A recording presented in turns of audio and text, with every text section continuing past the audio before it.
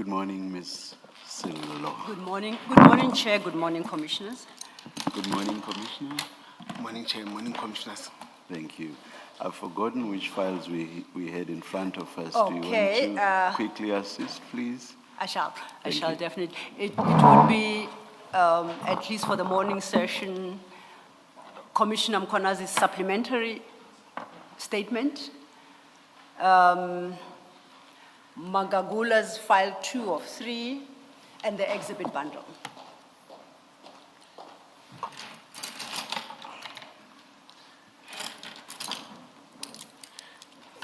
This one.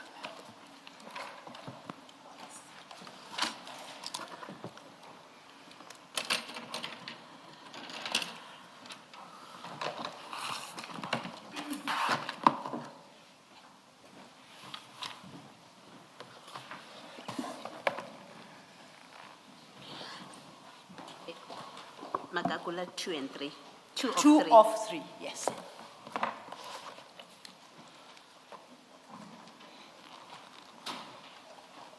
It looks like I'm quicker to the draw than my co-commissioners. Definitely, they could learn a thing or two from you, Chair.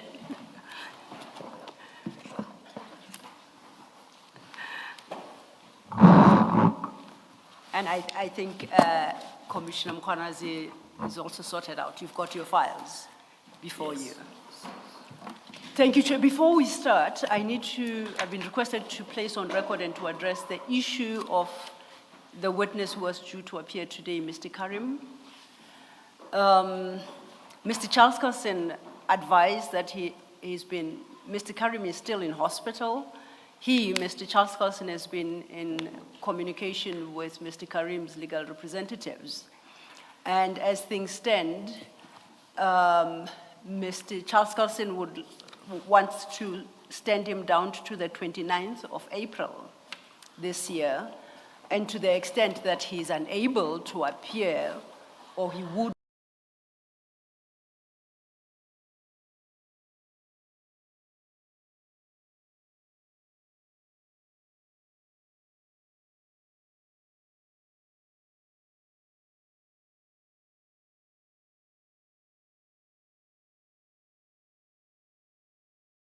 Hearing of Mr. Karim's testimony is postponed to 29 April 2026. But I think because Mr. Karim is not here, the best course is to issue a subpoena for that date. I would believe so, but yes. I'll communicate back to Mr. Charles Carson, and then he can pick it up from there to deal with the formalities. Thank you, thank you.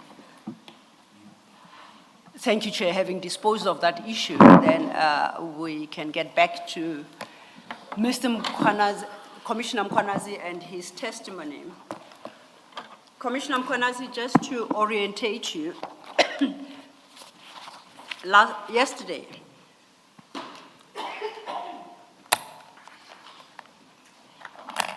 Yesterday, when we parted, we were dealing with paragraph 5 of your supplementary statement. So if you could pull out the file with your supplementary statement and go to page 5.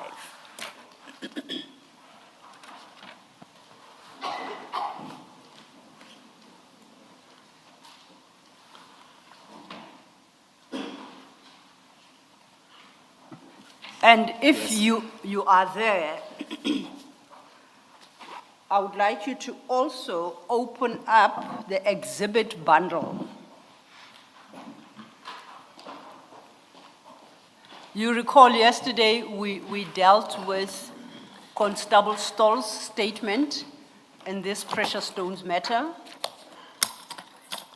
Yes, I recall. And we also dealt with Constable Mackenzie's statement. You recall that? Yes, yes. And then when we parted, we had just considered the entry made at the Rosebank police station. Yes, I recall. So I would like to pick it up from there.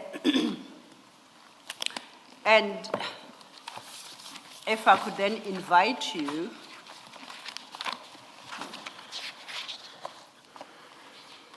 to Ms. Stall's, Constable Stall's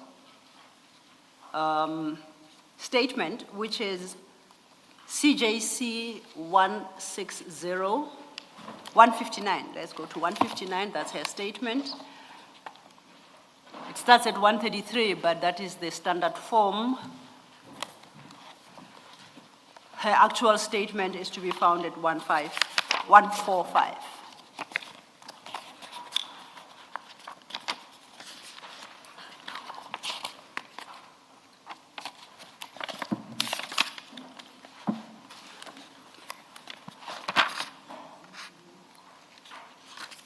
Is it 145?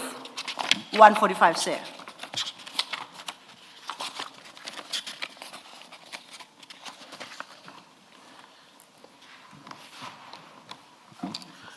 I'm on it. Thank you. And at 145, we know from Warrant Officer Mulauti's statement, affidavit, that only Constable Mackenzie and Constable Stalls filled in the OB book, recording their presence in Rosebank. You recall that? Yes. Yes, Do you want me to take you there? No, I recall. Okay. I recall. And now, when we're getting back to Constable Stall's statement, she says at paragraph 3, technically, we went to Rosebank SAPS and informed them that we're working in the area. You see that? Yes, yes. Now, I want us to skip to the next paragraph. We knocked at the door, and a white male opened the door. We informed him who we were, and he invited us inside his residence. Now, I suggest that the we she is referencing is herself and Constable Mackenzie. Would you have a challenge with that interpretation? No, no, no. Okay. Then if you look at the next paragraph, in the presence of the male, they searched. And like we indicated yesterday, during the search, there appears not to be anyone from JMPD or from the Gauteng Traffic Department or any other law enforcement entity. Do you confirm that? Yes, yes, we discussed yesterday. Yes. And if you go at 146, and I think Commissioner Baloyi pointed this out to you, the second paragraph of 146, it reads, I called the JMPD officer and gave the phone to the white male. Do you see where I'm reading? Yes, second paragraph. The white male, yes. The white male spoke to the JMPD officer as well as another person who was with the JMPD officer. Okay? So that tells you that the JMPD officer is not in the room during the search. Do you agree with me? Yes, yes.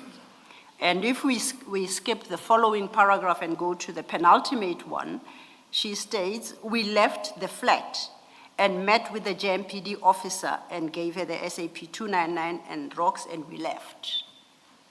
So she said they left the flat, meaning, as I understand, at least herself and Constable Mackenzie, and met with the JMPD officer, suggesting outside the flat. You accept that? Yes, yes, yes. And in fact, I would like to refer you to page 168 of the same file.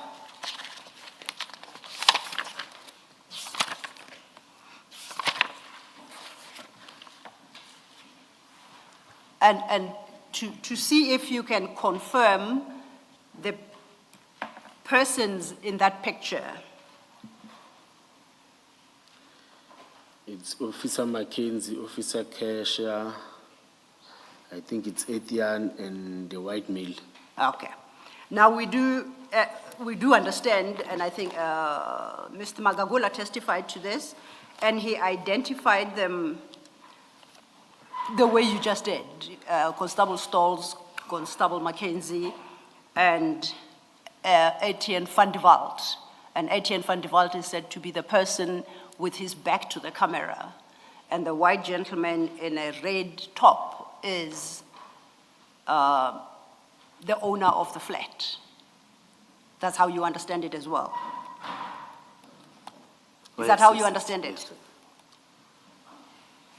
Now, Please don't nod, please answer. Oh, I've said yes. Oh, okay. Humble okay, apologies. I'm very so sorry. I too didn't hear the answer. I'm very Thank you, Chair. sorry. Now, this is actually confirmed by the gentleman's partner, and for that, I ask us to go to Magagula Annexures, that file. When you say gentleman's part, are you saying this gentleman's or the owner of the property part? When I say the gentleman, the owner of the property, the gentleman in red, Oh, thank wearing you. a red top. Oh, thank you.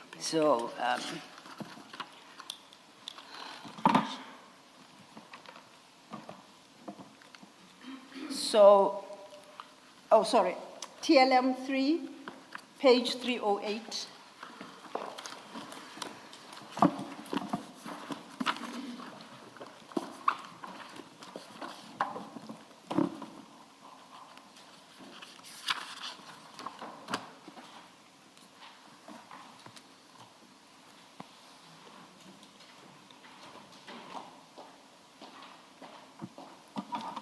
If you have located it,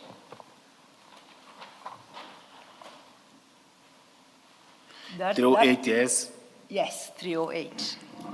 That is the partner of the owner of the flat. And if we go to, let's take it from paragraph 3. She says, on or about 11 February 2023, I heard my roommate names him in the hallway of our apartment with talking to other people.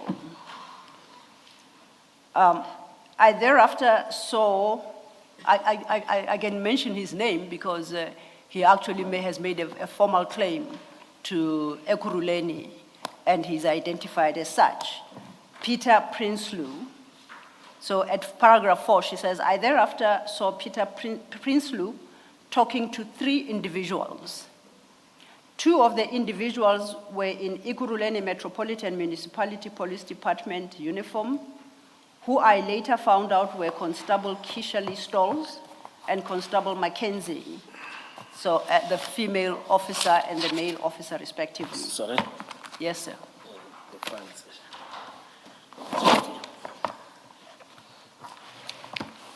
Yes, yes. Yeah, you're at 308. I was reading at paragraph 4. Yes. And she confirms that when she went into that part of the flat, she saw her partner, Peter Prinsloo, talking to 3 individuals. Then she proceeds to identify them. 2 of them were in EMPD uniform, and a female and a male, and she identifies them as, she says, I later found out. They were Constable Kishali Stalls and another constable, Mackenzie, the male one. Then she says, and they were with another white male in plain clothes. The plainclothes officer claimed to be from the Special Crimes Task Force. Do you see that? I see, I see. Now,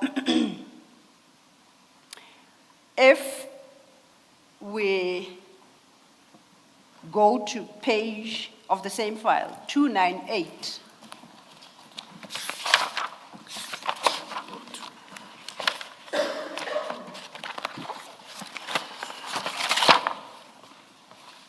and at 298, you should find an undated statement,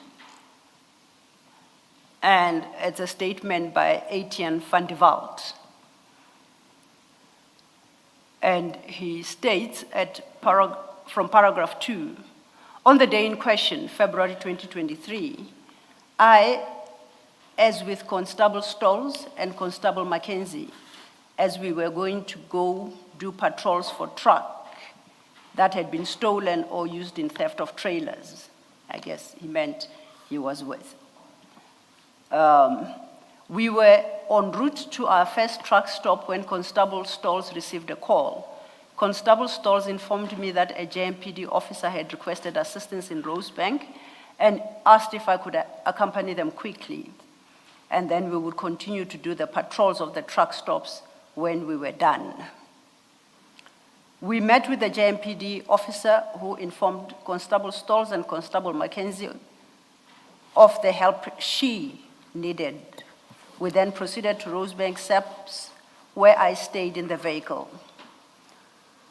He says, next paragraph, we left SAPS and went to a flat complex. We walked inside as security did not allow us in with the vehicles.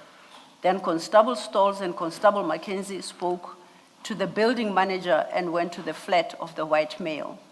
On entering the flat, the white male and Constable Mackenzie and Constable Stalls went to the bedroom. Next paragraph, I stayed in the lounge area talking to the girlfriend of the white male. Then she informed me that her boyfriend was a gem dealer. We can skip that part about their conversation. I would invite you to the following paragraph where he states, Constable Stalls and Constable Mackenzie came into the lounge after putting brown boxes on the floor in the entrance hall. Then the penultimate paragraph, that's what I'm going to skip to. No, in fact, let me not. That same paragraph, Constable Stalls and Constable Mackenzie were speaking to the white male about what they found. At the point, Constable Stalls called the JMPD officer and gave the phone to the white man. He was speaking to her and then another person when he became very upset and ended the call. Next paragraph. After a while, we left with the boxes and Constable Stalls giving the male an SAP seizure form. We met with the JMPD after, and Constable Stalls and Mackenzie handed JMPD officer the SAP seizure form and rocks. Do you see that? Now, It's the second last paragraph, ne? The second last paragraph, yes, that's the last one I just read.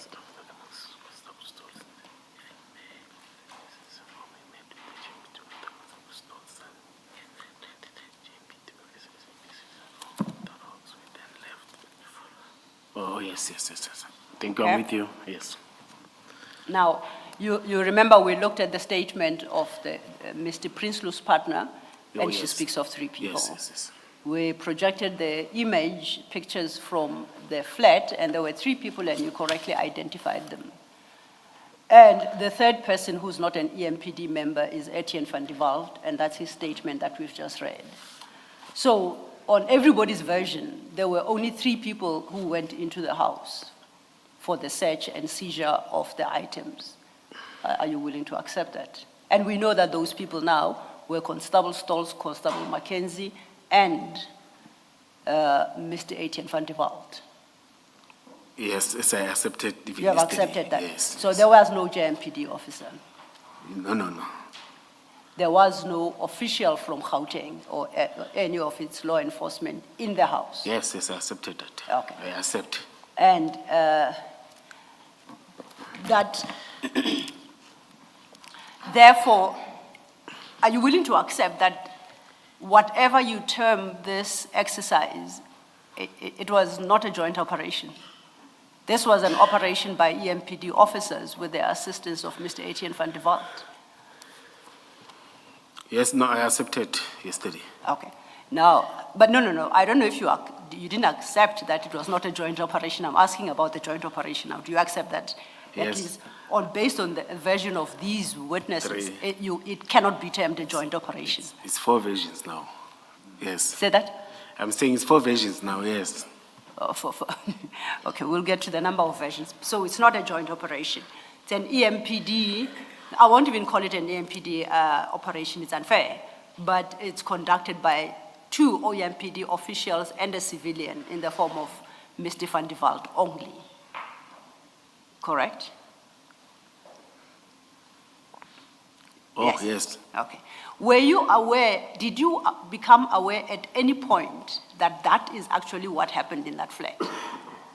Did you ever become aware of the people who were inside the flat conducting this Yes. operation?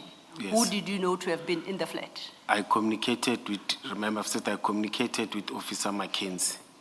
Yes. Yes, he mentioned that they are still inside communicating or interrogating the suspect. Yes, you did say in Yes. your statement. Now, who did you understand the they to be when he said they are still inside interrogating? Oh, in that time I didn't ask who are they, but they've said they are still busy interrogating. But I became aware, this is not for the first time to see these photos. When I saw the photos again from Makakula, you see, he showed, then I became aware. And after the communication with them that they were inside, we were there, we were, before Makakula, they communicated with me. It's just that I won't have a specific date, that inside they were there. It was EMPD inside. the house. EMPD itself. When did you become aware of this? I won't remember. No, the just date. estimate. When did this take place? March 2023. Yeah, this is March 20. I think all activities, I became aware after my suspension when I came back, because I was starting to ask many questions. Yes, you came back, Let me say early 2023 or 2023. yes, because Yes. you were suspended in February Yes. of 23, and then reinstated in May of 23. In May, yes, end of May. It was 3 months suspension. So by then you knew that it's these three people who conducted that operation? According to me, because I communicated with, I nearly said Kuzus, it's his nickname, with Masego, then I communicated with them, but inside the building, they confirmed that it was them inside the building. So when you wrote your latest statement that we looked at, the one that you prepared in 2026, why do you still persist with the notion that this was a joint operation, when by then you knew the only people in that flat conducting this so-called raid were your 2 EMPD officers and a civilian? I still confirm that I communicated with Masego. I even went with Masego. You see, that's why I said yesterday, it was ill discipline when when Commissioner was asking me that when they go to an area, do they parade together or do they go separate or do they go? I said it was ill discipline. But the statements are confirming that inside, in fact, they confirmed that inside it was them. Then I agree. And as you say, you learned of that when you returned from suspension, which is May 2023. Yes. But in 2026, you still maintain it was a joint operation.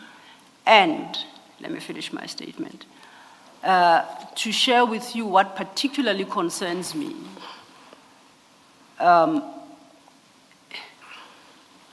you identified one person to justify the notion that it was a joint operation, Deputy Chief Inspector General Maseko, who passed away on the 25th of October, 2025.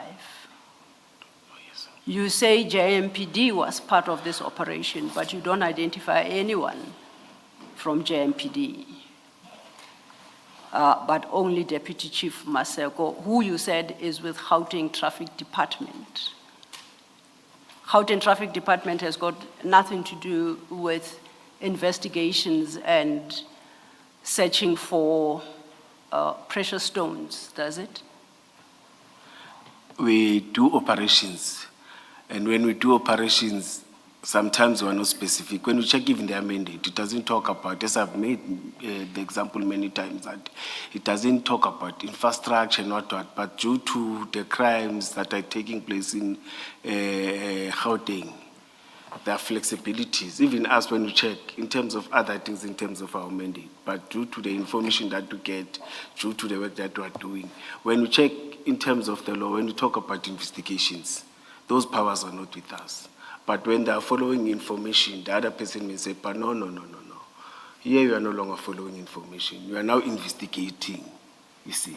Then it changes. But in terms of legislation, it talks another thing, which is different from what is happening. That's why I couldn't even answer some of the questions when you were raising them. Say, but in terms of the legislation, and I was saying to the commission, but operationally this happens like this. But operationally this happens like this. Whereas the mandate and the legislation talks a different language to the current situation, to the current crime, to the current operations that are taking place. We are correct when you say the mandate, it's limited, not only to Gauteng, but to even us and other law enforcement agencies. But when members are operationally, they tend to, or they happen to do work beyond, but sometimes they do work with investigating officers, and I agree with you. Okay, so my take out from your response is that the commissioners should understand that the Gauteng Traffic Department undertakes investigations to seize unlawful items from people's homes. That's the experience that you have. Yeah, because we've done many operations jointly. So they do conduct themselves in such a manner. Yes, we've done many Yes. operations jointly. And yesterday, during an engagement with Commissioner Khumalo, in response to a particular questions about investigations, you specifically say they don't do investigations. That is why they, you say you don't do investigations and say that's why we hand over to SAPS. You said that. That's what I even said now. So EMPD doesn't do investigations, hands over to SAPS. Your understanding is that the Gauteng Traffic Department does not have lawful authority to do investigations and seize, but notwithstanding they go right ahead and they do it. And this particular operation involved investigations. So you have two arms of law enforcement that are undertaking exercises beyond their mandate. Am I understanding you correctly? Yes, Under no, the guise correct. of a joint Yes, operation? Yes, you're correct. Okay. You consider that fully lawful? It's legislated, I can't contest it. You're correct. Even though operational is a different thing, but I fully agree. That's what is happening. The mandate limits us. What do you agree with? The mandate limits us. We're limited in terms of legislation. No, can you please listen to the question? Oh. I don't want you to concede something you don't understand. Okay, thank you. Do you Thank mind Commissioner. repeating Okay. the question, advocates? Please listen carefully, Yes, yes. Commissioner. I understood, and I've always understood, and in fact you confirmed it yesterday in your engagement with Commissioner Khumalo to a particular question, and you pointed out to Commissioner Khumalo that EMPD does not have the power and they don't do investigations. That's why the EMPD hands over investigations to SAPS. You are correct. Did I understood you correctly? Yes. Now, as we understand, at least I understand it, and my understanding may very well be wrong, the Gauteng Traffic Department does not undertake investigations and raid people's houses. And you just confirmed that although the legislation says they don't have that power, you have done that with them on many occasions. Yes. Commissioner, may I limit myself in terms of Gauteng? Because I don't have development about any legislations, amendments, and what. But in terms of EMPD, I can. Because I don't want to answer, find that I'm contradicting myself or putting other institutions that I don't have any, because there are developments now. There were traffic wardens, there are legislature, there are many developments that are happening in that institution. I can't put myself in that institution, but let me focus on EMPD. I'm requesting that. Okay, I'm happy to do that, except Yes. we were fine when you admitted that members of EMPD went and conducted this raid in Rosebank. Yes. And I'm saying to you that you sought to legitimize that by submitting your 2026 statement in which you dragged in Deputy Chief Inspector General Maseko and the Gauteng Traffic Department. Yes. And you maintain that is correct because you, EMPD and Gauteng Traffic Department conducted that unlawful, that raid jointly. So I'm saying, you are saying 2 law enforcement units within the country jointly undertook an unlawful raid of a citizen's flat in Rosebank. And you consider that acceptable? It's difficult to say yes, because it's not the only operation. I must talk to commissioners that have been taking place. And in those operations, they were able to place the evidence, they were able to place those cases in court. And they were placed in court where some of the people were not in the same case. Some of the people were prosecuted with that information, you see, or with what they placed in the court of law. And they were placed in the court roll in different areas, even outside the province. And those cases, they were having prosecutions, you see. Now I'll be inviting litigations to all those cases, and whilst there were prosecutions and everything. And that's the challenge that I'm having, Commissioner, because once I commit, and as I'm telling you, as I've said before, that it is still happening. It has happened. Officers are working on the ground. It's just that I don't know, they communicate with this, communicate with that, as I confirm. But when we read the story, it's something different from what they are writing here. That's the challenge that I'm having. I don't want to say fear. I don't want to find myself putting my city into many litigations, whereas these things are happening operationally. yes. But in terms of the mandate, in terms of the legislations, the investigating powers were limited. We're not even limited. They belong to SAPS. That's one I know. And in 2026, in your supplementary statement, you say this was a joint operation with 1, province, 2, JMPD, and 3, Gauteng Traffic Department now through the person of Chief Inspector Maseko. So there are 3 different entities that are part of this joint operation. You are correct. Okay. You don't remember who from province, who was dealing with this matter from province? You didn't recall last time. Do you recall today? No, I've said it's Maseko.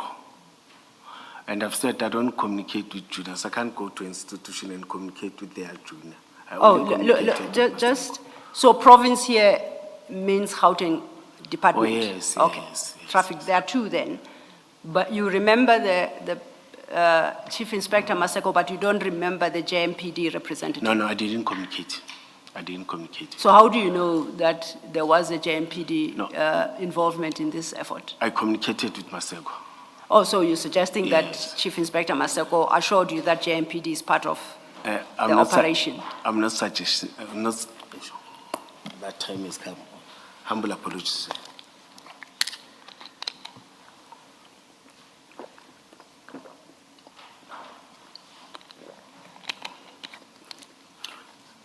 No, I'm not suggesting, I'm saying so. Okay. Now, I would like to share my concern with you. This story comes up for the first time in 2026, 3 years after the raid. You are correct. No one, including those who undertook the raid, are aware of any joint operation. You confirm that? According to their statement, Yes, that's all I have. Okay. And in 2026, my concern is in an attempt to legitimize the conduct of Stalls and Constable Mackenzie, you concocted this story of a joint operation, and in order to persuade the commission, you selected the one person who unfortunately has since passed on and is not able to speak for themselves. I find that truly concerning, and let me share with you my conclusion. You did so because you knew today as we sit here, Chief Inspector Maseko will not be around to contradict your story. So you will lay this at his doorstep. What's your comment to that? And I must say, I find that particularly disturbing, that you would do something like that. Thank you. May I respond?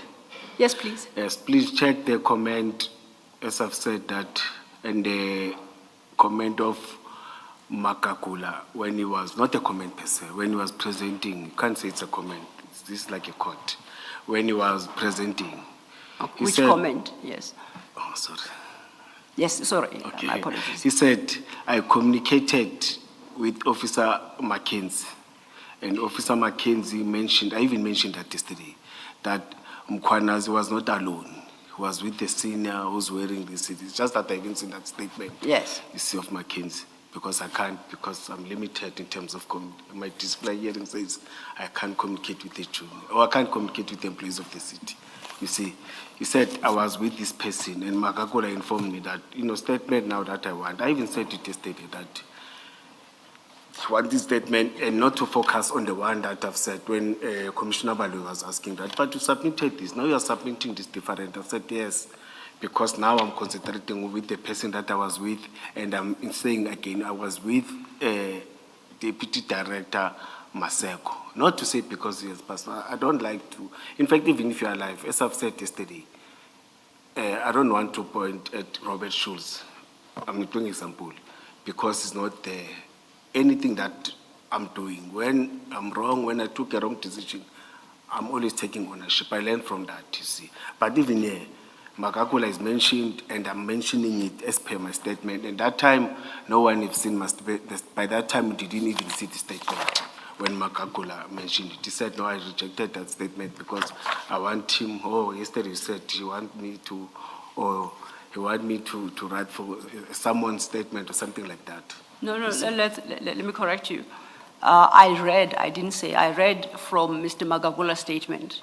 Yes, that's where what he said. says Mr. Magagula, rejected your February 2026 statement because you had called for a warning statement.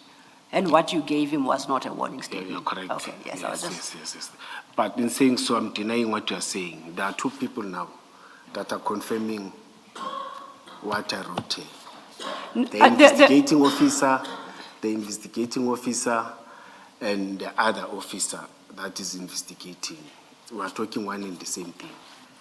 It's not only me. I can tell you for a fact that in his statement to this commission, Mr. Magagula doesn't claim the presence of another person with you. He doesn't. So you can take that as a fact, unless you want us to go into the transcript. He mentioned that I got the statement, and you even mentioned yesterday that it was submitted, I think, on the 6th of February, January. It's a supplementary statement of Mackenzie, as I remember. Yes. Yes, where he mentioned. Yes. So that means it's him, that officer or Officer Mackenzie and Officer Makakola confirmed before he even received my statement. No. Maybe I misunderstand, sorry, Mr. Yes. What are you saying, Mr. Magagula confirmed? That when he interviewed, or when he communicated, let me say so, with Officer Mackenzie, and in his statement that he got now, Mackenzie added that when I visited or when I came in to Rosebank or at Rosebank, I was with officer or the senior officer, Maseko, in the vehicle. Okay. So you're not saying Mr. Magagula was confirming that you were with somebody else. You are saying he was repeating what Mackenzie told him. Oh, yes, let me say so. Okay. Yes. Right. Thank you. You are correct, Commissioner. Okay. Thanks, Mr. Ms. Silo, Yes. I think this is when the issue arose, as far as I can recollect. Commissioner Khumalo, I'm very sorry. Sorry, let me try to speak up. I'll tell you what my concern is, and I think I understand what you are saying. My concern is that when you were initially interviewed by IPID, you misled IPID, both you and Mackenzie. Because neither of you told IPID that you, Julius Mkhwanazi, arrived at the Rosebank or Kilani address.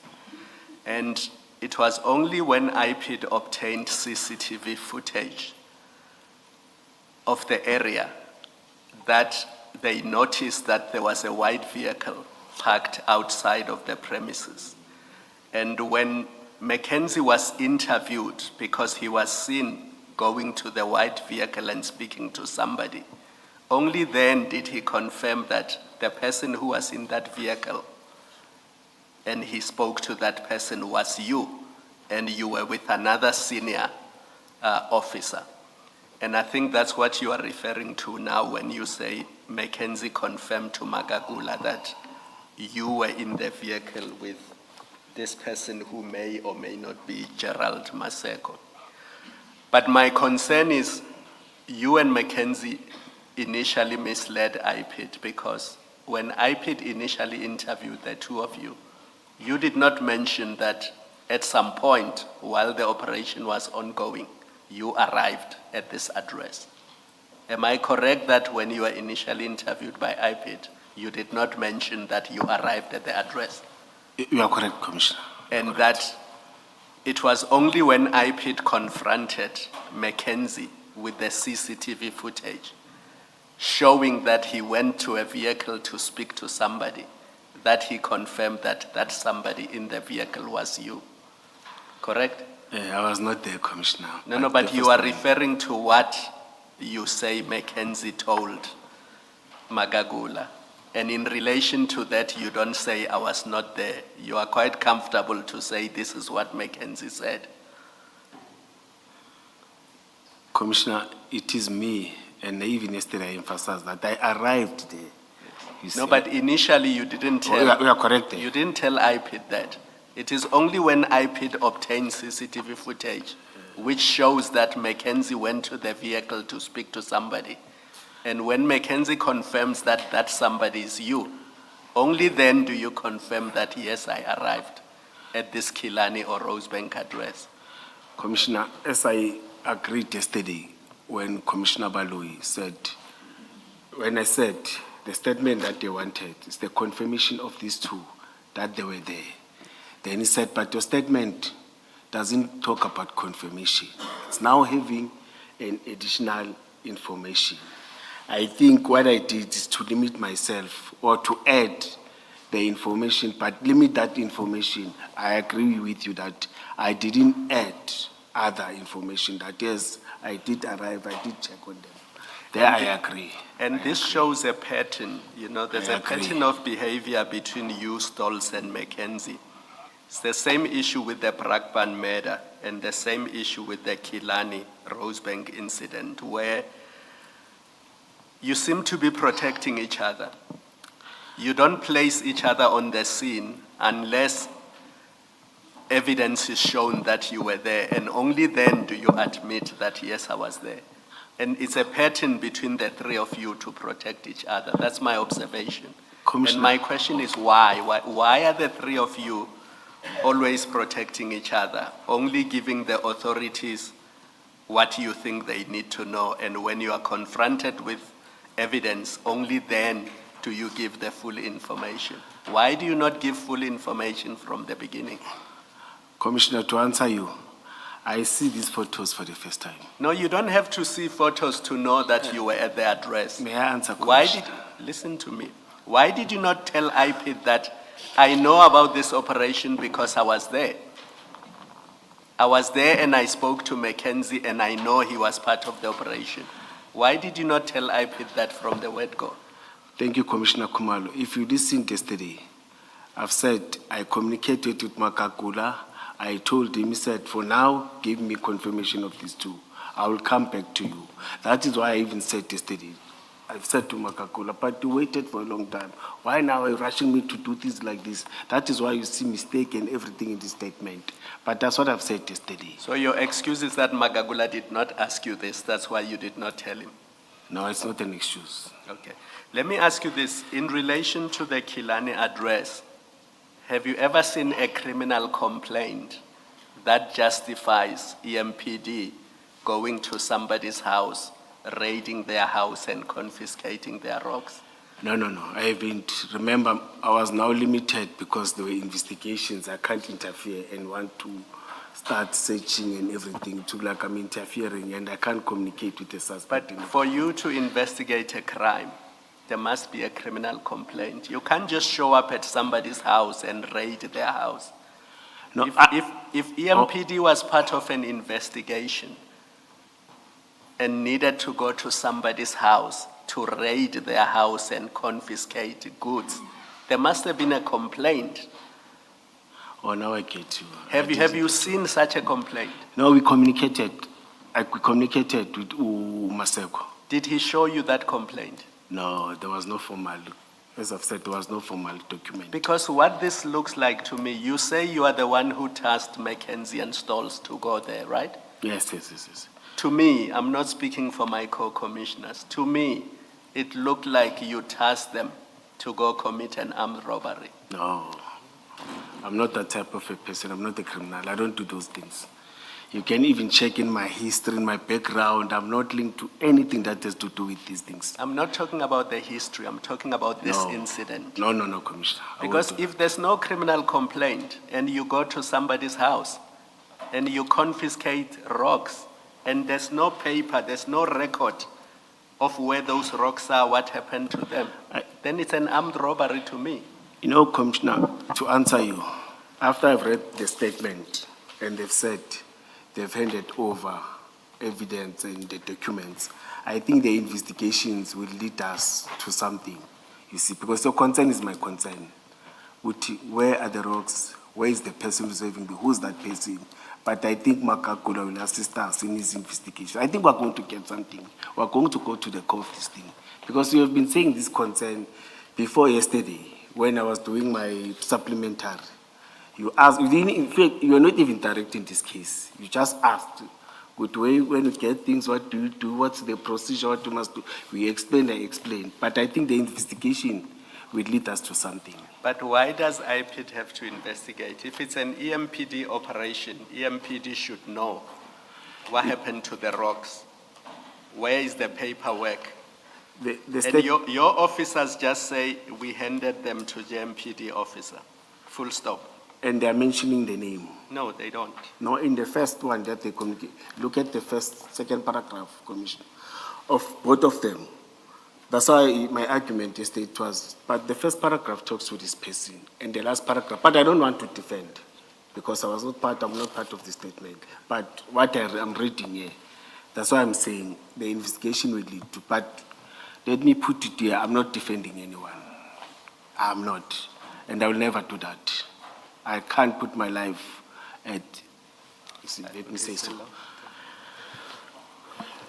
Thank you, Commissioner. Kumar, I think, just to make a small correction, the only person who mentioned the name is Constable Stall in her statement, and all she says is a JMPD officer, Mozo. And I don't know if I asked you, I suspect I did, whether you knew who Mozo was, and you said you don't know. Yeah, you have mentioned that many times, I agree. Yes. So, and there is no other further detail about Mozo. Anywhere in the statements that we have, only Stall speaks of Mozo. And claims she is from JMPD. I still maintain the investigations is going to assist us. No, I was correcting, we're dealing with the facts. You are talking about the future, right? So you accept that only Stall speaks of a Mozo. We don't know, she doesn't say whether it's a constable, warrant officer, or doesn't even give the rank. Says Mozo from JMPD. Now, you, with your experience, where would you start the investigation to determine who Mozo is? According to the statement says Motsu JMPD. Yes. When you go to JMPD, you can track the surnames and track the So we person. just It get has the- happened many times, and we're able to get those individuals. Okay. You see, it's just that I was not with them when they are drafting some of the information. I'm seeing it for the first time. Yes. But I'm having hope that we'll get to the core of what Commissioner, not even Commissioner Kumar, of what was supposed to happen. And when they had it, what document did they hand over and what type of stones? Because to Yes. me, I know them as, what is this, fake stones. But now the language has changed again, you see. It confused me. And what you have said again, Commissioner, yesterday, that when we entered in the police station, it was about robbery, you see. Now I hope that the investigation would put us where we were. The robbery at Nigel, not Rosebank things and everything. That's why I was saying it's an Afghanistan in America now, you see. Because I'm confused too now, you see. But I want to stick on what I have discussed with the late, you see, and I. But again, I don't dispute what I'm saying.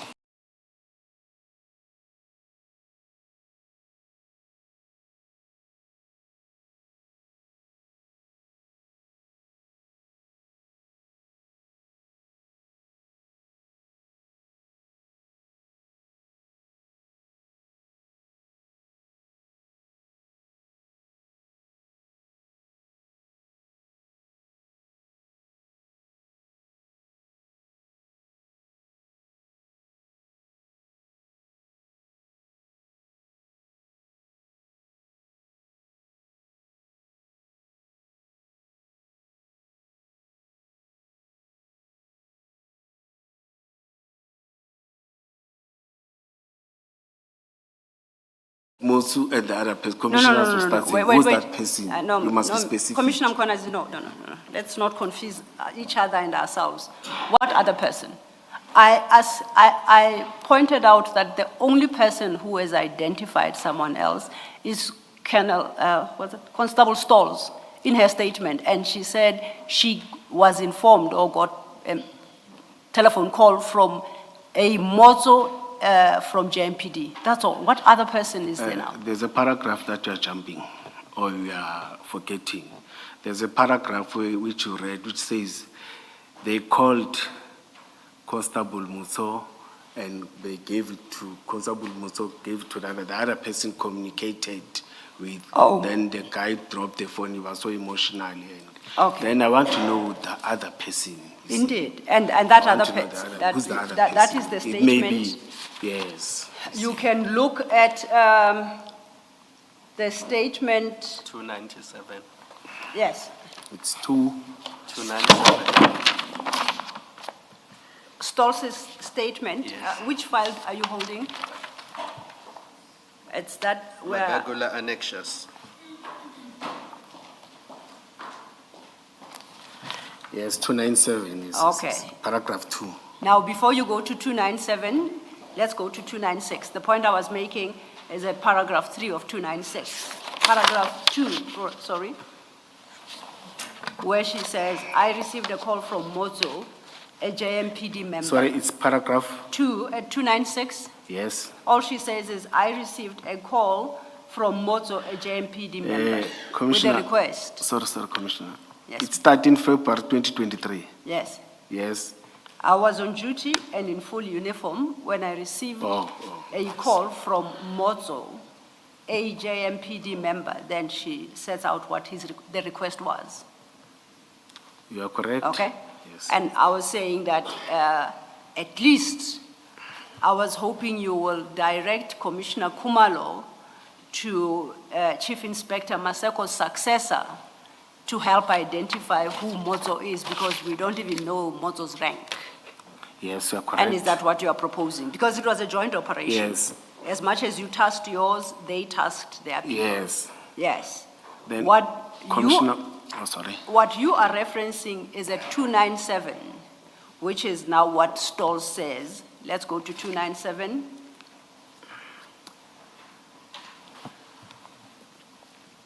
It says, Paragraph 2. I called the JMPD officer and gave the phone to the white male, that is now Mr. Prinsloo, right? Yeah, the owner of correct. the flat. The white male spoke to JMPD officer as well as another person who was with the JMPD officer. Yes. Okay. Proce- So. Proceed. Okay, if I must. When the person explained what documents and permits were needed, the white male got extremely No, nervous. there's something that you're skipping. Which? Let me read it. I called the JMPT officer and gave the phone to the white male. The white male spoke to the JMPT officer as well as another person who was with the JMPT officer. You are skipping that, you don't read that. And, you know, I've detected it. That's why I'm saying your words and you skip this one that is not going to benefit the other person. And this is a commission of inquiry. You must be honest. That's why I'm saying when I see we have failed, I must accept that we did wrong here. You see, even if we were brigadier, but we did wrong. Accept. I want you to lead me and assist me. And whilst you're doing that, you're also teaching me. I'm learning from that. You see. Because education is dynamic. Yes, Commissioner Mkhwanazi, what are you saying about this paragraph? Oh, Just I'm so saying- that we are not confused. Yes, I'm What's the point saying you're making? the officer from JMPT was with another person, you see. Then we are not sure is that Deputy Director Masego or the other person. Because of what she said to me that I was going to be happy if you said they handed to JMPT officer and Masego. Then I'm saying, I don't know who's the other person. It may be him, you see. That's why I'm saying the investigation will assist us to get to the core. Because I'm limited when I'm here. Sorry, can I I just can't give understand? you 100% answers.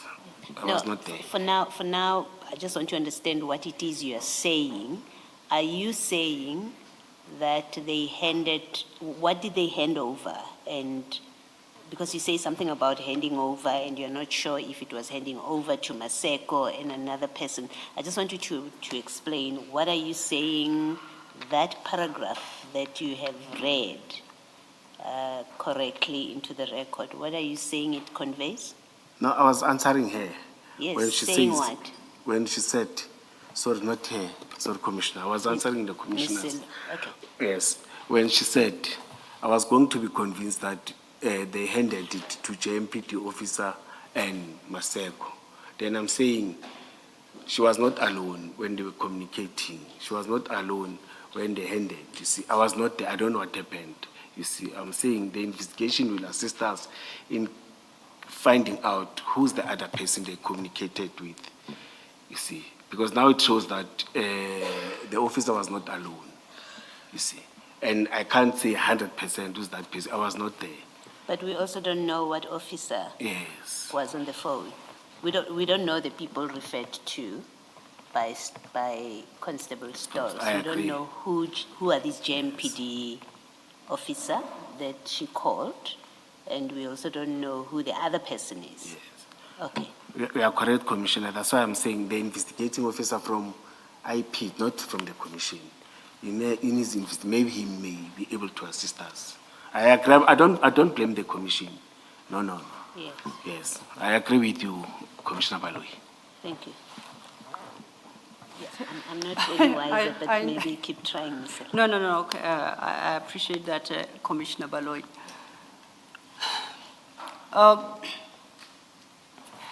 You are still at page 297.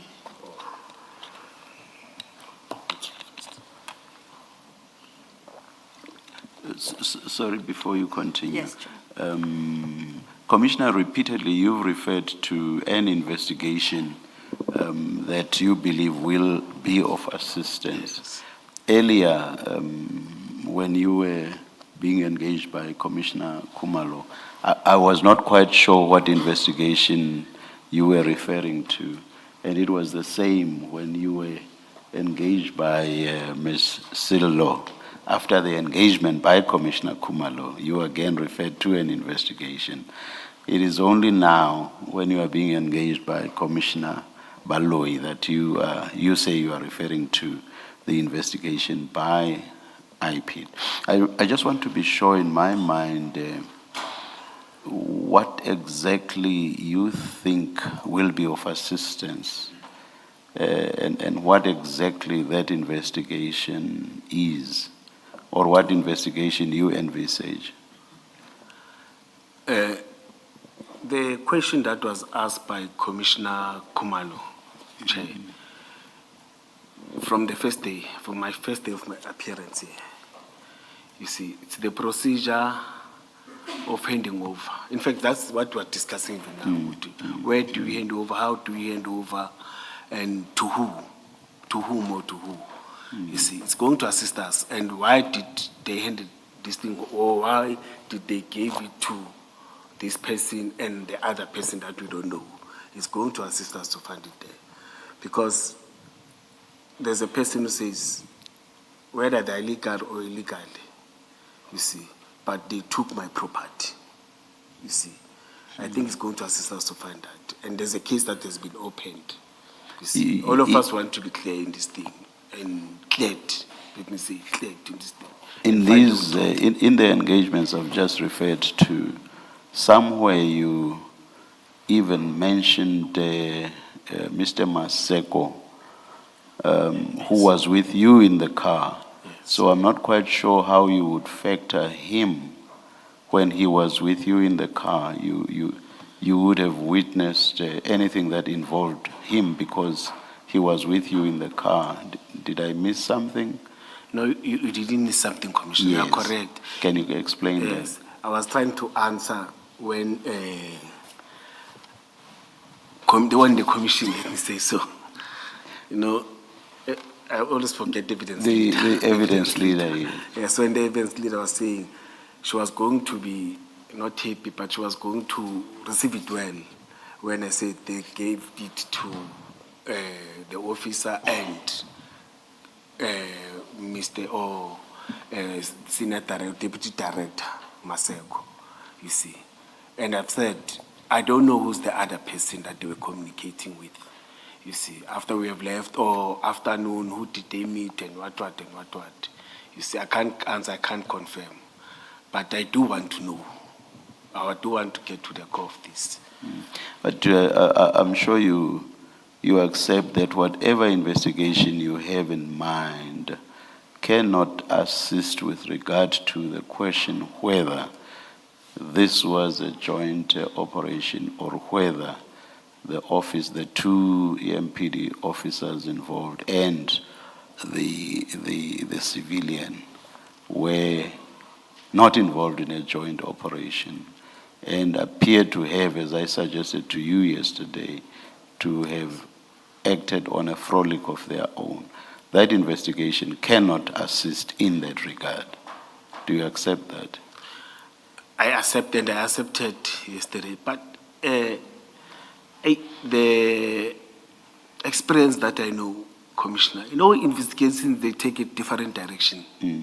Whilst we think it's taking this direction, it may find that they will come and say, oh, we gave all the stones to Mkwanas, the one who was testifying. No investigation you can, even if you can try to temper. It's having its own way. Yes, it will sit in the end results of the investigations. You see, when you started this commission of inquiry, we were talking about looking at this and this. But now when it continues, it involves many things now. But even this part that you concede is quite crucial to what the commission is investigating. So that's why I just wanted to be sure that you've not gone back on what you conceded yesterday. I fully agree, Commissioner. Yes, Chair. No. Thank you. Yes, Mr. Thank you, Commissioners.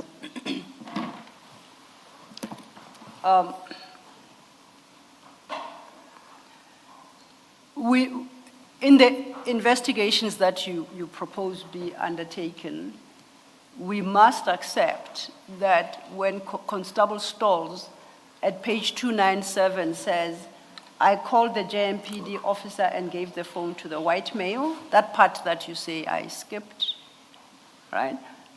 The white male spoke to the JMPD officer as well as another person. Do you see where I'm reading? Do you see where I'm reading? Yes, yes, yes. Okay. Can we accept, at least as a departure point, that this other person cannot be Inspector Maseko? Can But- we accept that, or do you think it might possibly be him? Yes, I think it might. It might, Might be him. yes. I And- thought Inspector Maseko was with you in your vehicle. No, I'm saying afternoon, there might be other people that have they In the afternoon. over. Yes, yes. But I can't conclude that. I was not there. You see, that's why I'm saying now I depend on this investigation. But I agree. Let me remind you, Oh, yes. I guess, before you confuse yourself further. You had said something which is what took us back to Colonel Constable Stall's statement. Yes, This is you are Constable correct. Stall's. She is still talking about talking on the phone with the JMPD officers while they are in the flat, just to orientate you. They are still conducting the search. The white male she references and to whom she says she gave the phone is the owner of the property. It's Mr. Prinsloo. We are correct. Yes. We are correct. Or now you know where, Yes, no. whether it's afternoon or morning, you I know get where to, we are I get at. to Good. now, yes. And I was suggesting to you that the second person that she suggests Mr. Prinsloo spoke to on that call cannot be Inspector Maseko. We can accept that for a Yes. fact. If it's earlier, it cannot don't be him. know. Not Inspector, Deputy Director Masawe, yes. Yes. I accept that. Okay. I accept that in terms of the statement. When you check the times, I now accept that, yes. Because on your version, Deputy, sorry, I so called him Inspector, my apologies. Deputy Director Maseko was with you at this time. Yes, Elawani was with me, yes. Yes. So the proposition I'd made to you is, don't you think it would be easier for the commission to approach the late Deputy Director Maseko's office and speak to, or at least address ourselves to his successor, to request the successor to go into the records and to help us determine who Director Maseko had tasked for this operation? I will request that you go to both because Who's the boss you now? seem to be forgetting JMPD, you see, because we want to find the truth. Let's go to both. You see, I'll be happy. I'll be happy. We No, don't single ask out. what? We Go don't to single out. Go to JMPD to ask for what? Who's this officer that they handed to?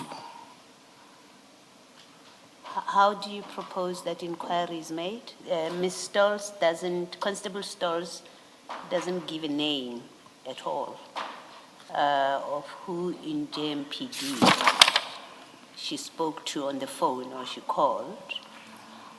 So how do you suggest that anyone would go to JMPD and ask what question and to whom? Oh, there's a name.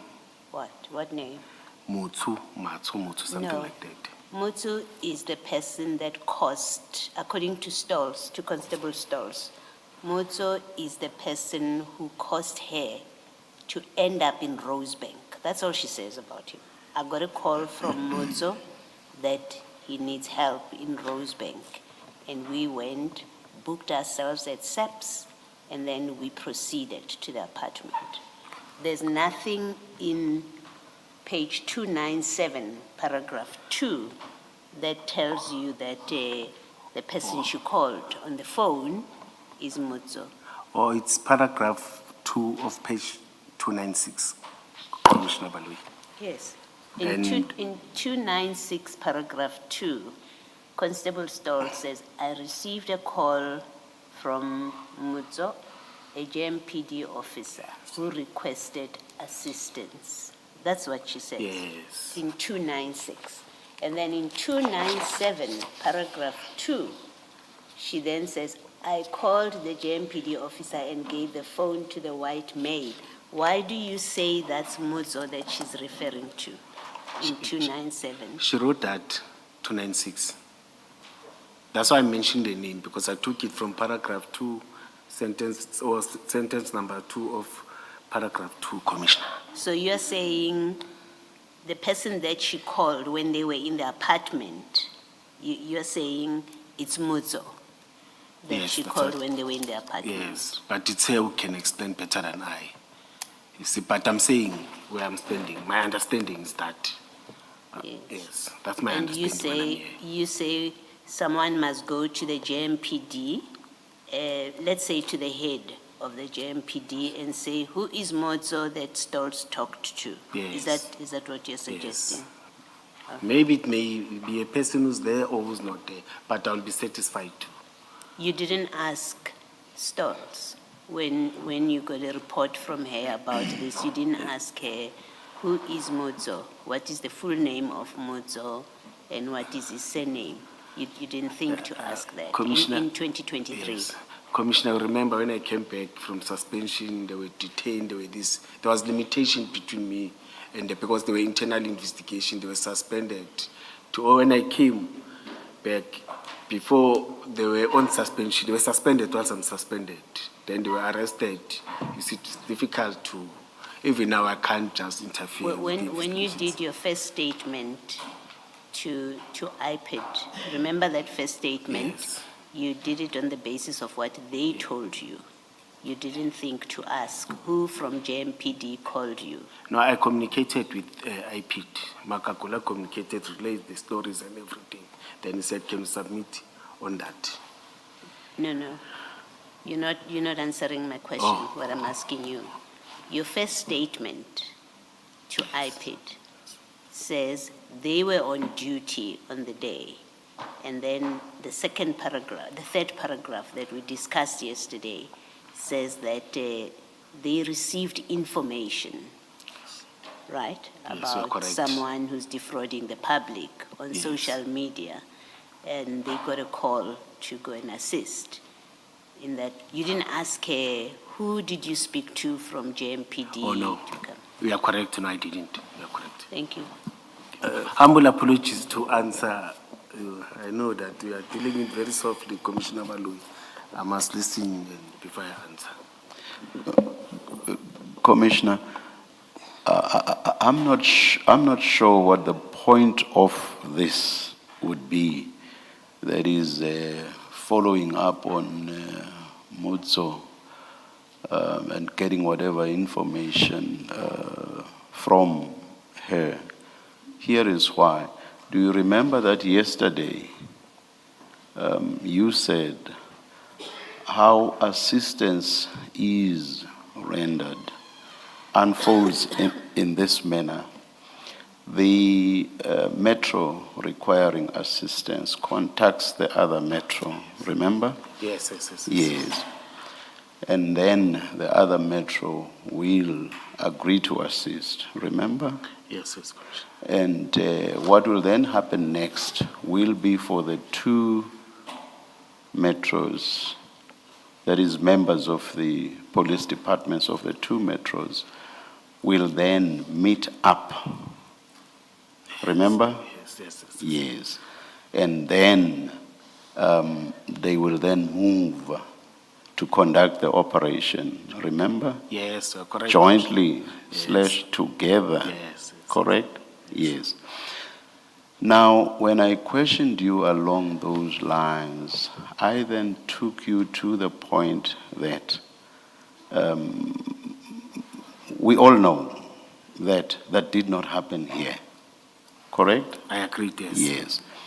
I then took you to the point where I said that none of this happened is an indication that the two constables, EMPD constables, were acting on their own. They said nothing to do with a joint operation. And you agreed, correct? Yes. Yes. Now, my difficulty is, and this goes to my preface to this engagement. Yes. My difficulty is, where does it take us if there's further engagement and trying to establish whatever it is we would want to establish through Mutso? We can never ever be able to say there was a joint operation. You've basically agreed to that. I agree. So Commissioner. now, what's the point of all this then, that you seem to be suggesting? No, Commissioner, I'm not putting it to the commission. No, Yes, I'm saying- I want to understand your thinking. Yes, I want to yes. understand your thinking. Okay, thank you. I'm Yes. saying the investigation may lead to something. The Which is investigating what? officer, Which is they- what? To find out who took the stone, where did they end up to? You see, I think it's going to assist us. I'm not saying the commission will do that. It may take time. It will depend how he uses all the people. From where I'm sitting, that's for the criminal process. Yes, that's what I'm saying. Criminal proceedings. I'm not so sure that I understand the relevance of that for our purposes.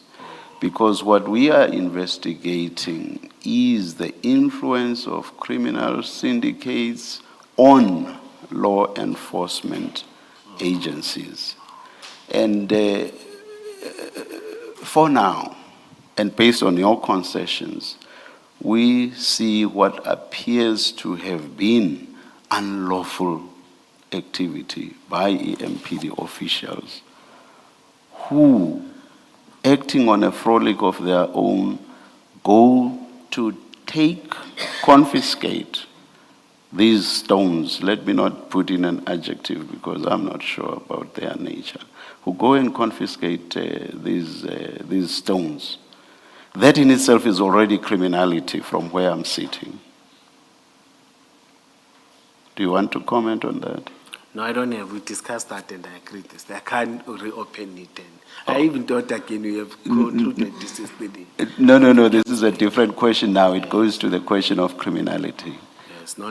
I'm suggesting to you that for EMPD officials to move from Eguruleni to go to their area on what you've admitted, which I describe as a frolic or of their own, is an act of criminality. So it's a different question from where I left it off yesterday. Do you agree?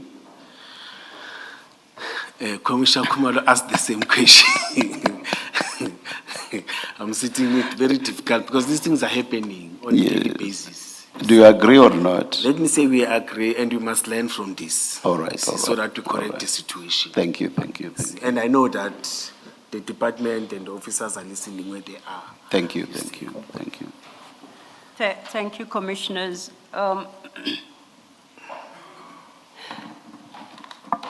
If we can then move on and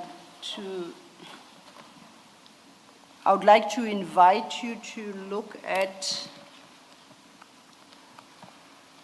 if I can just find my place.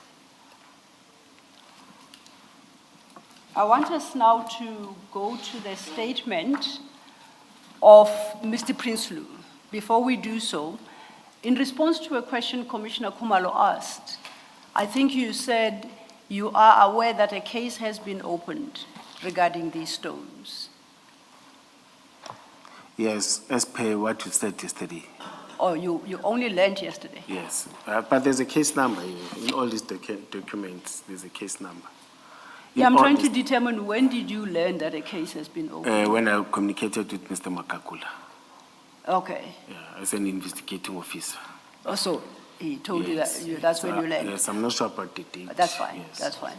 And what clarification did you give him that would assist with the investigation of the case? That if you're talking about the Rosebank case, no, I was there, and there's more I can say than the original duty on, duty off statement.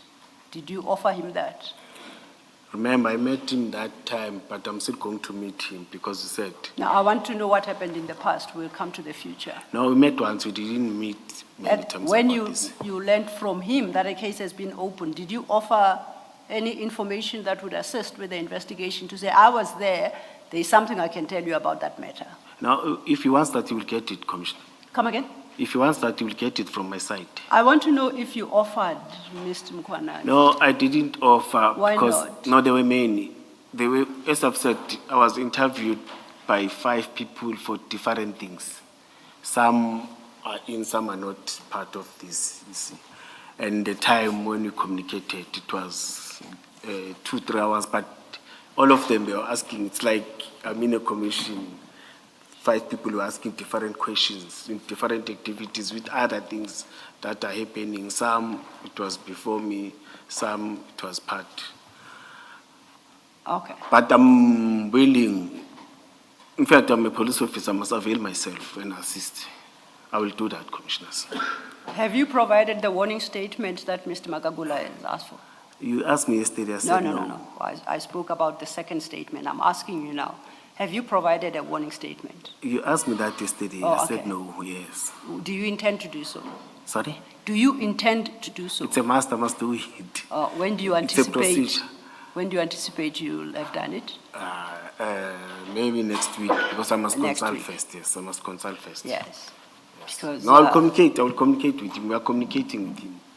because this comes from 2023 and Mr. Prinsloo is a victim whose concerns must be addressed. So the investigation must be finalized I assure for you, him to get redress. I assure you. I assure the commissioner too, I assure the commissioners and the commission.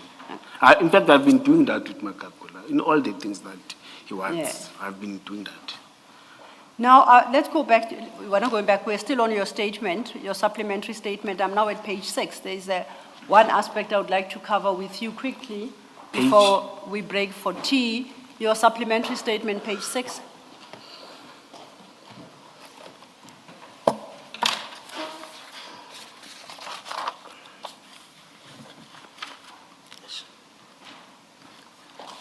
Now, remember, we're still dealing with paragraph sorry. 5, so I'm dealing with the third subparagraph of paragraph 5. You were... Paragraph, We're at page 6, right? The paragraph just before the heading on the issue of kidnapping. oh yes. All right, it reads, but the briefing I got in the afternoon was that all paperwork was then handed over to the other team. And I think during the course of our engagement, you indicated that the paperwork referred to there, as you understood it, as the record of what Constable Stalls and Mackenzie had done in the execution of this operation. you are correct, Okay. yes. And if we, staying with that, we go to Constable Stall's statement at 297, you should still have it open. Yes. She states in the penultimate paragraph, we left the flat and met with the JMPD officer and gave her the SAP 299 and rocks, and we left. You see that? You are correct, And you recall when we looked at Van der Waal's statement, he also stated the same, Yes. that they were handed over to this so-called JMPD officer. yes. If all that is correct, then going back to your statement, that same paragraph, I was told that all other documentation were taken by Rivos Peace and Henny Erasmus. That can be correct.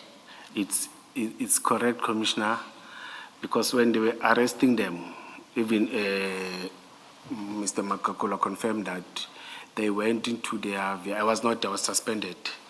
If they went into their vehicle and confiscated all the documents, everything. When you check in one of the evidences, you see, there's where they confirmed that they took everything.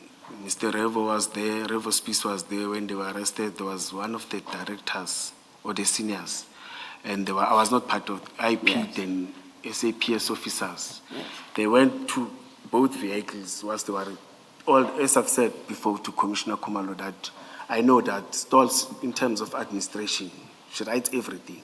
You see, they took all. Some of the information we may get there. That's why I was saying that.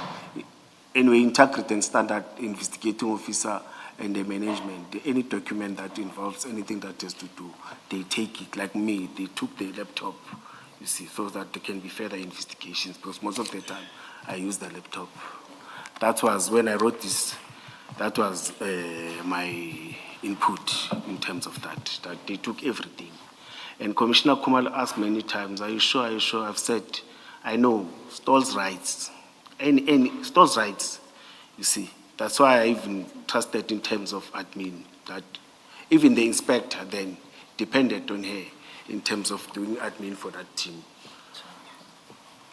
So, and I asked this question because when I read Constable Stall's statement, where she says they met with the JMPD officer and gave her the SAP 299 and rocks, and Etienne van der Walt, who's the civilian who was with them, says more or less the same. And your statement, you say they briefed you that same afternoon that all paperwork was handed over. So I interpreted that to mean all paperwork arising and concerning that particular operation was handed over. No. That's what you say. Let me correct the afternoon. Let me say they briefed me that they took everything. There's something, I don't know which attachment is that, in my first evidence, you see, there are statements that I've attached, I think it's more or the same, but where she writes many things, and you took my documents, my work, you took my clothes, you took what in the vehicle. I attach it as I got it. I said, this one I don't want to temper. It's an affidavit, I attach it as it is, and it is talking to what? Commissioner Mkonas, Yes. what is being put to you is that you say in relating to this operation, forget Yes. the clothes Oh. and many other things. What is being put to you is that in your supplementary statement, you say that they briefed you and told you that all paperwork was handed over to the other team members. And you agreed with Ms. Sillo that this paperwork you're referring to in your supplementary statement relates to the operation itself. So that's what you say in your statement. And then Ms. Stolz, you referred to what Constable Stolz says. She says, we left the flat and met with the JMPD officer and gave her the SAP 299 and rocks, and we left. So you, in your statement, you say they briefed you, that they submitted the paperwork to the other team. Ms. Stoll says they gave the SAP 299 to the JMPD officer. So there's commonality between what you say you were briefed and what Stoll says in her statement.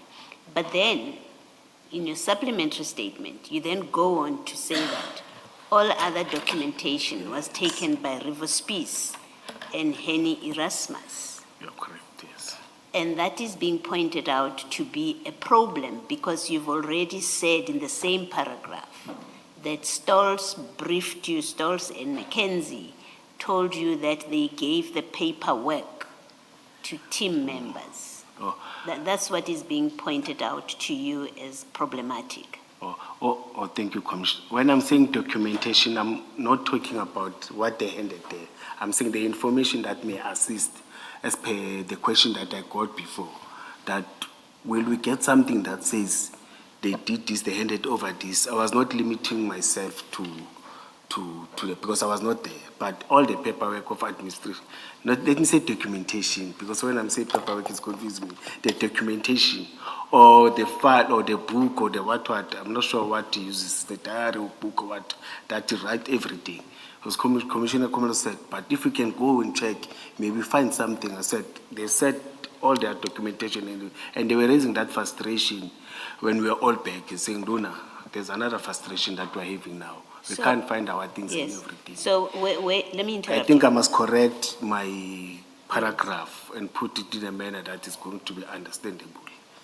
I think that's what I'm trying to, Yes. to clarify with you without having to write something else down. Let me just try and clarify this. In that supplementary statement, the second part of that last paragraph where you say, I was told that all other documentation were taken by Rivers Peace and Henny Erasmus. You are not referring to the Rosebank operation, you are saying their documents in general, just Yeah. like, and laptops and clothes and everything, but you're not referring specifically to the Rosebank operation. Yeah, it may be part of the information, it may be part You- of, you but don't- not only, I agree with you. You are Yes. correct. You are Yes. correct, yes. Because if they did, you have to agree, because if they did submit the documents to the other team, as you say, the paperwork, to the other team, as you say, and the SAP 299 to the JMPD officers, then the documents relating to that operation are not the ones that were taken by Rivers Peace, because they've already been submitted to the other team. Yes, on that, I Thank agree. you. Yes. Thanks, Mr. Thank you, Commissioner Baloy. So then, when it states that I was told all other documentation was taken by Rivers Peace, it's not documentation relating to the raid as you have just admitted to Commissioner Baloy, right? But Commissioner, may I raise something?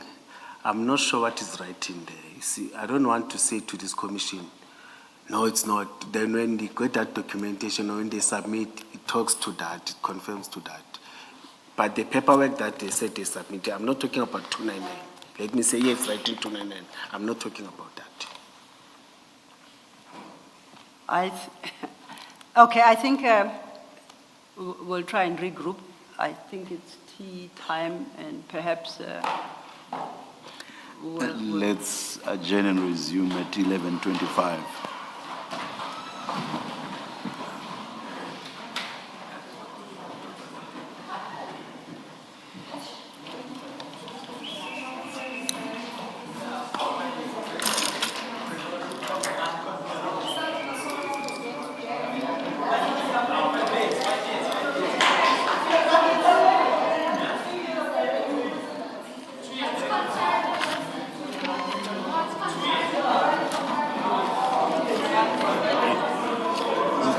Journalists, they like this. When there's something, hey, they jump and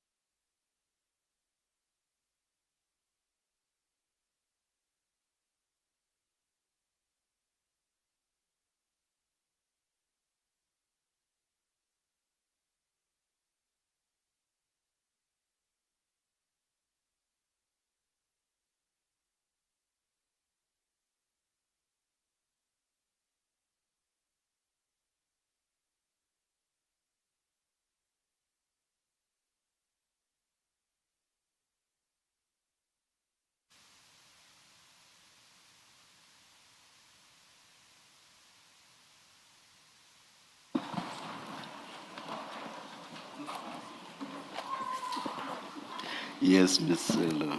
Thank you, Chair. Commissioner Mkonazi. Oh, as soon as you settle down.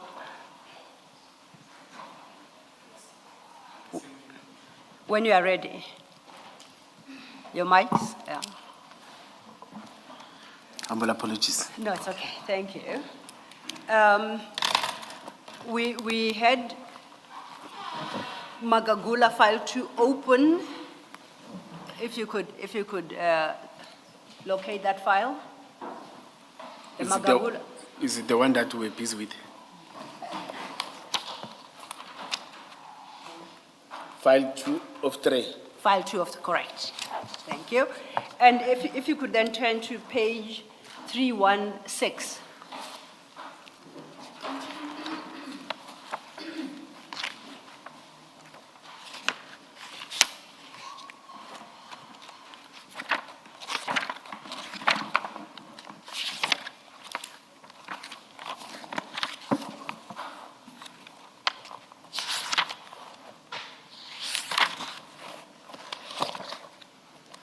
Yes, Mr. Okay. Statement. That's a statement of Mr. Peter Prinsloo, the complainant in this matter, the owner of the flat. Okay. Yes. Now, he says, no, before, I guess before he says, let's go to page 322. 322 and 323, that gives us the date on which this affidavit was posed to, the 28th of March 2023. And as you see, overleaf at 323. The officer commissioning has signed and stamped, and the date is still 28th March 2023, okay? So now we have put a time frame for this statement. Now, let's go back to 316. Are you saying we have put a time frame? To this affidavit, when it was produced? The affidavit? I'm losing yes. Okay, let's start again. You remember I referred you to 316, page 316, and that is the affidavit of Mr. Prinsloo. Yes. I'll call him for ease of reference, the victim. Yes. Okay. And then, as part of the same statement, I referred you to the conclusion of that statement and referred to 322 and 323 for you to notice that this affidavit was deposed to on the 28th of March, 2023. Oh, yes. Yes. So this was about just over a month since the incident having been in February 2023. You confirm?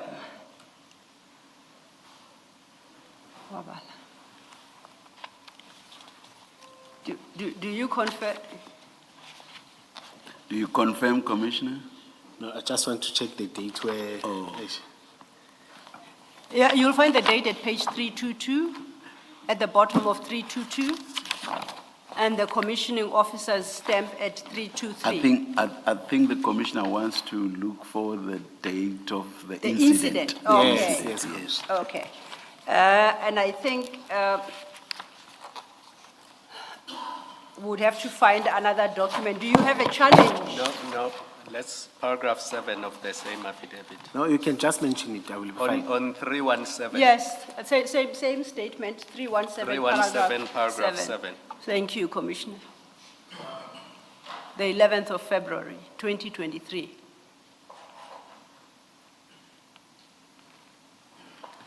Do you see the date? Yes. Okay. So I'm saying the incident occurred on the 11th of February 2023. Mr. Prinsloo, the owner of the flat, deposed to this affidavit on the 23rd of March. So I'm saying maybe 6 weeks, give or take, after the incident. You accept that? Yes, yes, yes. Okay. Now, if we go to 316,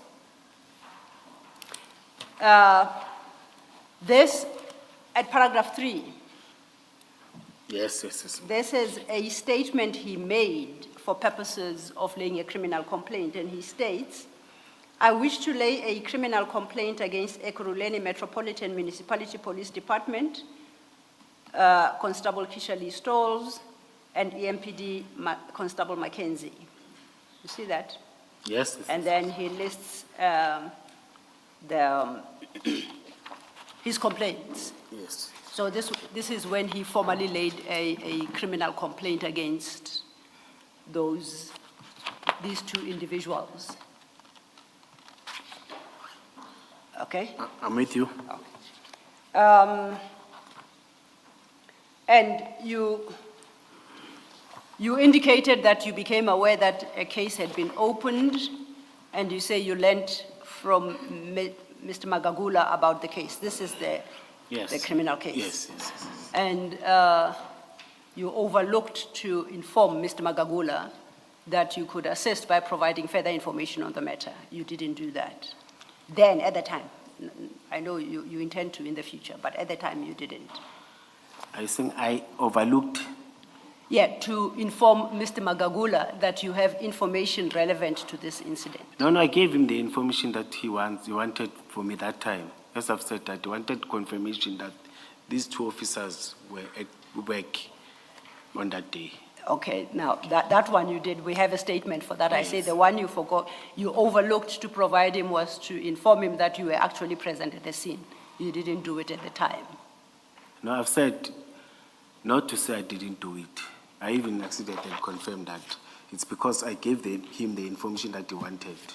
No, I hear you. You insist that you gave him what he wanted. Oh, yes. But yes, I'm talking about what you did not give him. Oh, yes, yes. So you didn't tell him you were present. Okay, correct. And I think this affidavit will help us determine why you didn't. Because this is, should I call it a significant haul? If we turn to page 321 of the same statement,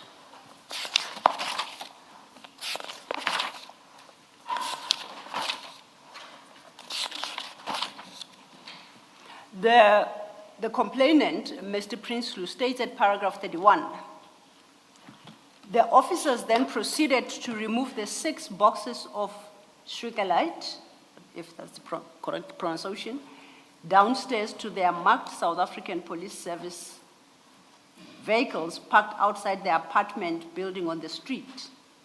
A copy of the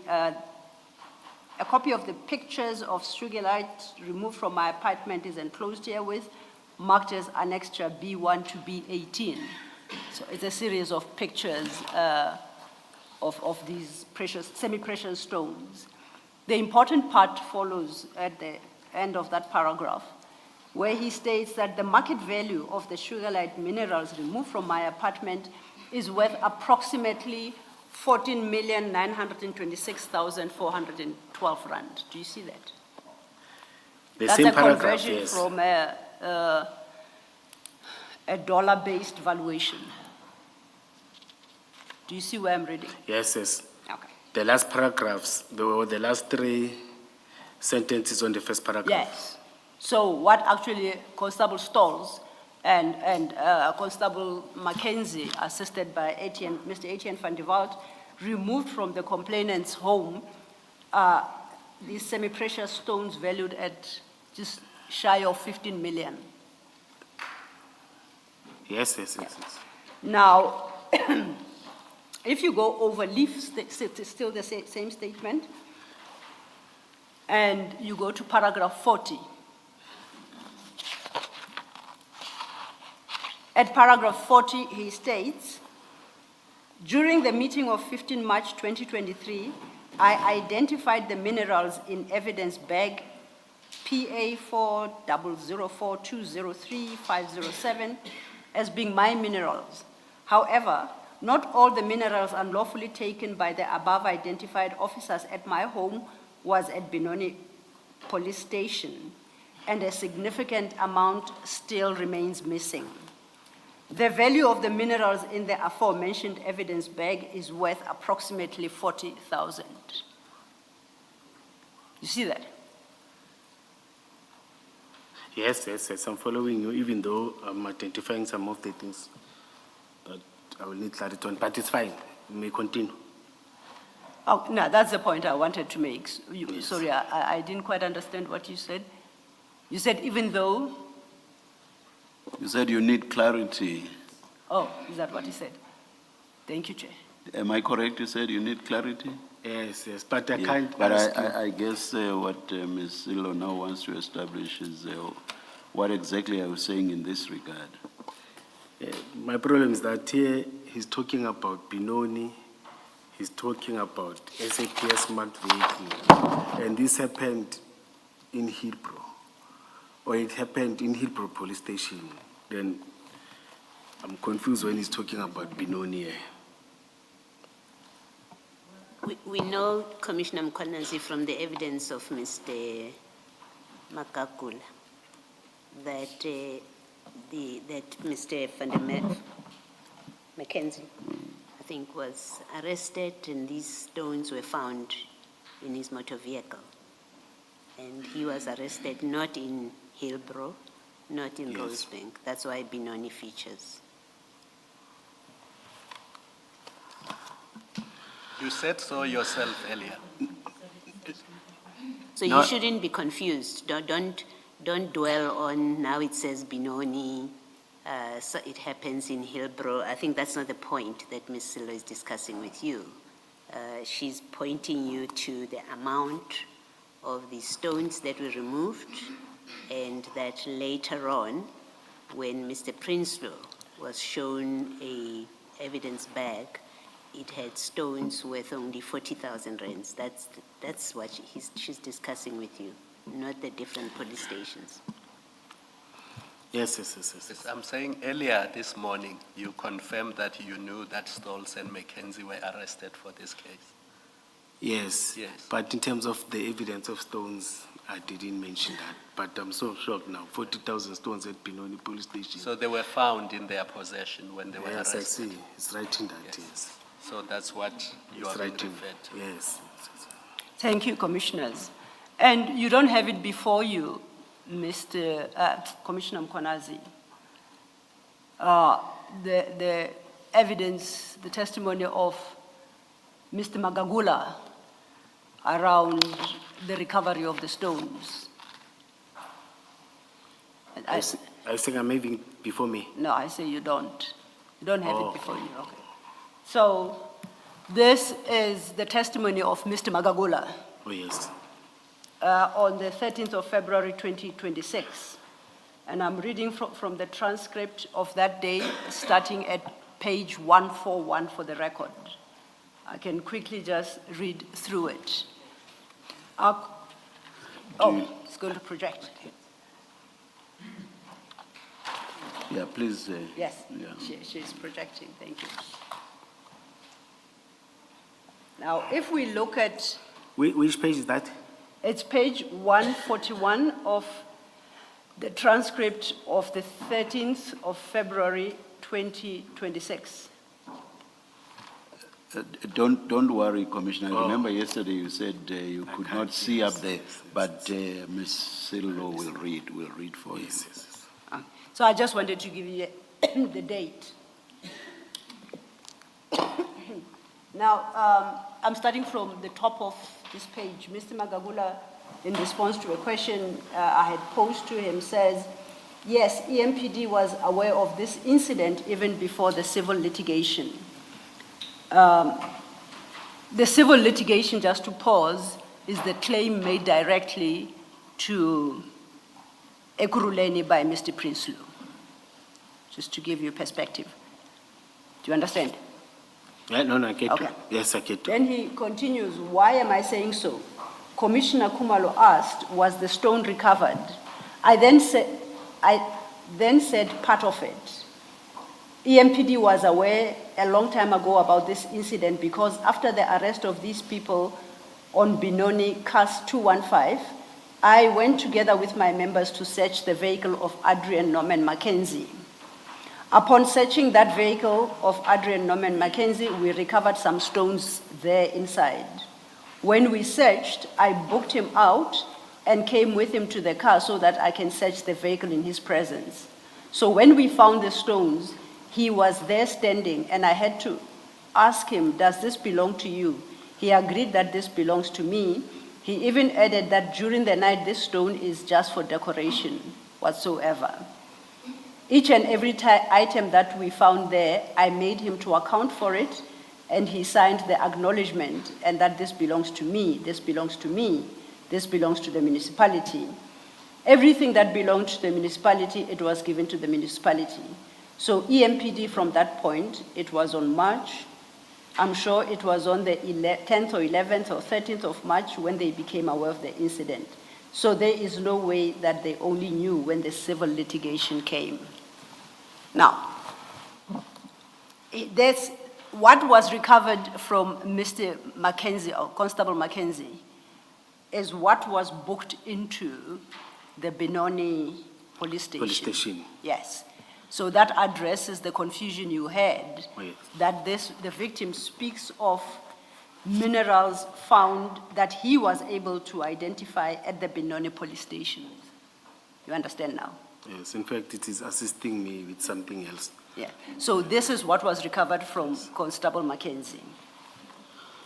40,000 worth out of what I call a haul of 14 million. Okay? Which is the total value of the stones. You recall that Colonel Stalls, Constable Stalls, Constable Stalls, indicated that they handed, she and Van de Walt indicated that they handed the stones to a JMPD officer. Yes. We know now from Mr. Prinsloo that it was 6 boxes of these stones.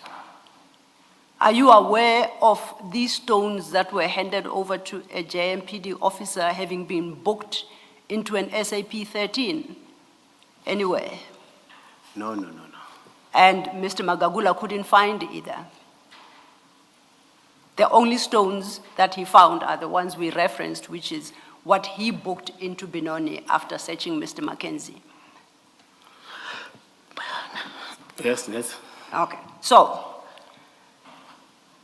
technically when you then issue a statement that we referred to yesterday Yes. of February 2026 to call this a joint operation, you were effectively doing a couple of things.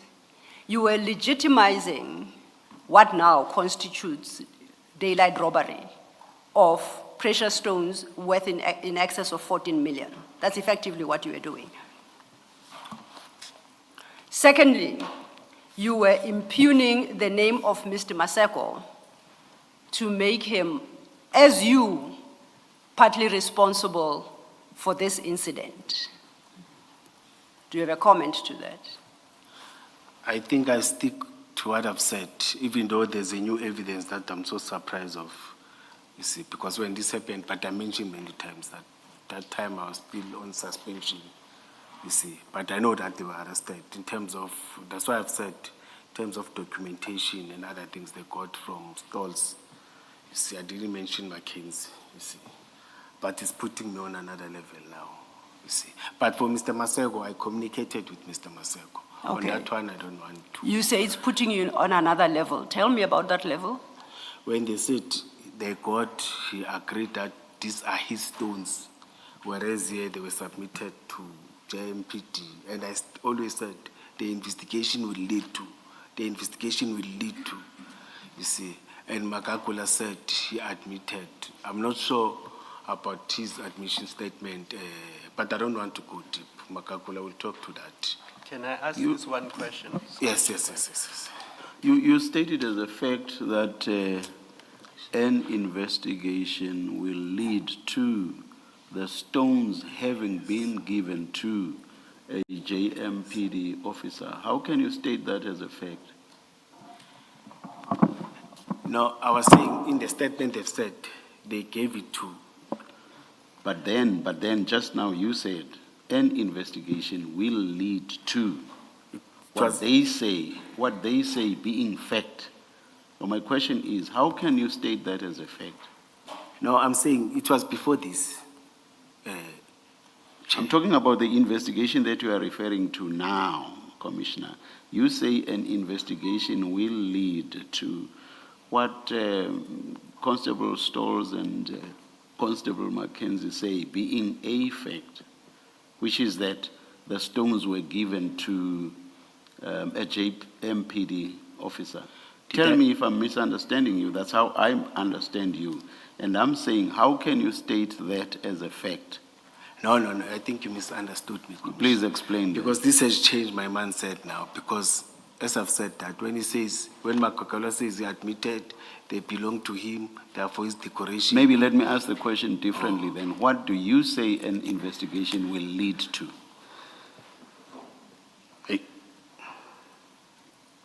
In fact, it has started now. No. What do you say an investigation will lead to, Commissioner? It has already led to something.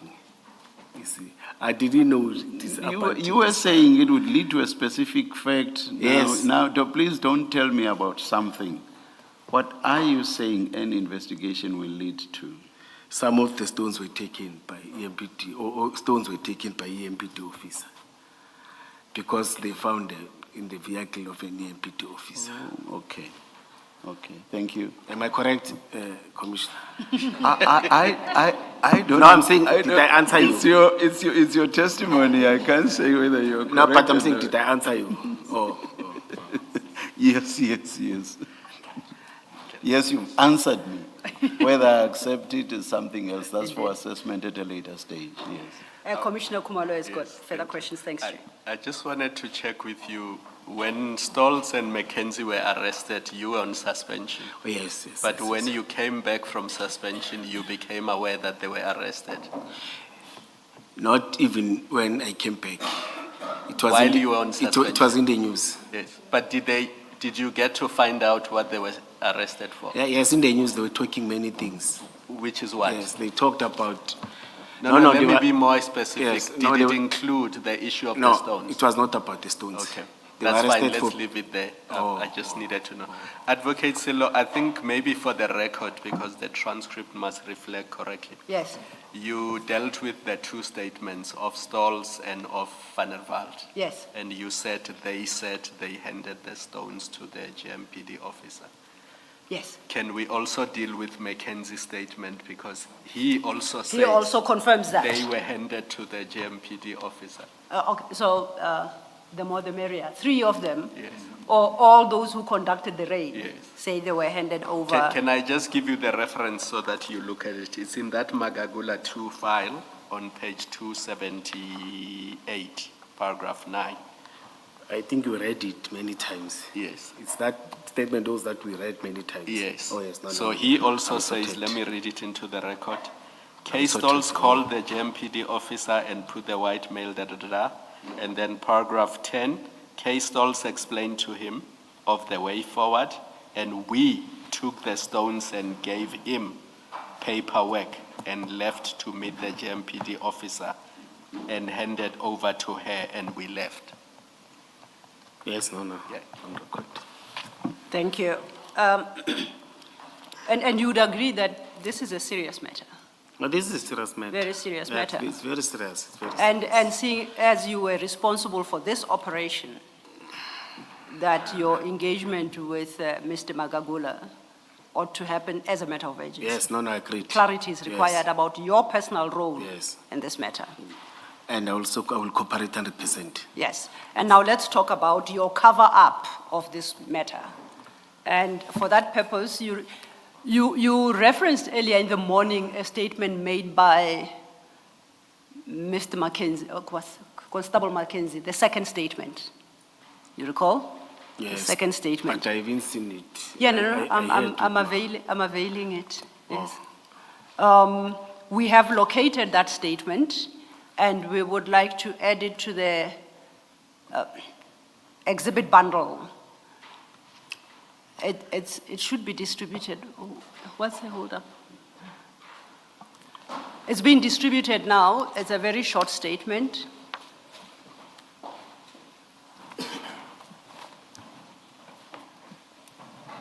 And I think that would make it CJC 169.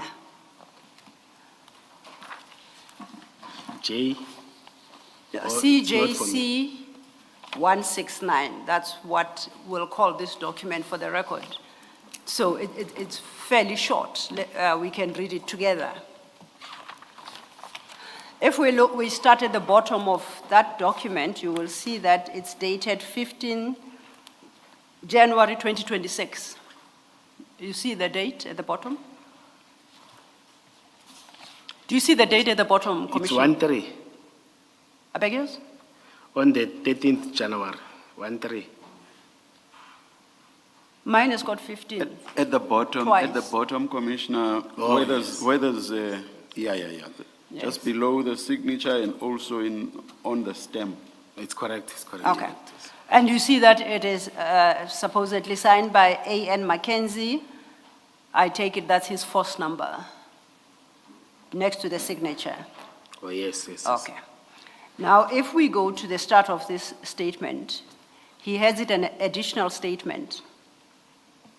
I, Adrian Norman Mackenzie, employed by Etekuruleni as a Metro Police officer, state the following. On the 13th January 2026, Assistant Director Tulani Magagula from IPIT presented me with a photo album of the case in Hillbrow for me to give a small description of what was going on. I went to a white motor vehicle that was occupied by 2 black males that came to the scene to check on us on the day in question. The driver was Director Julius Mkwanazi, who's in the Ekurhuleni Metro Department, and was also with a black male dressed in traffic uniform with a lot of ranks on his shoulders. And it's signed A.N. Mackenzie. Do you see that? Yes, yes, yes, yes. So at least one thing we know, Mackenzie did not identify the second occupant as being in any manner associated with Gauteng traffic as you do in your statement. Do you accept that? He just says it's a black male dressed in traffic uniform with a lot of ranks on his shoulders. That's all he says. Yes, and Yes. he's No, no, what Mackenzie says. Yes. I don't want to debate what's in Mackenzie's head. I'm debating no, what he's an officer. He knows how to separate the traffic and the Metro Police uniform and the ranks. So what's your challenge? It's not a challenge. I'm Yes. saying he's an officer. We know how to separate, or he knows how to separate a traffic uniform and a Metro Police uniform. Okay. Yes. And the uniform is not the same, the ranks are not the same. The only point I was making is that in his statement, it doesn't say anything about this traffic officer being connected to Gauteng or the Gauteng traffic, what did you call it? The Gauteng Traffic Department. He doesn't say that. But when you say traffic uniform, it's a province, we know. Officers, they know, we know. Okay. We can separate the two. Yes. In fact, we And know ourselves. that traffic could be Western Cape for all we know, because he doesn't tell us which. You have to accept that the statement doesn't tell you which province. Province, It doesn't. it can't tell us about province. This is Mr. Law, Gauteng. to be fair, do we expect somebody from the Western Cape to travel with their uniform and come to Gauteng? Should we not assume that if somebody was in traffic uniform, they must be based in Gauteng? I guess weirder things have happened, Commissioner Kumalo, as you have discovered in this commission. It's because Commissioner Mkwanazi just will not accept that Mr. Mackenzie doesn't say anything except identifying this person to be in a traffic uniform. Yes. Yes. You mentioned traffic uniform. And Thank you, Commissioner Kumalo. And this is in January of 2026. You latched onto that paragraph or that statement You latched onto that statement to then attribute, yes. Can you simplify it? I only had on that statement, launched, lashed. Lashed. Okay, it's fine. Please, You- please. I'll restate. Even though I'm also guilty of it at times, please try not to use big Absolutely. words. Yeah, I take the point. Thank you, Chair. Can I say you capitalized on this statement? No? Okay. You No. took advantage of the vagueness of this statement. No, I can't took advantage of the vagueness of a statement that I don't know. And you said it's only now when I revealed the statement. I spoke about what Mr. Makakola have said, that he got this. Yes. I can't take advantage of what you just submitted now. Because I didn't know what he wrote. And you said it's only available. All of us were just receiving this now. We spent a significant time debating, I think from yesterday. You said Mr. Magagula told you that you were with a senior traffic person in your car. Yes, he Yes. said he got that. Yes. Yes. And I'm saying, and he said he learned that from Mackenzie. He learned from Mackenzie. Yes. And I'm saying it's in this statement of January 2026 that he first learned from Mackenzie about the presence of this person. You are now putting it correct, not to say I took advantage. I'm still of getting to the vagueness. advantage. I'm still getting there. You can't say vagueness of what I don't know. Okay, now Mr. Magagula told you. Yes. So you didn't identify the person. And you didn't identify this traffic person or officer. I did identify. No, Mr. Magagula, did not. No, humble apologies. Yes. Can So- you maybe please raise your voice? Oh, is it I'm my struggling- voice? No, it's me. I'm struggling now. Yeah, no, it's okay. Maybe I've dropped my voice. I apologize for that. So I'm saying, because that person had not been identified, you then, okay, that's the way the took advantage comes in.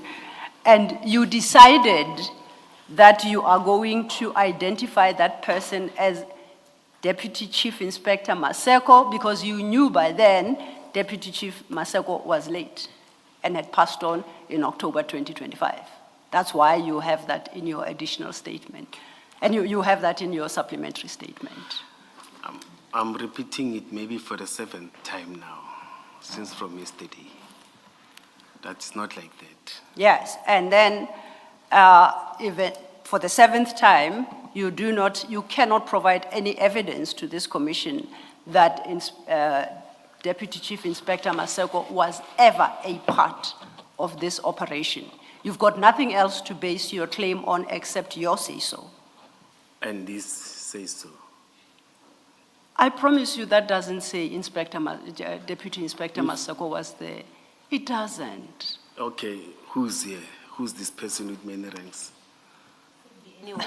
I think the point that is being made, Commissioner Mkonazi, is we don't have, except for you telling us it was Inspector Maseko, Deputy Director Inspector Maseko, we have nothing else that confirms that it was Inspector Maseko that was in the vehicle with you, so who has now passed on. So Yes. what is being suggested to you, and if that's not what is being suggested, I want to suggest this, that it's quite possible, because we don't have any record, any evidence of who was in the car with you except your word that it was Maseko. It's quite possible that it might be a Mr. Kubeka who is still alive and is in the traffic department. We don't know. We must accept your word that it was Maseko and Maseko has died, and the matter ends there. We can't verify it for ourselves. I think that's a suggestion. Okay. Yes, Commissioner. Hey, Commissioner, he's putting it in another way and always putting it in another way. I accept what you're saying, Commissioner Balui. Yes. And maybe it's for fifth or what time, but I accept. Now, staying with this statement, no, I'll leave that point. I would like us to go back to Mr. Prinsloo's statement. Let me just finalize one point before we leave this subject. Mr. Prinsloo's statement is the same file starting Before at you- page 316. Before you do that, Yes. I just wanted, from this Mackenzie statement, just to make the observation, Commissioner, that Mr. Mackenzie says that, On this, yeah, the supplementary. Constable, on the supplementary. Constable Mackenzie says you were the driver of the vehicle. You have told us that someone else, Yende Jackson Jablani, was driving, but Mackenzie, who knows you very well, says you were the driver. So he contradicts you. No, I was not the driver. I was not the driver. Yeah, but why would he say you were the driver if you were not the driver? I don't know. I was not the driver. Okay. I'm always, even if we see some footages and videos, I'm being driving. I don't drive. Even now, they're driving me. All right. You see. No, I was just making the observation that the person who came to the car to speak to you says you were the driver of that vehicle. That's an observation that I'm making. Yes. No, I saw that. I saw that, Thank you. Commissioner. Thank you, Mr. And Mackenzie identifies 2 people. In your Yes. evidence yesterday, you said there were 3 people. Yes. Who's the third person It's that? Yende. Officer that again? Yende. Officer Yende. Yende. Yes. Is he still with the MPD? It's in CLU. Community Liaison Officer. So he can. Oh, it's in EMP. Yes, it's an EMPT. He's an EMPT. He can confirm that Yes, he's Masego was yes, in the he's an vehicle. EMPT officer, yes. Listen to me, sorry, Commissioner, so that we Commissioner. don't speak over each other. So this CLU officer or this community liaison unit person can confirm that Yes. Mr. Masego was in the vehicle with you. Oh, you're correct, So Commissioner. you'll give us his details. Everything, Commissioner. Okay. May I just make a request, please? When we get these loose additional annexures, may someone, whether during a break, at the end of the day, to please see to it that they are placed where they should be, please. Indeed, Chair, I apologize. By Maybe- right? The attorneys Yes. always Oh. do that, please. Chair, I'm missing my CJC 168 right now. As it is. Thank you. We'll attend to that and apologize for the inconvenience, Chair. Chair, let me take advantage of that. In our consultation, we requested with the attorney, can you get documents on time? This thing of being ambushed every time, but when it's us, the other office there at the back, they don't compromise due dates. That is why you see a lot of mistakes, because we want to meet the due dates. And there's a certain format of legal experts that they want. I'm used to attach, I'm used to what? There's this other way, but they're saying, no, I must attachment. But when it's, I know one of your invitees once raised that, hey, the other office is not like this site. You see, they're so hard and harsh. They want this now, 1, 2 days, 3 days. But with us, I raised it with evidence leader. That on our side, we submit everything on time. But on your side, you are not being fair. You see, you ambush. I don't want to say you don't And share evidence with us. I'm sure with the you are not referring to me. It's the commission chair. I'm raising it today. And I've said to evidence leader, Yes, I'm yes. going to raise this. But I was assured that, don't worry, Yes. it will be sorted. But I see this is the 3rd document I'm getting since I'm here. Thank you. And yesterday, or day before, with my parents, it was said, I saw the date, it was correct, they got the date before. But digital, you can get it. Because with us, they want it digital if you can't submit. But with the commission, you can't get anything digitally up until, and this is the 3rd document now, you see. And you're supposed to mastermind, so when she's asking, I must master it, know it. And it's difficult to answer, and it doesn't give fairness to us. Please, Commissioner. Yes, although I think with one of the documents, I thought Ms. Sillo was saying it's a document you had referred to, and then she said, we have since sourced it or found it. So they looked for it because you had referred to it, but of course, that does not address all the documents. I'm just saying that with regard to at least only one. I think it's a fair point, Ms. Indeed, Ms. Chair, Silva. and it's Commissioner Mkwanazi had raised some concerns, and we explained that much as we endeavor to give, it's the exhibit file that he complains of. Timelessly, it's not always possible because it's a choice of either giving him everything we've got or selecting based on his statement and supplementary statement and to extract only the documents that we'll be relying on. But we did take the point that documents given late will, of course, place witnesses in a difficult position. So I'm not addressing that point. I think there's validity to that, and he and I discussed this matter in private in the consultation. The second leg of it are documents that are produced as we sit here.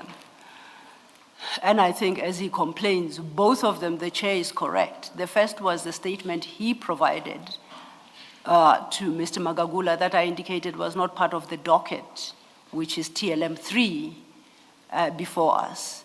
And we sourced that document during the course of hearing, and we made it available. Similarly, today, he speaks of what Constable Mackenzie said in his second statement, which also is not part of the docket. And as I distributed it here, I said, we sourced this document as well now, today, during tea, and we are providing it. And if he's seeing it for the first time, it is on that basis, I said, it is short and we can read it together in its entirety, precisely appreciating because he might be seeing it for the first time. So. Chair, may I raise something? No, please, let's wait. I'll come to you. The idea was to the extent that, in fact, Commissioner Mkwanazi spoke of Constable Mackenzie's statement as supporting his contention that Deputy Director Maseko was in the vehicle. And it was on that basis we had to source the actual statement to see what it said. And this is the statement that we provide. So as and when testimony is provided, sometimes it does become necessary to source additional information either to prove or to discount a fact. And we can't guarantee that the exhibit file we give is complete and will never grow. It is dictated to by what transpires before yourselves in this commission. Thank you, Chair. Thank you. Yes, Commissioner. Chair, I'm dealing with legal fundis here. You see, my argument is limited. I'll sometimes need time to consult friends because the lawyers are charging, you see, who understand these things. But I'm told that you always share documents before testimonies. It's a procedure. You see, if it's not there on time, you postpone or you refer, you shift it and come back and discuss. Part of the fairness part. That's what I'm told. You'll correct me, you see. And when he raises issues, he raises them illegally so. And I'm being, as I've said that, I'm being neutralized. When I'm trying to challenge, I'm being neutralized by Commissioner Baloyi. Simplifying it for me, simplifying it for me. Yes, it's simplified and so that I understand, but deep down I'm saying, hey, but this is not unfair, this is not unfair. I'm protesting deep down in my heart that if I consulted, I was going to be fine. Because there are findings here, Chair. This commission is going to make fine. I take this commission very serious. In fact, I'm taking it like a court. Not like a court, it's a court here. And appointed by the state president, you see. And it is not a court. Please, I'm just saying it's not a court. Yeah. Please continue. Please continue. Oh, yes, I've said that. Got limitations. And Commissioner Baloyi just whispered, what's this got to do with me? With her, that is. Please continue. I'm raising that, Chair, you see, because I'm expected to answer, finalize, answer, and you see, and sometimes I feel here I'm incriminating myself. I'm incriminating, but I respect the commission, I respect the time, I respect Chair, and I'm getting dealt with, and I'm being neutral as I end up agreeing, yes, but deep down I'm saying, I will ask if the findings, how do I contest this, because I couldn't do this. I don't blame commission that I don't have money to pay lawyers, you see, but at least been given time so that I pay rules and say, or expect that there will be this and this. It doesn't happen. And I'm saying it must be fair, because with us, when I'm saying the evidence leaders, when they say, oh, let me not put it, the secretaries of the commission, they don't play with us. That you can't see, you are what they may say, you may give me time and say, there was that, relax. But that side, when they send document, they don't talk the same language. You see, from operation, immediately after operation, they will tell you after 3 days or 4 days, you must consult. Here you said we are giving you time to consult. So even I had to buy reading classes from Clicks. They are giving me challenges. After 2-3 hours, I'm struggling. That's why instead I requested to put some. You see, but I'm requesting that the fairness, the pressure that you are putting on the other side, let's balance it so that I will be fair and say, you know what, I'm not coming up with this Yes. Chair, but, and I'm learning during this process I've said, you see. Thank you. Please, Chair. Thank you, Commissioner. All attempts are being made to be as fair as possible to all witnesses before the commission, but I would imagine we will never reach a stage where a witness is 100% comfortable, but to the extent possible, all attempts are made to be as fair as possible to all witnesses. Thank you very much. Thank you, Chair. Yes. And perhaps before we move off this topic entirely, Commissioner Mkwanazi, Commissioner Kumalo had asked you about the people in the vehicle with you because Constable Mackenzie identifies only one and you maintain there were 3, right? Yes, with 3. Yes. So I just wanted for the record, your statement, your February 26th statement, which is the document we handed in yesterday. Yes. All right. CJC 168 identifies in the last paragraph, you don't have to go there, unless you have it with you immediately. No. And it says, the penultimate paragraph, we then proceeded back to the city after his briefing because of my afternoon meetings driven by Officer Yende Jackson Jabulani. That is the person, Yes, the yes, third yes, person. yes, yes. And you say this is an EMPD member? Yes. And we should be able to? Yes, Chair. Yes, Okay. I just wanted to clarify that. Thank you. Okay. Yes, Chair. Commissioners, unless there are other questions, I would like to move off this topic to the next one. It's not a question. Yes.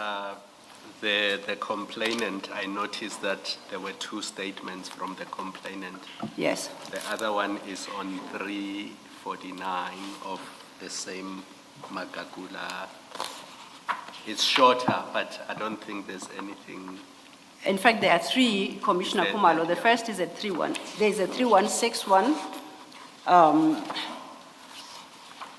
and there is 311. And what you are looking at is the last one, the handwritten one from 349. Chair, I'm requesting once they are still checking something to. Okay. Let's adjourn. We'll come back shortly.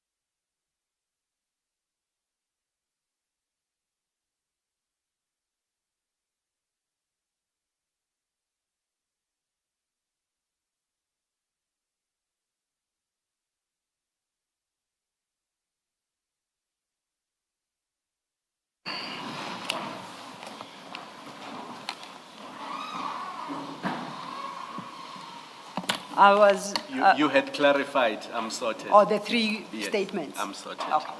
Or perhaps, can we then just state, because you had raised this for the record, it would be incomplete because then Commissioner Mkwanazi then immediately asked to take a trip down the passage. The first statement is at page 311. It's dated 25/05/2023. The second and it's got annexures there, including the value of the stones.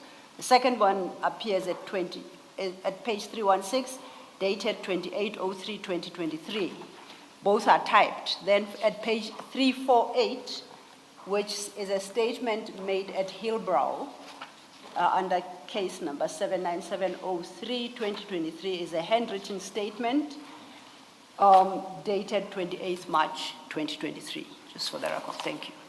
But you say you are clarified, Commissioner. Thank you. Commissioner, you have already assisted me. Are you saying the complainant is having three different statements? The complainant of stones? Yes, Mr. Peter Prinsloo. Commissioner, you will advise me again. Are we allowed to take this document when I'm sitting alone to peruse? Commissioner Or Mkwanazi, just, may I apologize? May I apologize? Oh, yes. You suggested that Commissioner Kumalo said Mr. Prinsloo has got three different statements. No, he was asking you. They're not different. They address different, and that's what I wanted to clarify. Oh, thank you. That you don't understand that he keeps changing his story in the various statements. But then having cautioned you that way, you can then make your point. Just wanted to bring that to your attention. I thought I'm having something, I'm arming myself. No, it's on a lighter note. Commissioner, I'm not sure. Are we allowed to go take after, just to look and peruse this? Some of us will take time to. Look at the three statements and peruse them. Is that what you are asking? No, I'm saying the documents, or they are for a commission. The files. Yes. Why not? I know that it is on media, it is everywhere, but I don't have capacity to produce such.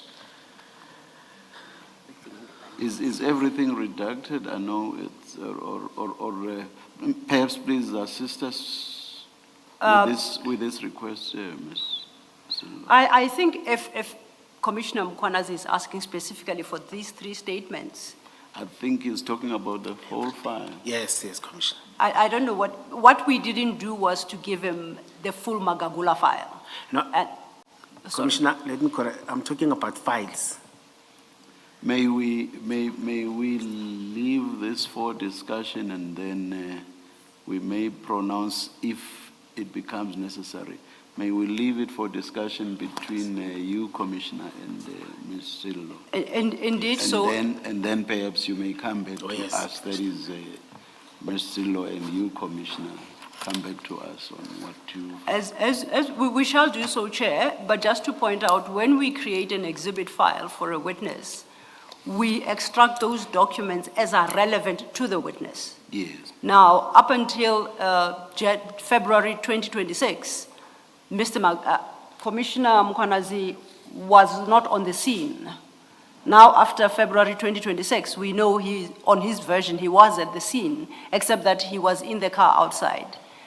The rest of the documents address what transpired inside the flat. No, Commissioner. And these are, no. It doesn't get me. I'm saying since from first appearance, all those files. Yeah, perhaps let's just leave it for discussion between the two of you, Mr. Lo. And who knows, you may find each other on whatever basis. Let's leave it, please. Let's leave it. Let's leave it, Mr. Lo, for now. We'll pick it up during lunch and see what we can report back to you after lunch. Thank you. And I can see both faces aren't happy, but I think that's the best in terms of practicalities. Thank you, Chair. Maybe before you leave the topic. Yes, ma'am. This topic you were discussing. Commissioner, when you went to the apartment, not inside the apartment, but when you went there with Mr. Maseko, or Commissioner, Inspector Maseko. Deputy Director. Yes. When you went to the scene, why were you going there? What was the purpose of you going there? I wanted to find out that did they get that suspect, what is happening. Yes. I wanted to get the development per se, but to find out they were still busy, I couldn't get something tangible. Well, Mr. Mackenzie came to you. We know that he came to your Yes. vehicle. What did he say to you? They are still busy interrogating or interviewing the same person. Yes. Yes. He must have told you that they found the rocks in there. He must have given you a full report. It cannot be, I can't imagine that all that happened. You drove all the way, you parked, he comes out, and all he says to you is, we are still interrogating, and then they left, and then you left. Now, I think at that time they were still busy. He When didn't I mention came. to you that we have found rocks in the house. No, he said they're still busy interrogating, but they found the suspect, or they found the person, then they're still busy. They confirmed that they found him, Yes. then they're still busy. Yes. Yes. When they gave, and then later on, I think you say that same afternoon, they gave you a briefing, right? Yes. You had to leave the incident or the scene because you say you had another appointment. Yes. And you then got a briefing Yes. from them in the afternoon. What did they say to you in that Yes. briefing? Remember, I called them, it was telephonical, they confirmed that and they handed over to JMPT What did officer. they say? Sorry. You say they handed over? To JMPT officer.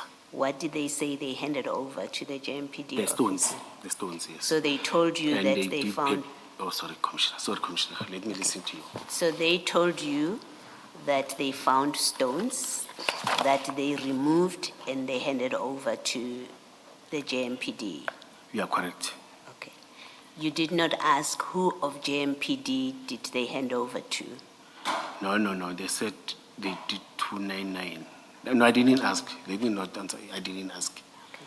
You didn't ask them where is their record of what they handed over for purposes of the EMPD, because the EMPD must have a record of what your officers found, what they removed, and what they handed over. You didn't ask for any of that. I didn't ask because I know that Kesha records, as I've said that, Kesha records each and everything. So I know that Kesha, in terms of admin, she does, then she submitted to all of the units. They don't submit to me. They submit to our admin, the admin consolidate the monthly one to me. Sorry, you say she records what in her pocketbook? No, we didn't have pocket books. They are Yes, having so their she own records books. In their own books. They are having books. They buy books. That's how we operated. We don't have OP, but she will record books and everything. That's why I'm saying, when I answered, I said the document that she's talking about, the documents were all. No, you said in your statement, they reported to you that they handed over the paperwork to the other team. Remember, that's what you say in the supplementary statement. Yes. Now, what I'm asking is, you did not ask for a copy of that paperwork for purposes of the EMPD, so that the EMPD, you, their superior, who was also involved in this operation, but the EMPD as a department has the same copy of what they say they gave to JMPD, the paperwork. You didn't ask for that. No, they don't hand over any papers to us. What we only get is the reports. It's the reports. Unless there's a lawsuit, unless there's something, that's where you start. But they don't hand over. So- Remember, I've got many units, many precincts. I can't be having all the papers. So if they are dishonest, as we now know they were dishonest because stones were found in in Constable Mackenzie's vehicle, if they're dishonest, or they were being dishonest, as I say they were, when they say everything was handed over to the other team, you're saying the EMPD and you have no way of knowing that they were being dishonest about it. May I answer? Can you repeat your question? It's just that I wanted to answer something. Yes. And I will answer something that is not correct. I'm saying to you, we now know that when Stolz, Mackenzie, and Van der Waalt say in their statements, everything was handed over to JMPD, we now know it's not true because Mr. Magagula says in the motor vehicle of Mr. Mackenzie, we found sugarlight stones, right? Yes. That's what Mr. Magagula says. When he Yes. was arrested, I searched his car and I found these stones, and these stones are now worth 40,000 rand. What I'm saying to you is, because you don't have any records, there's no copy in the EMPD, and because you didn't ask for a copy for the EMPD of what they say was handed over as the paperwork, you don't have pictures of what is being handed over to JMPD, you have no record whatsoever whether anything was handed over to JMPD, you don't know when they're lying to you. When they say we handed over, because you have no record, you don't know that that's a lie. It's true. But Commissioner Baloyi, I received a notification from the city whilst I'm on suspension that there's a disciplinary hearing about the same matter and other matters for Mackenzie. Then I'll be called and other, what do you call, I want this better word, witnesses will be called on the same matter, all relevant documentation. In fact, they've notified everyone in the city, all the people that are being mentioned, and Makakula too. Yes. They will be called. I know that there are dates, just that I don't have them, but I received a notification, a formal notification about the same matter. That's I'm not at the disciplinary hearing process stage.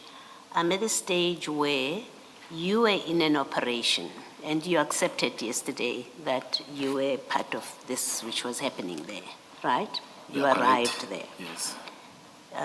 So I'm still at the stage where you are at this operation. Stones are taken. We know Yes. they were taken. Yes. Yes. Because some were found in Mackenzie's vehicle, and the owner of those stones has laid a criminal charge and is suing the city. So we Yes, know something was correct. removed. Then you have your officials, Stolz and Mackenzie, who in their statements say, we handed these stones over to JMPD. That's what they say in their statements. Yes, you're correct. You did not verify for yourself that that is true. The stones removed by the two of them were handed over to JMPD. You have no record whatsoever of that. Yes, yes, you're correct. So they lied. That's what I'm putting to you. They lied to say the stones were given to JMPD. They lied because we know that they were found in Mackenzie's car. Some of them were found in Mackenzie's vehicle. They lied, and you just accepted on the face of it. When they told you we gave them to JMPD, you didn't say, I need a record of that, because that might be an issue on some day where the stones ended. Somehow, conveniently, you do not say, I need to have a record. In fact, not I need to have a record. You say, I was part of the operation. We must have a record that we've given this to the JMPD. You don't do any of that. Yes. You didn't do that. No, I didn't do it. You Let me didn't be think it honest. was necessary or important, in fact, to do that. No, the procedure that we are doing is that we receive all the monthly reports and feedback, and for each and every one, or for each and every operation, and we record and we submit. Some No, they submit. I'm speaking about the day of the operation. You No. are at an operation. You are part of it. Stones are removed from it. You tell us, well, I had already left the scene when the stones were removed. I didn't see any of it. And I'm talking about that day, that you're the senior on the scene. You're the director. You know that these people have come here. In fact, that's why you are there. You're there because you know that there is a search for stones. That's why you're there, right? Your people report to you that we gave those stones to JMPD. If you had already left the scene, that's what they tell you later on. We gave them to the JMPD. You don't say, hey, I was head of this operation. I was at the operation. I need evidence that these stones were indeed delivered to JMPD. You don't call JMPD, you don't call Maseko, you're done with it. And there is absolutely no record that you can give us and say, yes, I know they did hand them over to JMPD, and you don't ask for it. That's my concern that I'm raising with you. I just made a phone call, and with this understanding that you're saying no, you're asking with this one, you see, without going to get when the feedback is being submitted. Let me be honest to you, Commissioner. Thank you. Thank you, Mr. Thank you, Commissioner Baloyi. I know I said I was leaving this, but it struck me. I don't know if it will be necessary for you to pull out the, let me start here. Are you aware that Mr. Prinsloo has laid a civil claim against the Ekurhuleni municipality? I'm aware. Yes. Wherein he is demanding a payment of 45 million rand arising from this exercise? No, I'm not aware about the amount, but I'm aware that there's this particular matter. Okay, but if even you could though just... it hasn't came formally to me. Yes, but if you I could know just that, pull out the Mapieye annexure file. Chief Mapieye testified to this.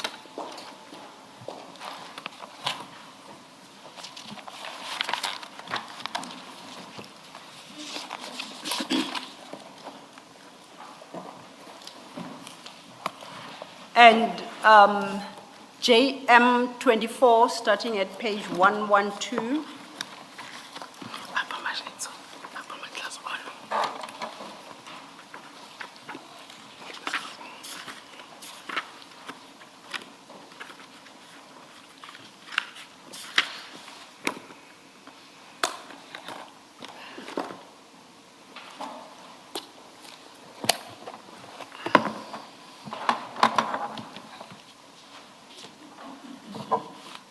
Have you located it? Yes, Thank yes, you. Now, as you will see from page 112, it states that this is a notice in terms of Section 3 of the Institution of Legal Proceedings Against Certain Organs of State, Act 40 of 2002. Now, this is what was served on the Ekurhuleni municipality. Chief Mapieye testified that, no, before we get there, if we go to page 114, so you haven't seen, probably you haven't seen this document, at least not from us. I'll just give you a structure of it. Paragraphs 1, they explain who the complainant is, and paragraph 2 records their intention to institute a formal claim. So now we get to paragraph 3, which sets out the narrative of what transpired on the day. I'm just looking at paragraph 3.1. It is on about the date, 11th February, 3 individuals, 2 of them in Ekurhuleni Metropolitan Department uniform, arrived at the residence of our client in Killarney, Johannesburg. What I'm interested in is the next sentence. Our client later learned that the 2 EMPD members are Constable Kishali Stalls and Constable Mackenzie. You see that? Yes. And these are your members within specialized services, correct? Yes. Then at 3.6, it states that they took 54 kilograms worth of these stones. And then if we go over leaf at 115, that's where he confirms that their client, obtained access to the evidence bag containing the stones by members of SAPS, alternatively IPED, and those are the 40,000 rand stones, the value of 40,000 that we spoke about earlier. Now, that just to give you a brief background around this claim and its basis. Yes. Now, if you go back to 112, page 112, when Chief Mapie testified, he indicated that this was served on the municipality. And if you see, there is a stamp there under Ekurhuleni Metropolitan Police Department of the 15th of August 2023, City of Ekurhuleni. He testified that that stamp is one held by the PA to the municipal manager. That's what he stated, right? He then testified that he brought this matter to the attention of the city manager, Dr. Mashazi, at the time, who, having perused it, rejected it and called it an attempt to smear Commissioner Mkwanazi's name. You were not part of that discussion, so I'm informing you what he testified to. And he testified that Dr. Mashazi insisted that clearly Julius had nothing to do with this operation and therefore with this complaint. That's what Chief Mapie says, Dr. Mashazi, that was Dr. Mashazi's response to him in a meeting between the two. What I'm saying to you is, to the extent that Dr. Mashazi would have said that, Dr. Mashazi is wrong. Because firstly, she would have learned from this document that members of your unit, Kisha Lee, Stalls, and Mackenzie, were involved, are part of this complaint. That's what the document says. And that you, at least as their commander, ought to be engaged, if anything, to investigate the matter. Yes. So she was wrong to reject outright your involvement. And today we know that she was doubly wrong, because perhaps at the time she didn't know that this was your operation, having been initiated by you in conjunction with Gauteng, and that you personally had tasked these two members. She probably didn't know that at the time, but rejecting it outright meant that she did not allow herself to get the full picture of what transpired. Would you accept that? Yes, but I know that when the internal investigations, they will formally inform. But the process has started anyway. Okay. Thank you. Thank you. Then I think let's move from this subject, because we're going to run into time problems, and I don't think that the chair will be quite impressed by a notion of sitting here till 11 p.m. So we're going to have to move double time. I would like us to, in fact, please don't take the Mapie file away, because what I need is in another file. My note refers to another file, but then seeing as it's already before us, I'll find the same documents here in Mapie. Now, unless I spoke too soon. I might have, so may we close Mapie, and then we will pull up SPIS. SPIS, an extra file.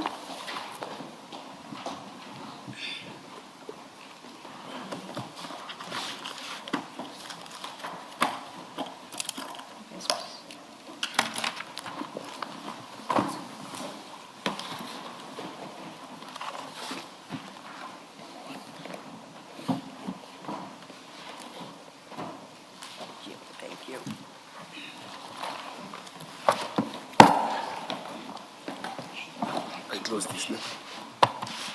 It's disturbing.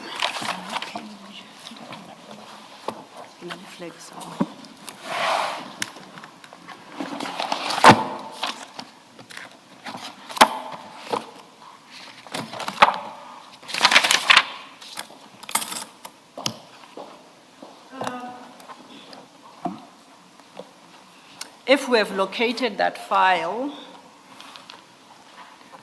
you remember you, no, okay, perhaps let's go to annexures RS 10 and RS 11 of SPIS.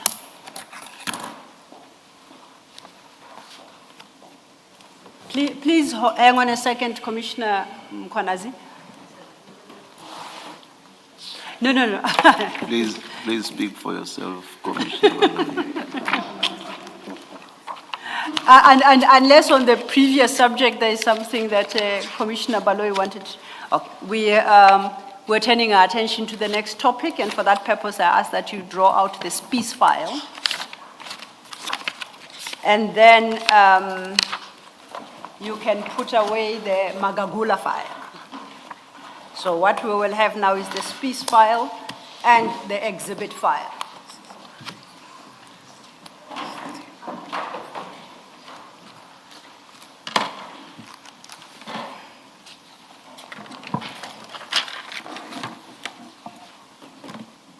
Now, in the SPIS file, I would like us to please turn to RS 10 and RS 11, which you will find at pages 25 and 32, respectively.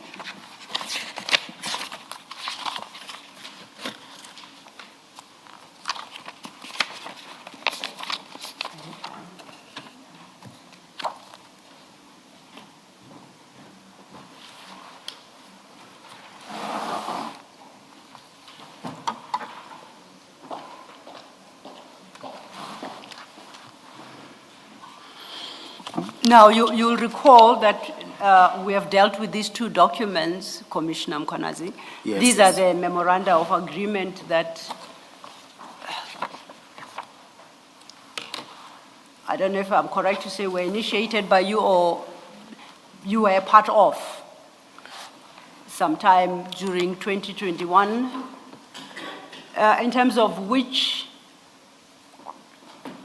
an association, a formal association was sought between EMPD and Medicare 24 on the one hand, and in the second one at RS 11, Ekurhuleni, EMPD and CAT VIP protection. You remember these? Yes. Okay.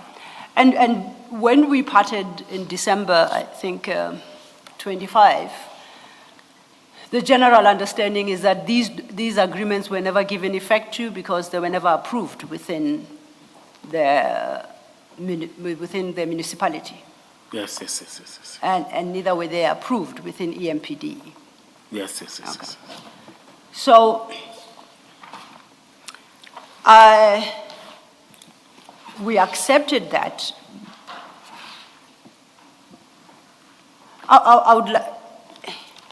Is it correct to conclude that notwithstanding that state of affairs, that they were never approved, that you gave effect to what they sought to achieve? Did you? In any manner or form?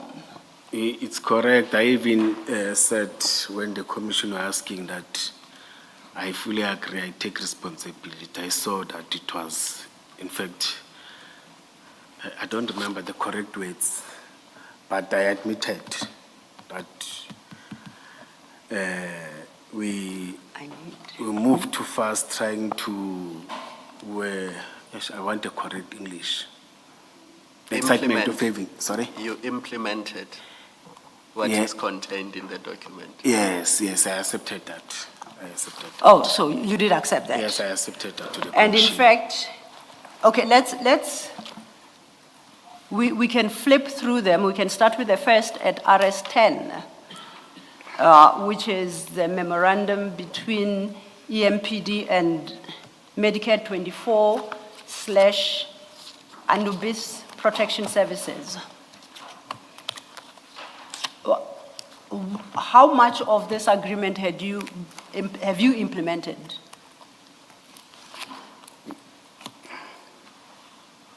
Can you give us a brief sense of what did you implement arising from this agreement, notwithstanding the fact that it was never approved? even though I won't remember anything because it was 2021, 2022. Yes? Yes, it was this, Mike provided the COVID assistant, I'll just summarize, COVID assistance. There was the question of us, but it's different with the cat getting the cars, Yes. even though it was not concluded that one, but that one, there was part of this as them providing services, yes, as them providing services with other emergency services to the city. You see, there's this one that I didn't touch where we met with the chief and the politicians, MMC, not MEC. MMC, where we wanted to, it's just that it was not part of the question, where we wanted to benchmark in the city of Cape Town of, what did this SAPS call them? The volunteers of the city, it's the agreement, I remember now. Chair, I know that we were consistent on that. The agreement of private companies working with us, you see. And we wanted to, there's this city of Cape Town, it's having, what do we call this? Which we spoke about it yesterday. Let me say volunteers, I'll find a better word. You see. Are you thinking of public-private partnerships? No, it was a private partnership, but there's this way that we wanted to implement the reserve force, the reserve force, because the city of Cape Town is having it and it's working smooth. We wanted to implement that. We had an engagement with the chief and the MMC, the then MMC, with some of the councillors. It was a very good idea. We see that we're going to implement that. There were some of the trainings that we're starting in terms of peace officer or volunteer, looking at what the city of Cape Town has done, benchmarking on that. There was a communication that we had, or the team that we had, you see, and I will always update the MMC about that. He was so excited that I want this idea to be implemented. It was even before province have these traffic wardens. In fact, it's more as something like that, but on our side, we wanted to work with the city, we wanted to work with the security companies so that at least we don't pay monies, at least they're organized. They will just assist where you want to assist, and we'll have a close cooperation or close working relation, and there will be the peace officers that are there.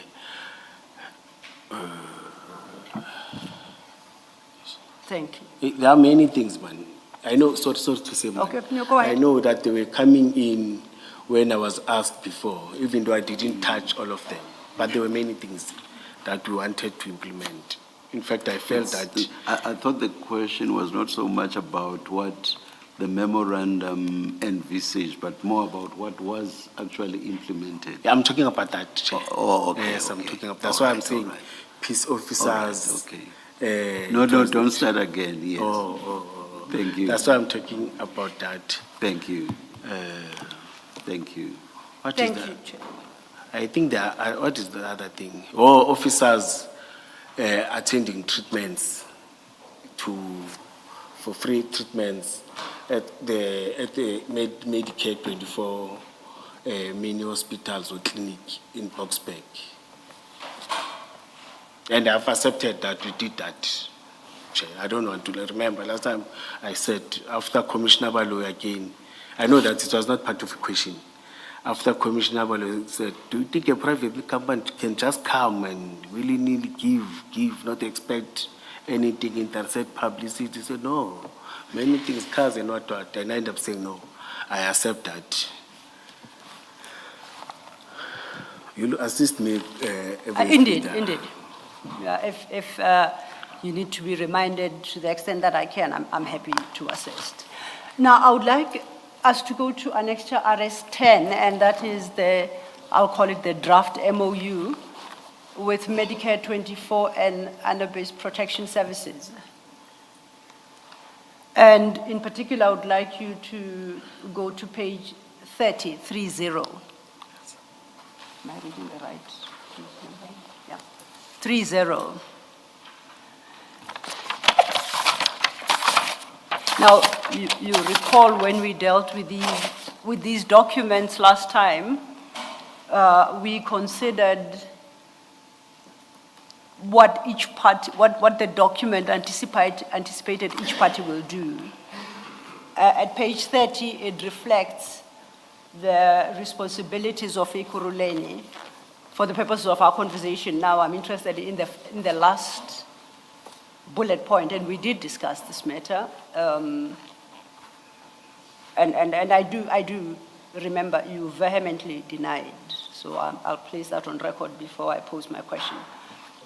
The last paragraph stipulates that EMPD will assist with registration of vehicles under EMPD as official vehicles, and we will be permitted to use blue and red lights to respond for and on behalf of EMPD. Do you see that? It's paragraph 4. The fourth bullet point. Whereas collaboration on providing outreach. Say that again. 5. 1, 2, 3, 4. Oh, sorry. Bullet 5. I'm the one who caused confusion. My apologies. Oh, It's bullet 5. EMP to assist in registration of vehicles. Yes. And will be permitted to use blue and red lights to respond on behalf of EMPD. You see that? Yes. Okay, now, you were, and I think you did testify to this last time, you were in consistent communication with Mr. Van Wyk around these MOUs. Yeah, Is correct. that correct? Yeah, correct. And you discussed the matter of their vehicles being permitted to use blue and red lights. You discussed the matter with him. Yes, that's why I clarified that in terms of emergency vehicle in a registered institution, we don't deal with emergency, not ambulances or healthcare emergency vehicles. Yes, I remember that. Yes. And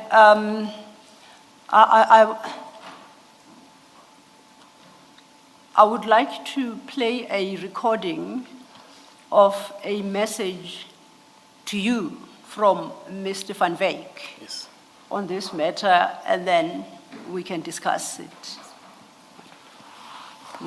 We can discuss what he says. Yes. Okay, thank you.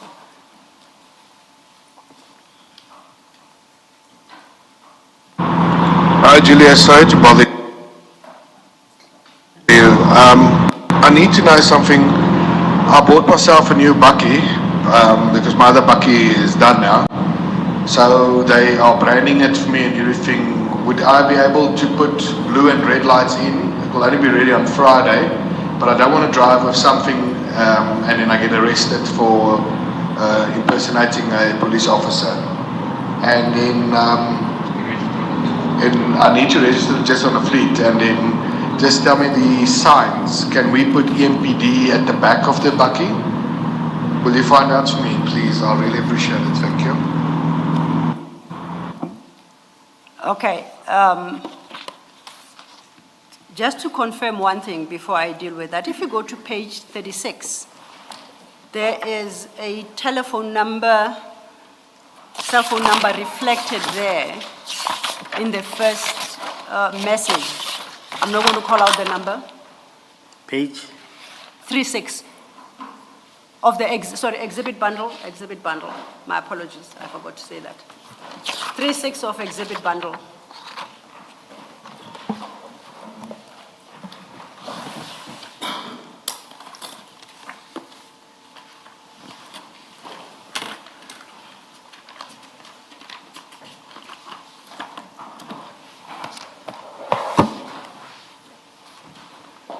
I'm referring you to page 36 because these are WhatsApp chats extracted The first number appearing there, is that your number? Will you confirm that's your number? Yes, yes, yes, yes. That's your number, okay.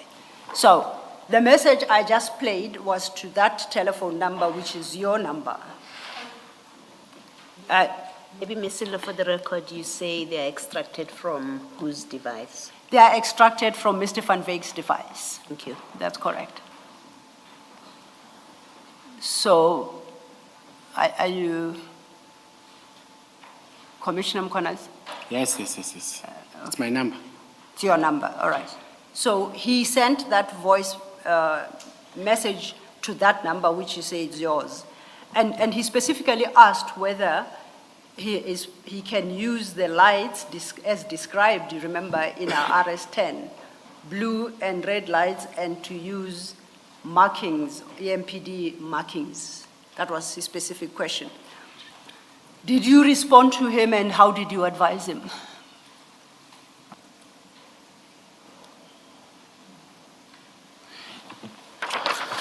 I may not remember.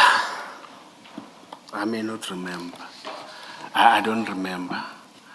But according to me, I know that red lights and lights are not for healthcare, are not for police. It's healthcare. You see. So you don't remember, is it fair to assume that you would have told him, absolutely not, you can't use those lights because you are correct. You will be seen to be impersonating a police officer. Was it answered according to this record? Because I don't see any response. If you look at the next chat, it's you, it seems to be you saying, hi, Mike. Do you see where I'm reading? And maybe just for completeness, and Mr. Law, you can confirm this. Commissioner, can I say, assist? for completeness. With times too, ne? I can't see it. Okay, that's what I was going to do. Please, That's what I was please. doing. So, the clip that Ms. Silo says to you that it is that message that we've just listened to from Mike. Commissioner Baloyi, if I may, I do beg your Yes. pardon. No, I was referencing page 36, just to identify the telephone number.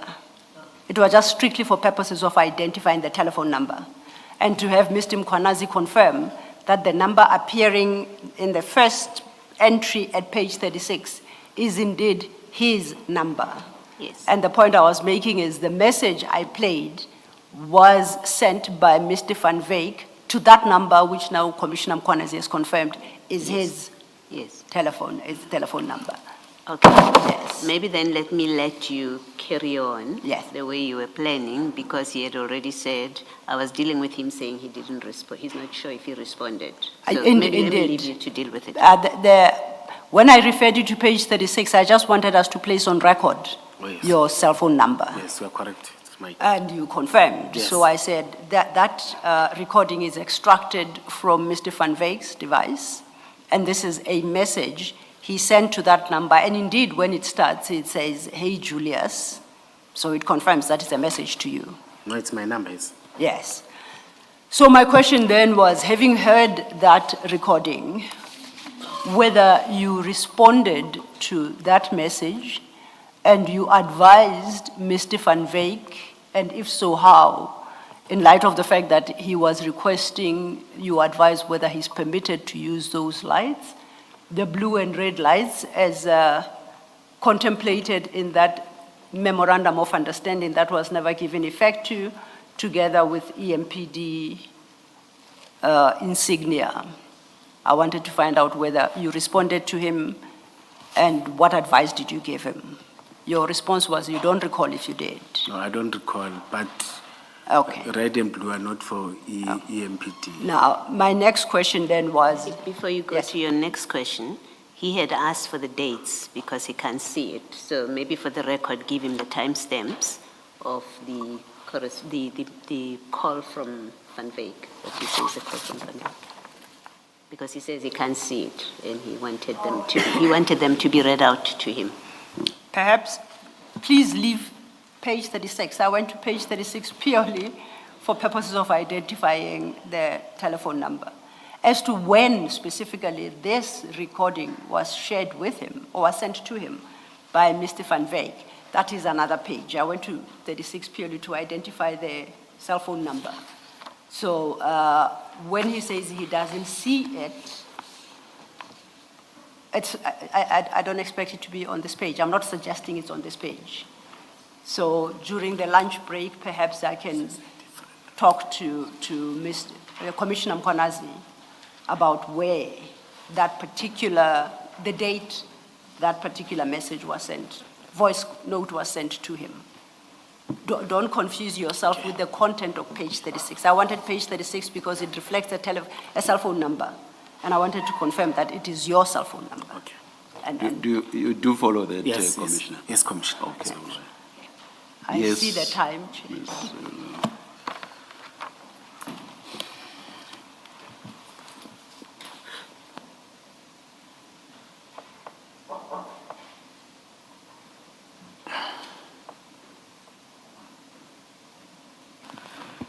Please do not forget to engage on the documents, the issue that the Commissioner made a request about. We shall. Chair. Thank you, thank you.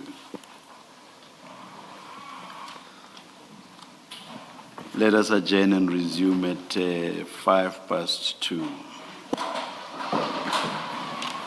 It's lunchtime.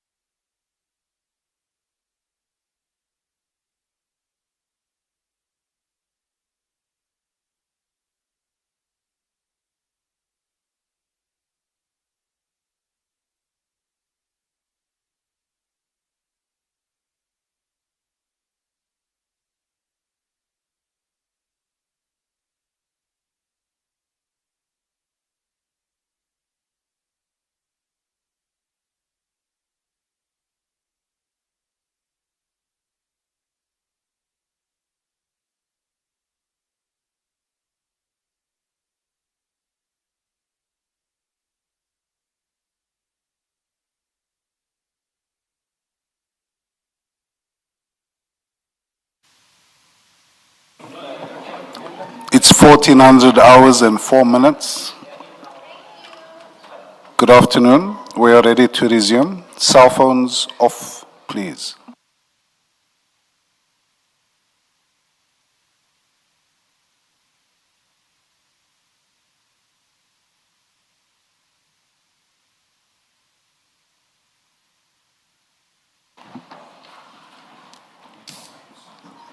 Yes, Ms. Thank you, Chair. Before we continue, I believe we have an update on what the Chair had instructed that Commissioner Mkonazi and I attend to. I confirm that Commissioner Mkonazi and I conferred regarding the issue of documents. And he indicated that some of the documents he would have liked to have received arise from Ms. Masuku and Mr. Magagula's annexures. And these are documents that are found in the actual dockets of their investigations.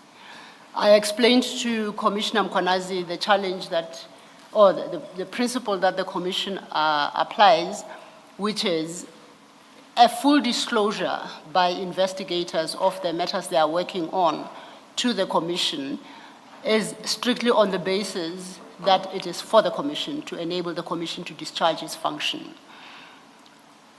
Normally, third parties would not be entitled to the contents of that docket. So we maintain that approach, and to the extent that they are able to access it, the normal course of law would follow, which is when they are an accused person at some point, lawfully they will be entitled to access the full docket.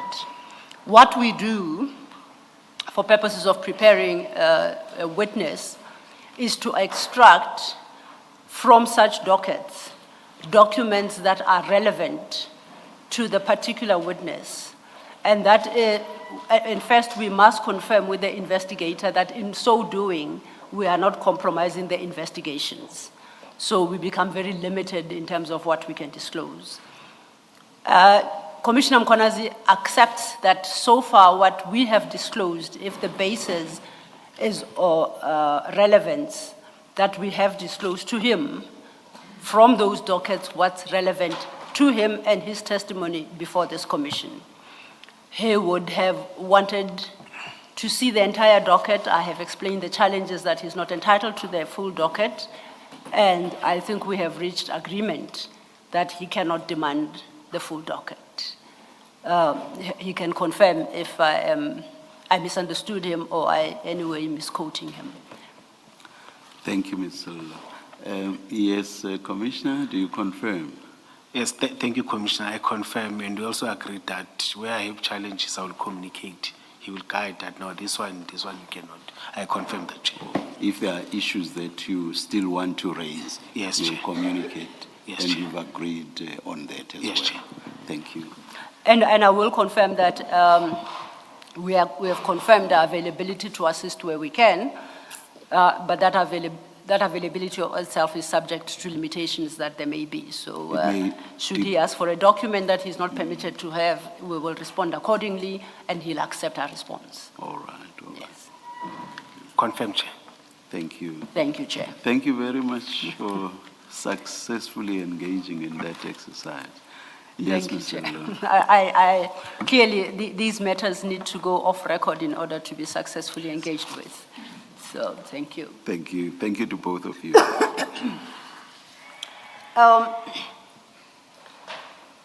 We were dealing before lunch with the Memoranda of Understanding, you recall, and that was SPIS RS 10 and RS 11. You remember? Wait, I'm yes, trying yes, to yes, orientate us, yes.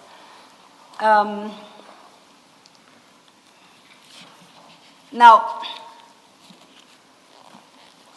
you did testify, I think just before lunch, when you were explaining to the commissioners the extent to which you had already started implementing the Memoranda of Understanding, notwithstanding the fact that they were not approved. You spoke of a number of engagements and their provision of services. And you touched on the issue of peace officers, correct? Yes, yes. Oh, yes, yeah. It's peace Can- officers. Can you tell us more about what you did in that regard, what your thinking was? And I would like to start perhaps at your understanding of what a peace officer is and how one becomes a peace officer.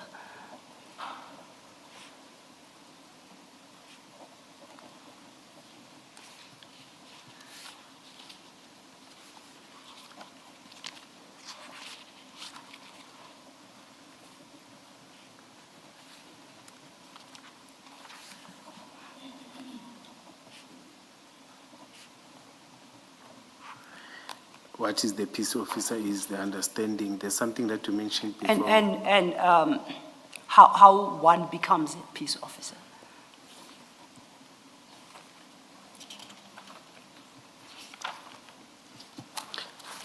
How it becomes peace officer.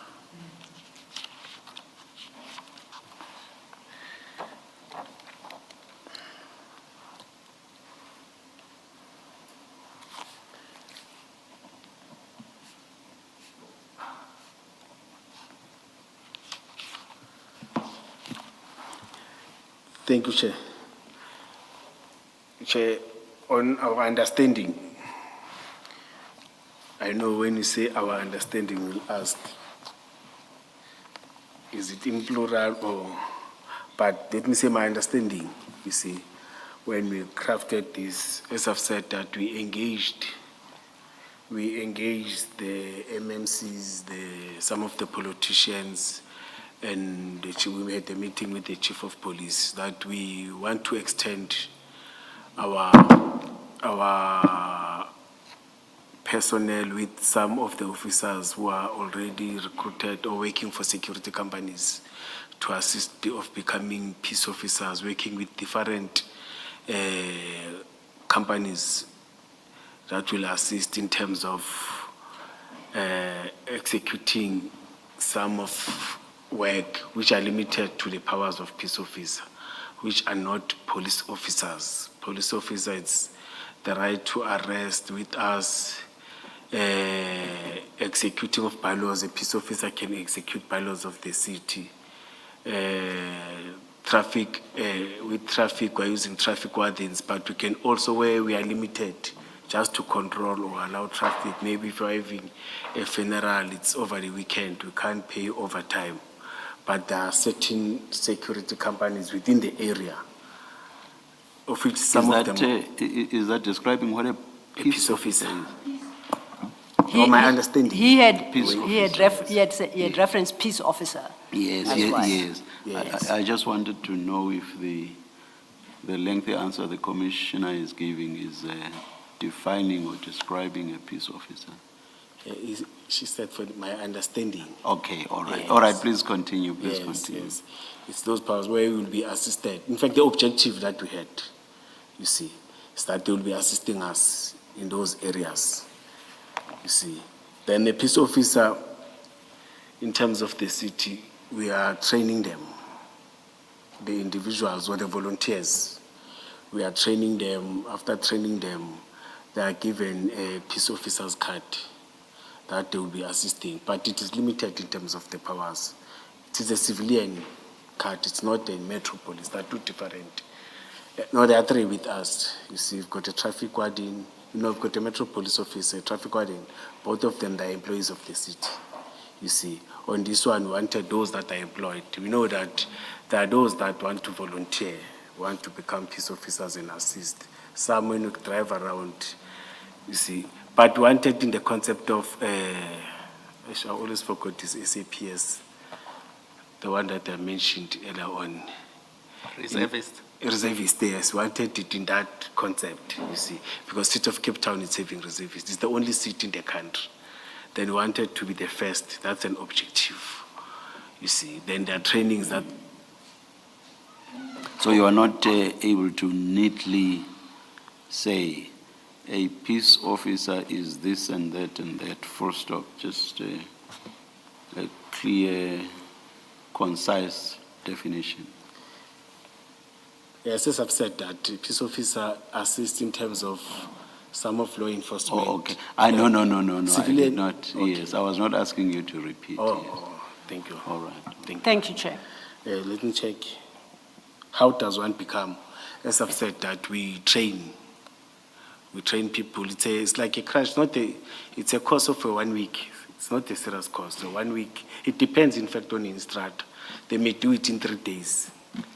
Just give them a crash course of understanding. And understanding the bylaws of the city or some of the laws of the country, then it's limited there. It doesn't give you the exact powers, but it gives you the understanding. Okay. I think I've tried to cover. Yes, thank you. I'm Because- not, those that understand it better is those that are working in college, that train. You see. And I asked this because I wanted your understanding. Okay. Right? And as you will have seen from the exhibit file, you, Commissioner Mkonazi, had lengthy conversations on WhatsApp, inter alia, I guess, with Mr. Van Wyk about issuing them with appointment cards. Is that the same thing? Appointment cards as a peace officer, or is there a distinction?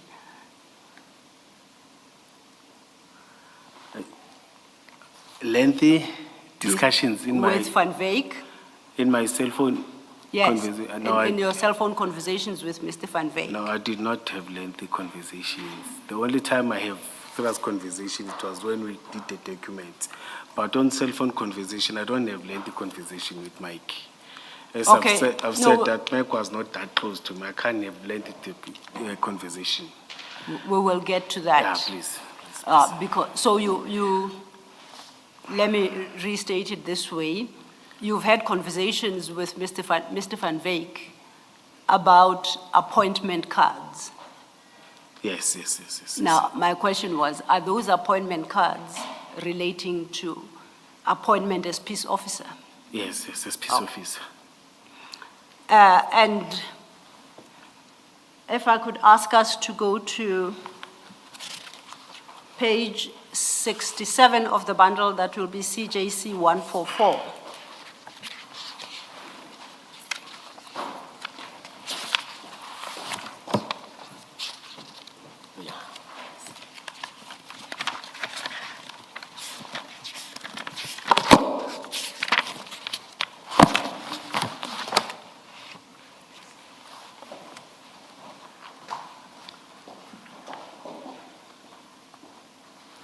And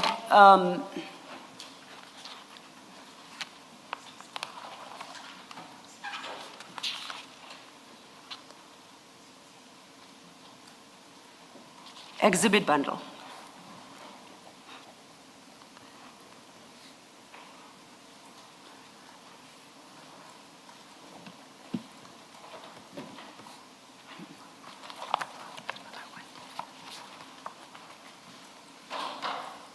Have you located it, Commissioner Baloyi?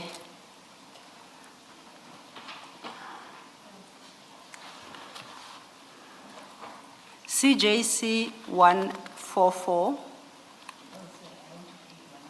No, CJC 144, page 67. Thank you. Commissioner Mkonazi, you have located that exhibit. Yes. Now,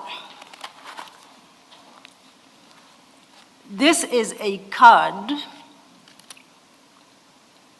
that reads specialized services for inquiries referred to EMPD Brigadier J.D. Mkonazi with a number. You see that?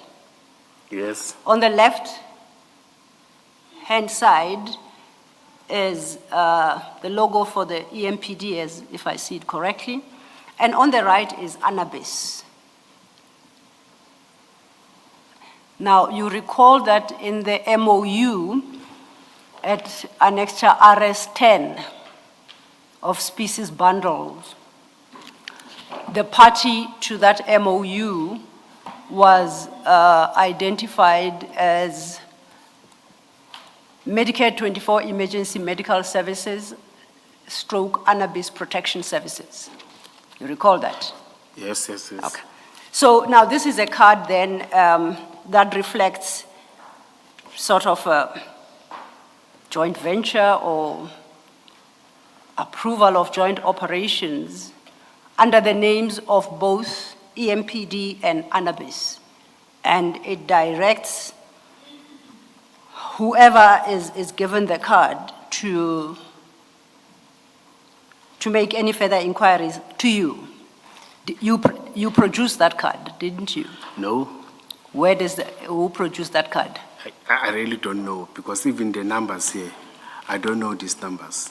Okay. I never had such, because in our workplace, you move with your number. When they allocate to the line number or telecom number, it's your number till you get or till you retire. An office number becomes office number. Okay. Our office numbers are not checked. I don't know this number. Okay, then. And we can't produce this thing because, no, let me say I don't know. Let me not explain, I don't know this. Then let's turn to page 69 of the same bundle.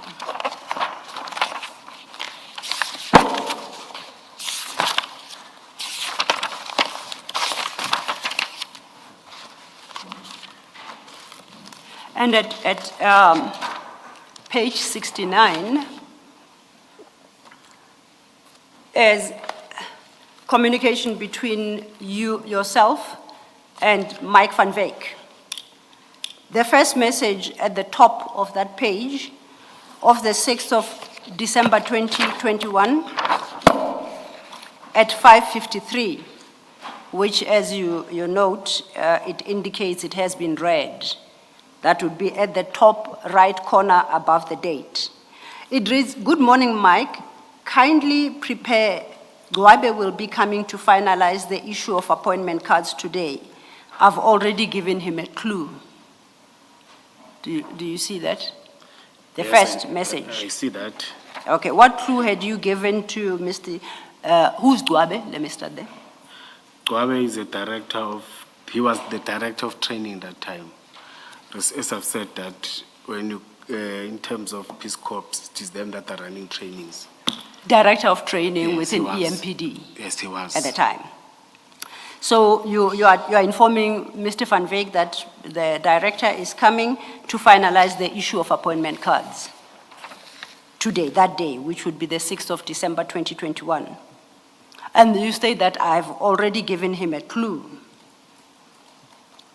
right? So I want to know what finalization of appointment cards was Mr. Gwabe to do?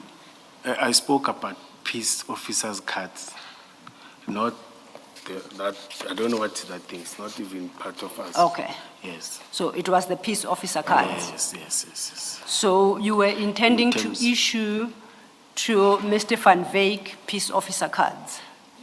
No. I had, if I remember very well, I won't remember everything because it's a long time. If I remember well, we had engagement of the program of training for peace officers in terms of, as I've said, in terms of different people that will be volunteering, who want to become part of those engagement. After we met the MMC and they said, no, push, I think that program is going to take us somewhere. Mr. Mkonazi, it reads, "Good morning, Mike. Kindly prepare. Gwabe will be coming to finalize the issue of appointment cards." What were you talking about there? What was he to finalize? Peace officers, the issue of peace officers' cards and training. Okay. Because Now- you can't get a peace officer card without undergoing as a volunteer that training. So you are having this conversation with Mike van Wyk.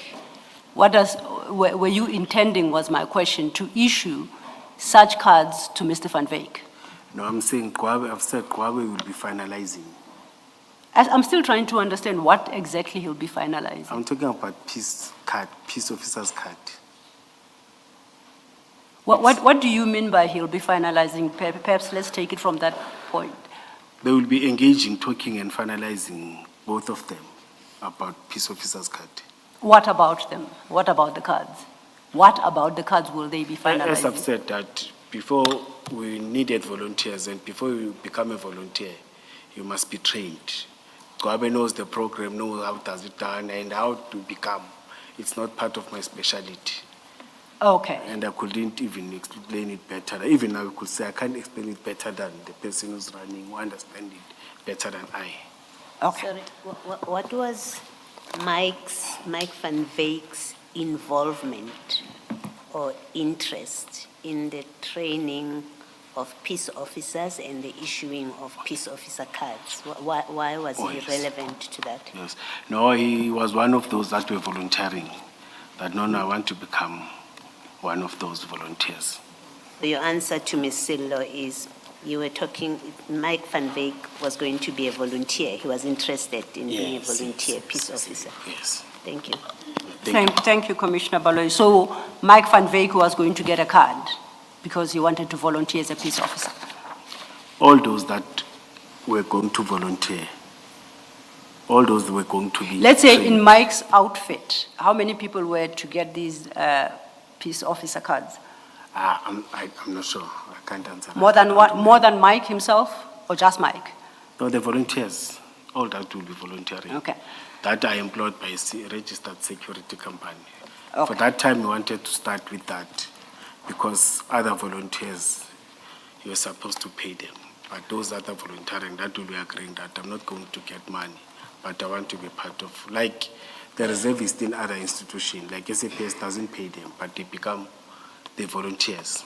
So now, what would be the value of a peace officer card in the hands of the holder of such a card? What would be the value? What does the card enable them to do, put differently? Yes, in terms of monitoring, in terms of by law when we are dumping, you see, can come and say and communicate and say, oh wait, I'm going to call an officer or the unit that does that. And the person, when they communicate with us as officers, then I will come and charge you in terms of, for example, you find people when they're in accident, they come and cause accident, they run away. Peace officer will stop and say, wait for an officer, communicate with a trained officer or an appointed traffic warden or an officer.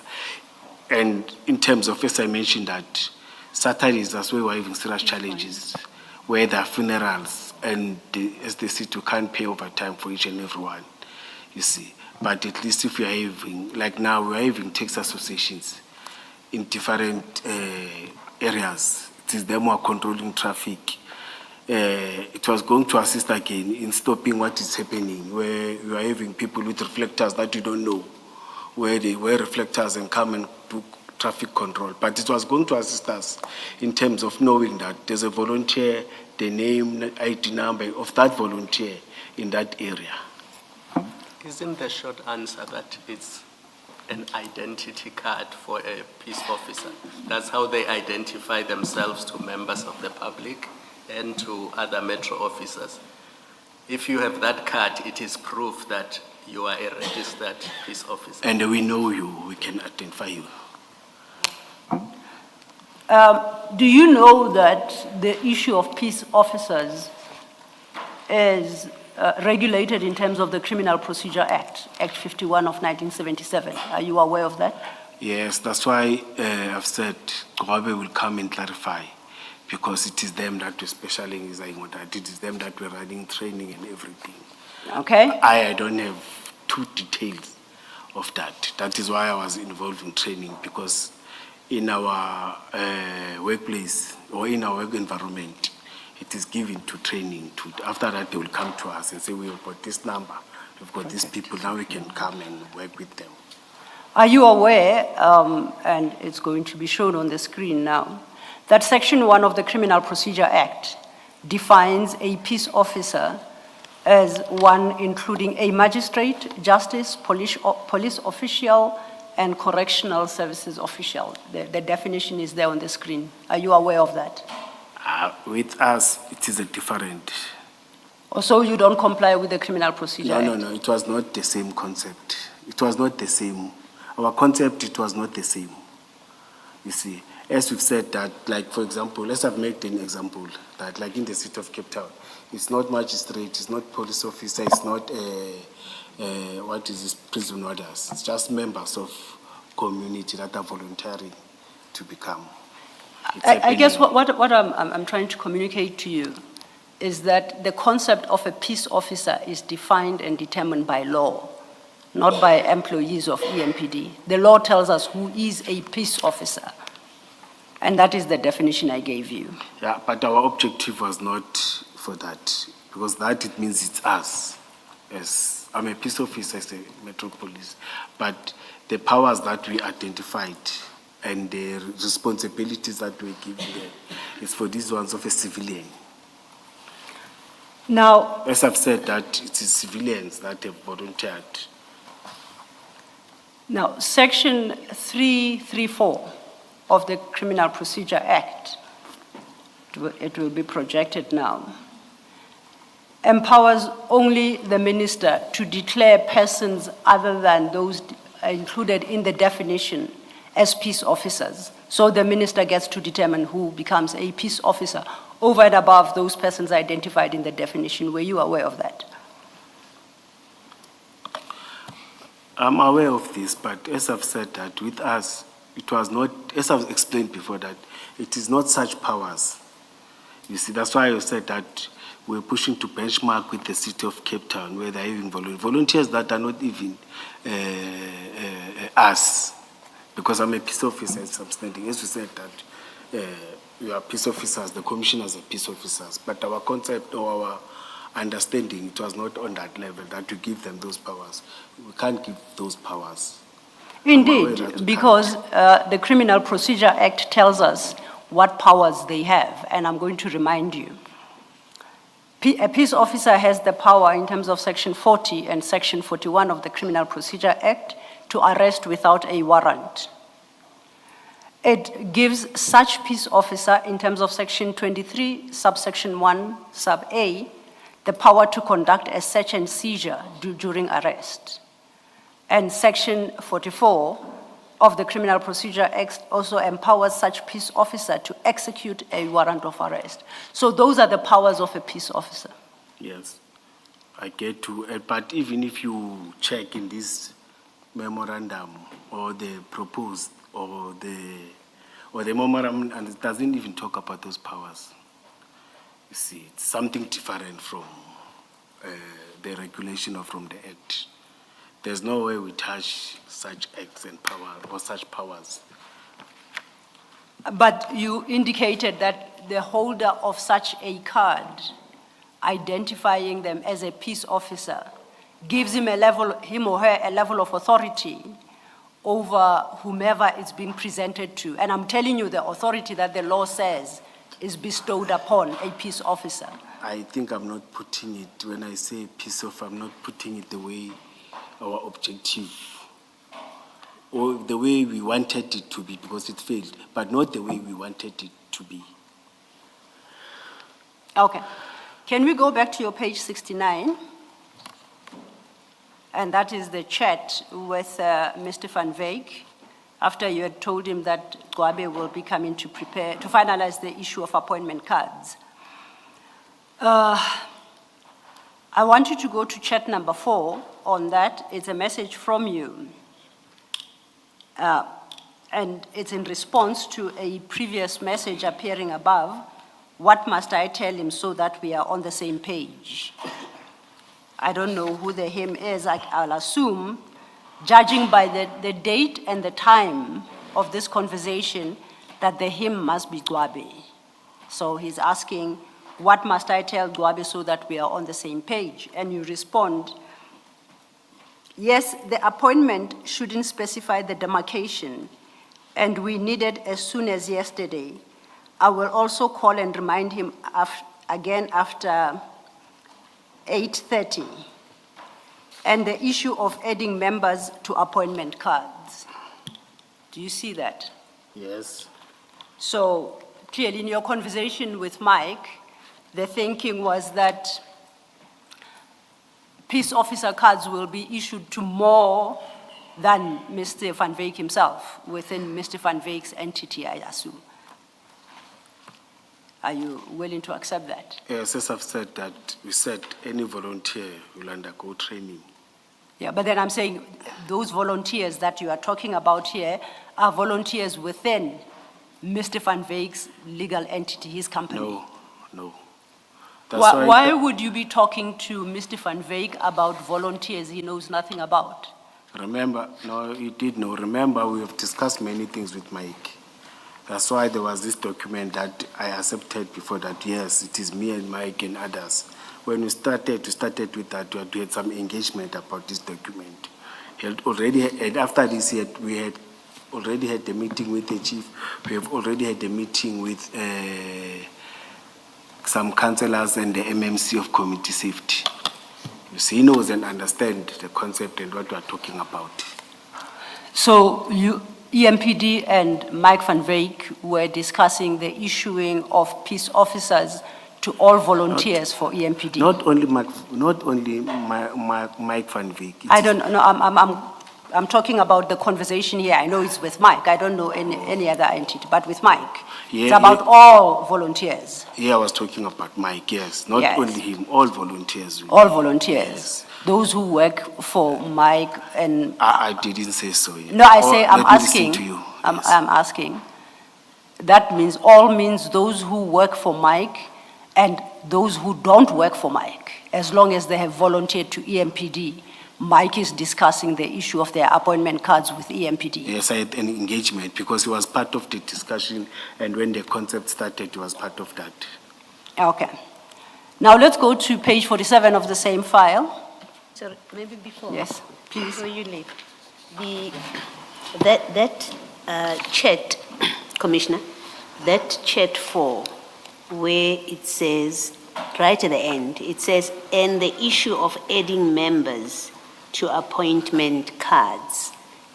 Why would you, if you're not referring to members of Mike's company, who are you referring to here? Yes.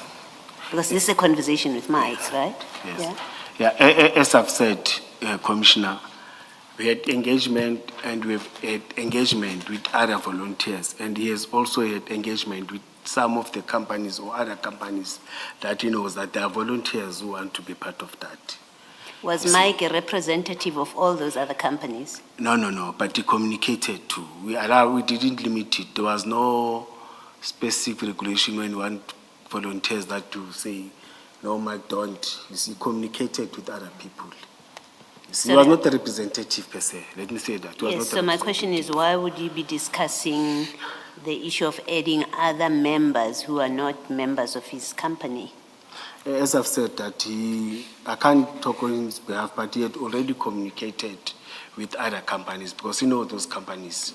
He knows those people that want to be volunteers. So he was speaking for other companies as well? Yes, because he had engaged and communicated with them. Yes, Commissioner. And you say Gwabe was then director of training? Yes. Which is what? He's head of a training institute? Yes, EMPD Training Institute. So Training Academy. Yes. Academy, yes. So what does he have to do with the issuing of appointment cards? No, it is them that are training, you see. After training, then they'll give names to the department. This, we have trained 20, this 20 can be issued. We have trained 10, this 10 can be issued. And again, the liars, when you appoint those peace officers, you must also communicate within the department. It's the liars. In fact, they understand the legislations and everything. And it is them that says, we'll train this and this and this person, then you can. So at this point of this exchange, all of which is on the 6th of December in 2021, had there been training of people from Mike's company? Because, and let me tell you why I'm asking that question, is because in that chat 4, you're already telling him what he should say to Gwabe about what goes onto the card. You say the appointment shouldn't specify the demarcation and tell him we need it as soon as yesterday. So this is very specific about people that have already been trained. Yeah, at least that's what it suggests. Yes. I don't remember, Commissioner. I don't remember at that time. Truly, I don't. Yeah, Yes. but I mean, in fact, there were some programs that they've already started. It's just that I'm not sure to how far did they went. You see, I don't remember that. You send the specific time frames or the specific times. Well, chat 4, the way it reads, it suggests that it is specific cards that are going to be discussed, so specific candidates, not just general about what the program is about, but specific cards that must be issued, that must not say anything about the demarcation, and you will still tell Ms. Silo what the demarcation is about, but also there's an agency to it. We needed as soon as yesterday, suggests that there are people who are waiting to be issued, who are waiting and ready to be issued with cards. In the way I read it, it must mean that you already had people who had to be issued with cards. We may have trained. We may have trained, it's just that I don't remember. Okay, thank you. Yes, yes. Ms. Sil? Thank you, Commissioner Baloyi. Commissioner Baloyi indicates that perhaps in engagement with me, that will be able to clarify what you mean in that statement where it reads, the appointment shouldn't specify the demarcation. Do you see where I'm reading? Chat 4, your message from you? That's what the commissioner was reading. Yes, now Yes, I want to just know. that I can't see clearly, but I have listened to her when she was reading it. Well, because she had said, I thought she had said that it's in engagement with me that it will become clear. So I'm trying to follow up on that. What did you mean by the words, the appointment shouldn't specify the demarcation? Okay. The city is divided into 3 regions. Okay. Yes, and the precincts. You see, in terms of our officers, they're limited. No, they're not limited, but for example, in the police station, we've got 10 officers in Tsakani, 10 officers in Davidton. But we said in terms of volunteers, that's when we can even utilize, for example, the funerals that are in the townships, the numbers, it's not the same as the funerals that are in suburbs. You see, but when we have volunteers, we can be able to take 2 or 3 that side and say, come. It mustn't be, or the card mustn't be saying, you are going to work and assist in Tsakane, not in Tutuza, but it must say you are going to assist in the city, or you'll be volunteers in the city. That will be assistance in terms of working with them. Because we're demarcated per regions and precincts.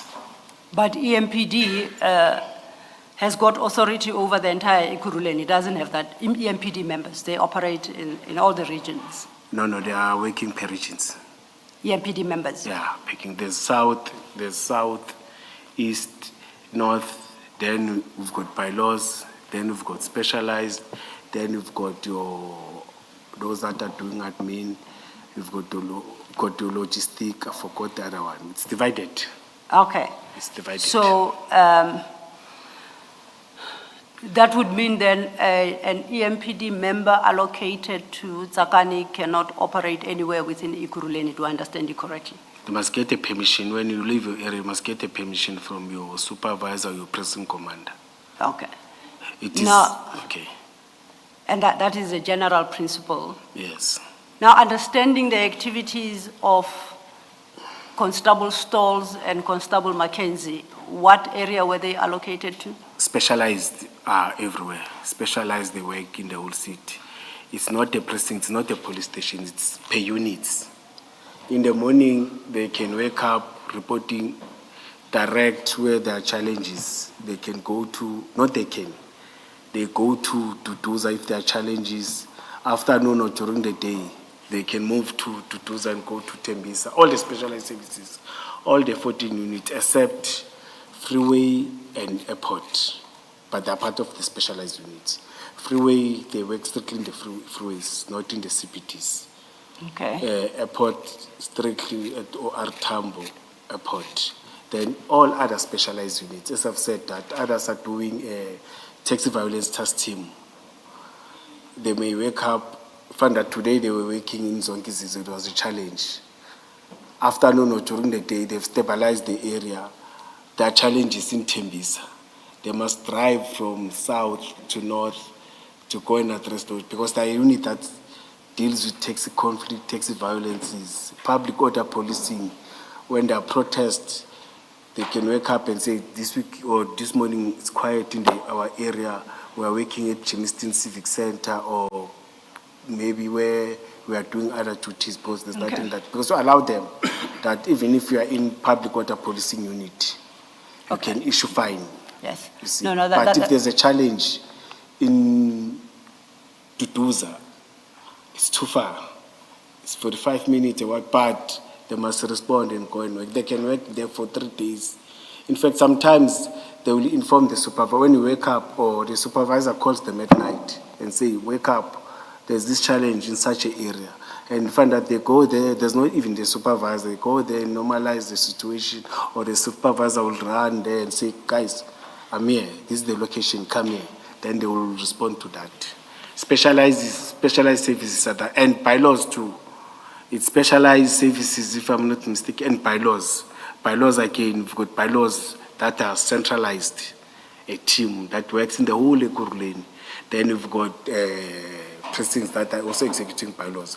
But there's a team that today, you can say, we're having challenges of hawkers, or challenges of the guys that are disrespecting municipal bylaws. Can go and address them, for example, illegal tuck shops, illegal buildings in such an area. They can stay there for a week. Whilst they still are busy, find out there's another complaint of a serious one in terms of bylaws, in terms of erecting structures and... I understand. I just wanted to get an understanding how it works. thank you. And that's why I reference in particular Constable Stalls and Mackenzie. Now, again, as a general question, how many EMPD... Can I give you other names? They will think No, that no, you no, hate no, them. please don't. I beg. Rather, how many members of EMPD, as you, from when you were, before you were suspended, how many members were there of EMPD, and what percentage of them were members of the specialized services, which in this period fell under your command?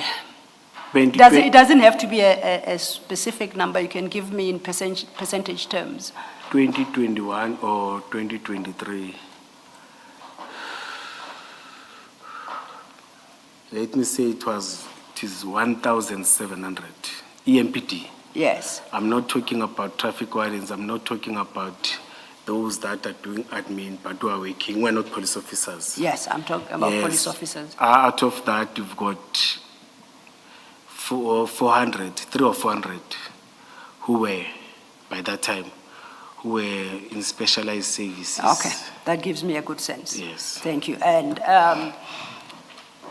so in fact, let me say we tried to balance between specialized services and the region in terms of numbers.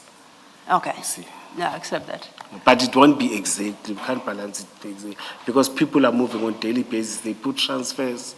They relocate, they get married, they want to go and stay this side. Indeed. There are many challenges. There are not challenges, but there are many movements. I just wanted to get a Yes. number, the split between specialized services and non-specialized services. And I'm happy with the explanation you have given, about 30–40%.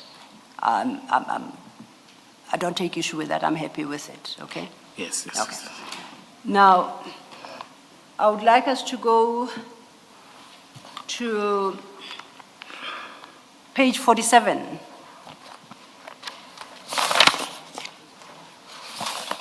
Of the same file.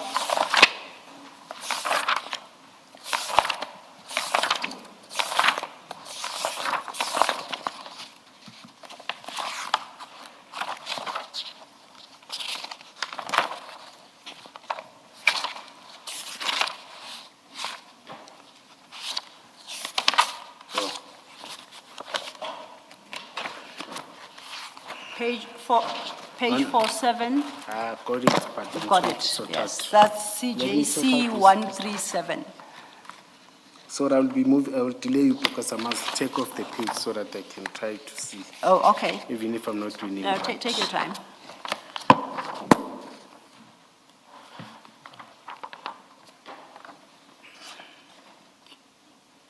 Oh, yes, yes. Okay. Now, you remember I showed you a picture of a card that showed both EMPD and Anabis, right? You recall that? Yes. And you denied any knowledge of that card. Yes. Now, let's go to page 47. At page 47, you start that conversation on the same day, the 16th of December 2021. It's the same day as that conversation we have just looked at it at page 69. Remember about you informing Mike that Mr. Gwabe is coming to finalize the appointment cards.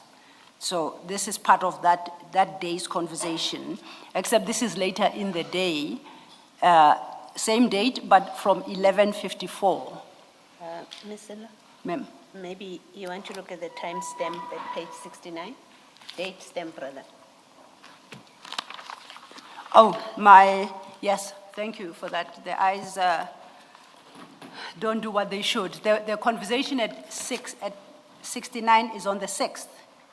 The commissioner is correct, and the conversation at page 47 is on the 16th. Let's give the full date for the transcript. Oh, I'll start again. The conversation at page 69 is on the 6th of December, 2021. That's the conversation we're dealing with earlier. The conversation now I've referred to you to at page 47 is of the 16th of December 2021. Do you see that? Yes, I Now, see. I see at page 47, you, at least on this one, you start this conversation with, "Hi, Mike." Mike then responds, "Please keep the rest as it's right with Medicare 24. Please just change and add the following for Anibus. Anibus Protection Services, VIP Protection and Security." Do you see that? Yes. What is Mike talking about here?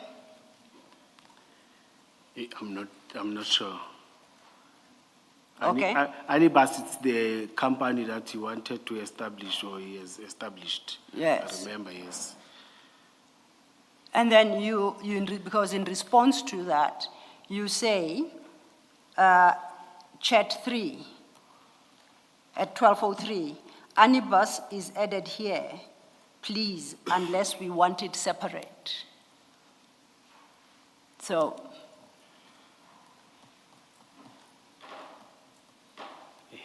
No, Commissioner, it's difficult to remember such conversation. It was long time.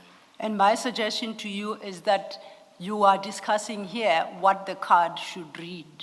No, the card, remember, the card already had Anibus, you see. Which one? The card at page The one 67? that I said, yes. And he was only asking us that can you put, no, he was not asking anything in this card. Which now I'm talking about what I read in this, what you've sent to me. But the card, remember, Anibus had already, when you look at that card, it already had that Anibus thing. And you wanted to fight, you say Anibus is added here, please, unless we want it separate. So you want Anibus separate from, You know, I will be lying. I'm not a computer fundi. I can't design and do all those things. no, I appreciate that. If I was the one who designed it, I could have, but I can't design such a thing. Advocate be Silo, struggling. reading all those chairs together, it seems to me that what Commissioner they are Khumalo. discussing here. Oh, sorry. It seems to me that what they are discussing here are the appointment letters as opposed to the cards. I'll get to the appointment letters. And I'm suggesting that this is the cards as they must look. That is what the conversation is about.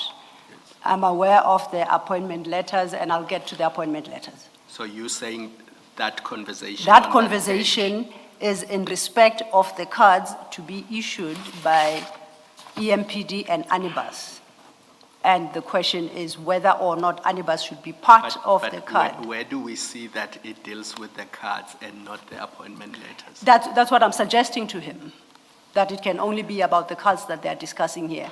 the discussion that started at page 69 about the cards is continuing here to finalize these cards and how they should read. I tell you how I read it differently. Okay. If you look at the timestamp, the first one is 11:54 Yes? on the same day, and then the response is at 12 o'clock on the same day, Yes. followed by the one on 12:03, and then the last one is at 12:11. Indeed. But there's no suggestion that the last one is talking to a different topic. It seems like it's one topic in a space of 10 minutes. Well, that is because we will get to the, Sorry, Commissioner Baloyi, I can't read correctly, and when you are assisting me, I'm not saying you are protecting me, I'm saying if I'm able to listen to you, I'm able to follow. Yes. I'm No, no. trying, but I'm struggling. Yes. To read, yes. Let's, Humble apologies. so now I'm worried because when you were blaming Commissioner Baloyi all along, I hope you were blaming her, not me. Humble apologies, yes. No, because I realized that you cannot see properly, and a question was put to you. I'm inquiring from evidence leader Advocate Silo whether the chats on this page deal with the cards like the one we saw on page 67, or they deal with appointment letters. Okay. So she will still put the question to you. Okay. But to be fair to you, I didn't want to allow her to put something to you which may not be correct. Okay. So I wanted to be sure that what she's putting to you is in fact what is reflected on this page. But she will still put her question to you. Oh, yes. thank you, Commissioner Kumalo. Perhaps if we could just park this, because I'm going to get to that issue and maybe it might get clearer, and that is why I attach the interpretation I do to the first three chats. I'll revert. But then to make the point, in substantiation of how I interpret it, then I'll invite us to page 72. Must we put back this one? Oh, it's Yes. only me who's taking it, sorry. You can put it back here. So it's still the same file. We are staying with the same file. Yes. And this is page 72 now of the exhibit bundle, and that would be, for the record, CJC 149. We are now on the 19th of You're saying December. page 72, 72, yes, sir. same bundle.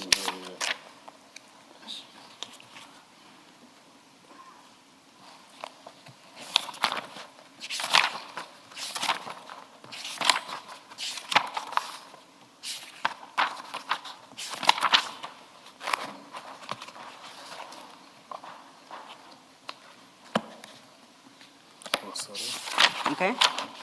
You can find it.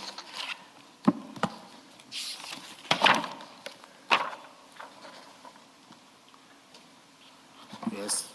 Okay, yes. If it's got a red, 72 in red at the top right corner, that's where I want to turn to. And if you see that chat, that now is on the 19th of December, 2021. And it starts off with you saying, "Good day, my brother. Tomorrow, 0900. We are making appointment cards. Please be at Kempton Park." So I'm saying the issue of appointment cards was discussed over a lengthy period. Remember, we started on the 6th of December. On my interpretation at page 47, it continued, and even on the 19th of December. Chair, the- may I suggest something? You know, I'm struggling to read, but I want to make something simple to the commission. That I know that we had engagement, there were appointment cards that they were issued, there were these things that I agreed that we wanted to do. I'm saying I don't deny any engagement, it's just that I don't remember and I don't see. I don't want to delay, you will end up at 2,900 hours, but I'll still be saying it is fair because some of the things I don't know. To be honest, I'm struggling. You see. As I've said before that, during that time, I may have, as I've said that time, during that time as a brigadier, I may have taken some of the decision, I may have done something, you see. I don't want to delay the commission with this conversation because I can't see and I will keep on, I don't see. Then I'm pleading and trying to simplify for the commission. Oh, You see, let me- going through some of the communications may not be avoidable because Ms. Sillo wants to engage you on them. Yes. I think how that can be best dealt with is to read each text fully. And that way the problem should be addressed. My fear is that they happened 2021 and I will say, I don't remember this. But I know that there were many activities. That Let me invite a response from Ms. I wanted to understand whether Commissioner Mkwanazi's challenge is reading what's on the paper. Is that the challenge you are having? Yeah, I think you'll correct me if I'm wrong, Commissioner. I think I understand him to be saying, let's just skip this entire engagement on these texts. Okay, Because so- one, he doesn't see them. Two, this happened a long time ago, and he doesn't remember anything or much about them. So let's just get a move on and forget about I all was this. And I hoping don't, that. sorry, Do I understand you correctly? yes, and I don't deny that I communicated. And I don't deny that I communicated with my. Oh, and yeah. But I can't be able to remember each and every Yes, specific or range. that's the important part. Then- It doesn't deny the content. I'll address the last part separately. Engaging him, and I understand he might not remember, I was hoping to trigger his memory by referring him directly to the charts. Now, if he says that exercise is not helpful to him because he doesn't remember, I'll accept that. So then I propose he must accept that these conversations were had and it was about appointment cards, and he did say what they claim Is to say. reflected on here. Now, the last point he addresses, I think, it's the one that he says he doesn't deny them. I didn't, yes, I don't deny the communication. I had communication, even though I won't remember. Yeah. Because sometimes we'll meet physically, sometimes you'll send an audio, I won't open an audio. But there was communication, as I've said, with Mike. There was this close communication that we had. I don't Okay, deny that. And then I'm happy to accept it on that basis, that everything that we have in this file that reflects communications between Commissioner Mkwanazi and Mr. Van Veek, he accepts that that communication happened in the terms reflected in the individual chats. He accepts a last issue, which is, unfortunately, back to the chats, and the one Commissioner Kumalo raised. At page 47, Please wait, I'm still. 47. I think we are still in the same page 47? That's, I had moved on, you are correct. Page 47. Now, I would like, if you keep your finger at page 47, but we go to page 64.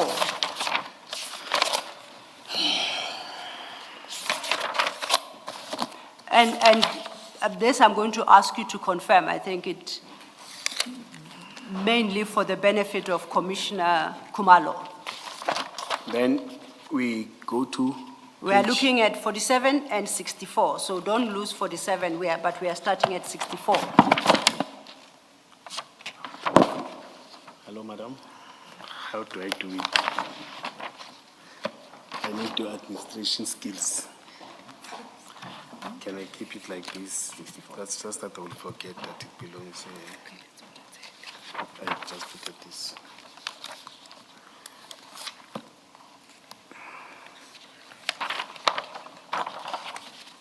Oh, thank you.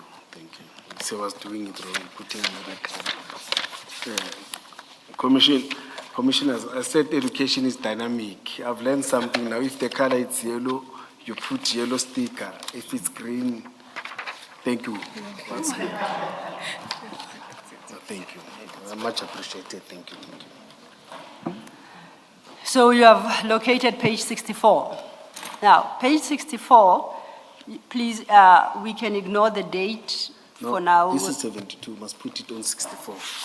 64. And the font size there is bigger. Maybe you'll be able to read. You see, I'm also training too. Yeah.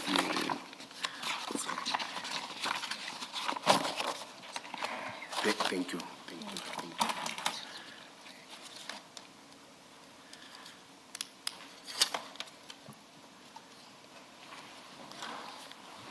Yeah, have you found 64?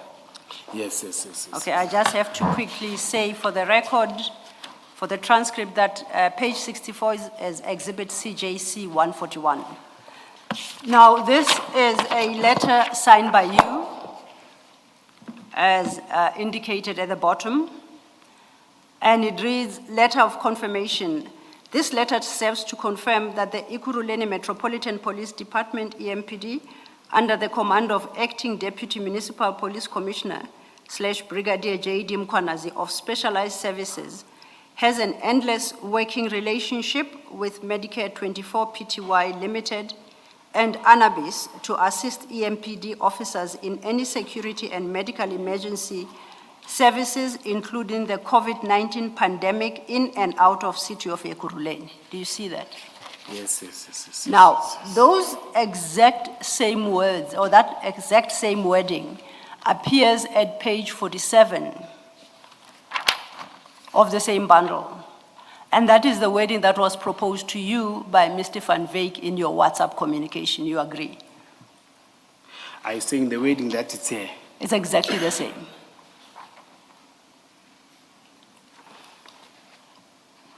At 47, he starts by saying, this is what it must say. Can you read this one, please, for me? It's the same. This letter, the one at page 47? Yeah, I can see. Then when you Okay. read, I will just to confirm. Then it reads, for the record, the one at page 47, CJC 137. Mr. Van Wyk says, this is what it must say. Then there's the paragraph. This letter serves to confirm that the Ekurhuleni Metropolitan Police Department, EMPD, under the command of Acting Deputy Municipal Police Commissioner / Brigadier J.D. Mkwanazi of Specialized Services, has an endless working relationship and memorandum of understanding with Medicare 24 Limited and Anabis Protection Services to assist EMPD officers in the VIP protection, security, and medical emergency services, including COVID-19 pandemic, in and out of the city of Ekurhuleni. The only difference between the two is that where I am reading, this one references the memorandum of understanding. The letter at page 64 doesn't reference the memorandum of understanding. And I'm saying the wording in the letter was proposed to you by Mr. Van Wyk. Yes, you said something about memorandum of understanding. And in his message here that I just read to you, it says, speaks of an endless working relationship and memorandum of understanding. That's what he had originally suggested. Okay. What's in the letter is the same except the phrase and memorandum of understanding. But are you saying this letter talks to what we were supposed to do in the memorandum of understanding? No. I'm saying the letter that you issued at 64, the wording of that letter with that minor amendment was suggested to you by Mr. Van Wyk. Says this is what the letter should read. As per the proposed memorandum of understanding? No. Let me answer it this way. You recall that Commissioner Kumalo was of the view that the issue of Anabis and whether it is separate and changing to Annabis Protection Services, whether it was not speaking to appointment letters, not cards, right? And I said I interpret it differently because there is the issue of, not appointment letters, letters of confirmation, which are drafted in the terms as suggested by Mr. Van Wyk at the bottom of that conversation. And I was suggesting that what that last message communicates is what should be reflected elsewhere. It has nothing to do with the appointment cards themselves. And it has nothing to do with that card. I think it may Yes. have something to do with memorandum of understanding. And it has, I'm saying it has something to do with the letter of confirmation that you say you can read, which is at page 64. Yeah, yes. Right? Yes. And But- because that letter is issued by you. I think I'm losing you. I think maybe I was responding. I'm saying it may have something to do with that proposed memorandum of understanding. Indeed. Not with that card that I saw. Indeed, yes. And I think that is the point I was making to Commissioner Kumalo, that at page 47, you actually see a communication about two separate issues. The letter of confirmation and the appointment cards. So you were discussing two issues. And that's, I think, how you seem to recall it as well.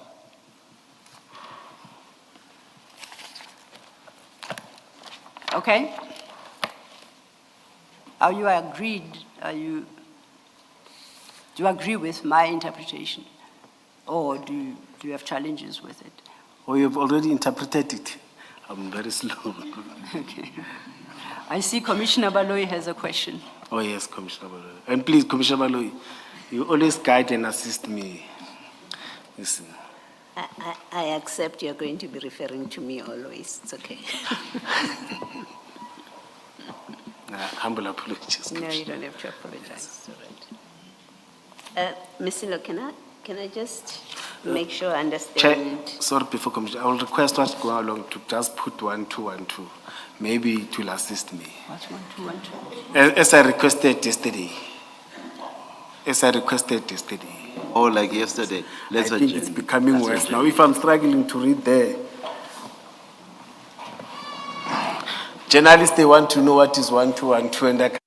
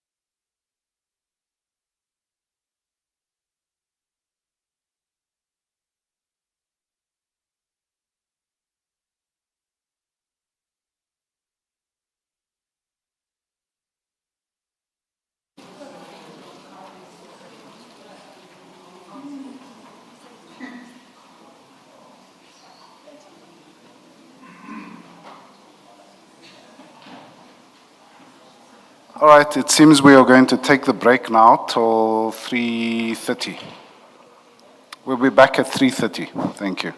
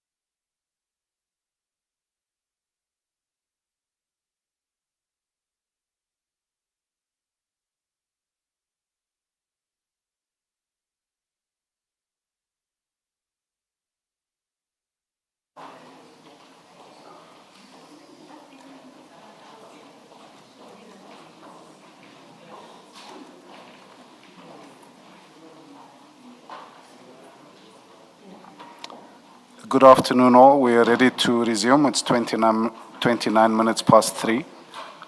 Make sure that your cell phones are off. Thank you.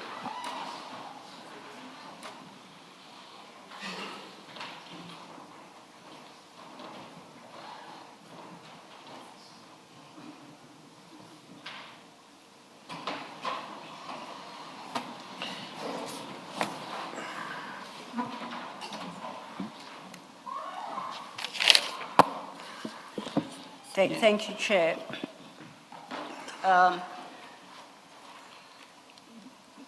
Mr. Mkonazi, before we had to take that abrupt stop, we were dealing with CJC 137 at page 47, you remember? Oh, yes, yes, yes. And you wanted me to read out to you what I say, the wording that I say Mr. Van Wyk suggested to you for the letters that appears. Now I've lost my letter. At page 64. Remember that conversation? Yes, yes, yes, yes, yes. And I said the wording is exactly the same, except in the WhatsApp chat, Mr. Van Wyk suggests the addition of the words memorandum of understanding. I just want you to remember that conversation that we were having before we broke. You are saying Mr. Van Wyk suggests that we add memorandum of Yes, understanding. indeed. I hear you. I hear Okay, you. yes, I just wanted us to find Yes, our I hear you. place. I Right. hear you. So it would appear that you wrote the letter at page 64, and you were confirming an endless working relationship with Medicare and Annabis to assist EMPD in and out of the city of Ekurhuleni. You confirm that, that's in the letter. Yes, with emergency services. Yes. Yes. So in December of the same year, on the 16th of December 2021, at page 47, exhibit CJC 137, Mr. Van Wyk suggests... It's this page, ne? Yes, that page. At the bottom, Mr. Van Wyk suggests that the letter read the same, except after the wording an endless working relationship, you must add the words and memorandum of understanding. That's the only difference between the two. That's what that message says, but you said you are struggling to read. Yes, and the letter doesn't talk about memorandum of understanding. Yeah, That's what you're indeed. saying. And that letter is dated the 16th of October 2021, and Mr. Van Wyk's suggestion comes on the 16th of December 2021, about 3 months later. Yes. According to this, did I respond to that? According to? To the conversation, did I respond to that? In fact, I was going to ask you whether you amended your letter at page 64 to include a memorandum of understanding. I haven't come across such an amended letter. I don't know if you will recall whether you made the amendment that Mr. Van Wyk suggests.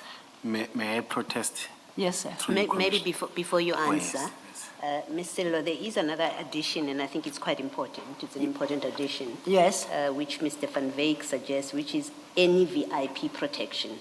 The letter did not include, the draft letter referred only to security and medical emergency services. That's correct. And Mr. Van Wyk proposes to include Commissioner VIP Baloyi, protection. you're so soft. Oh, I'm so sorry. I was correcting Ms. Sello, Yes. that the draft letter did not include as a service area of cooperation the provision of VIP protection. It wasn't included in your letter of the 19th of October. And then Mr. Van Wyk then suggested in this email, rather in this WhatsApp exchange, that you should also include VIP protection. Do you understand what Okay, now I hear you. what I'm doing? Thank you. Thanks, Commissioner Baloyi, that's correct. This reminds me of those games in magazines where you have to spot 10 differences. Yes. Because the third one is, and this is why I think this related to the letter. The one on 64 has Anubis, and that's all. Anubis to assist. But if you go to the chat on page 47, chat 2 says, please just change and add the following for Anubis. Yes. And then they want the full name, Anubis Protection Service. Protection Services. And then the last one, if you look at it, it now says, this is what the letter must say, and then you have the full. Okay.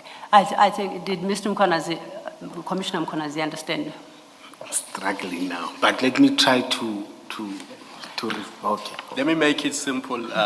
Remember the first change, the difference between what's on page 64 and what is suggested. What is the suggested wording on 47? The first issue we've already agreed was the memorandum of understanding.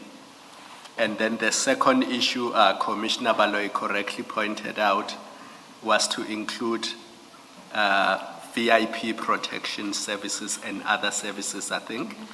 And then the third one I'm pointing out is that he wanted the full name of Anubis Protection Services to be added. So it is those three things. Oh yes, Mike wanted the full name. Yes. Okay.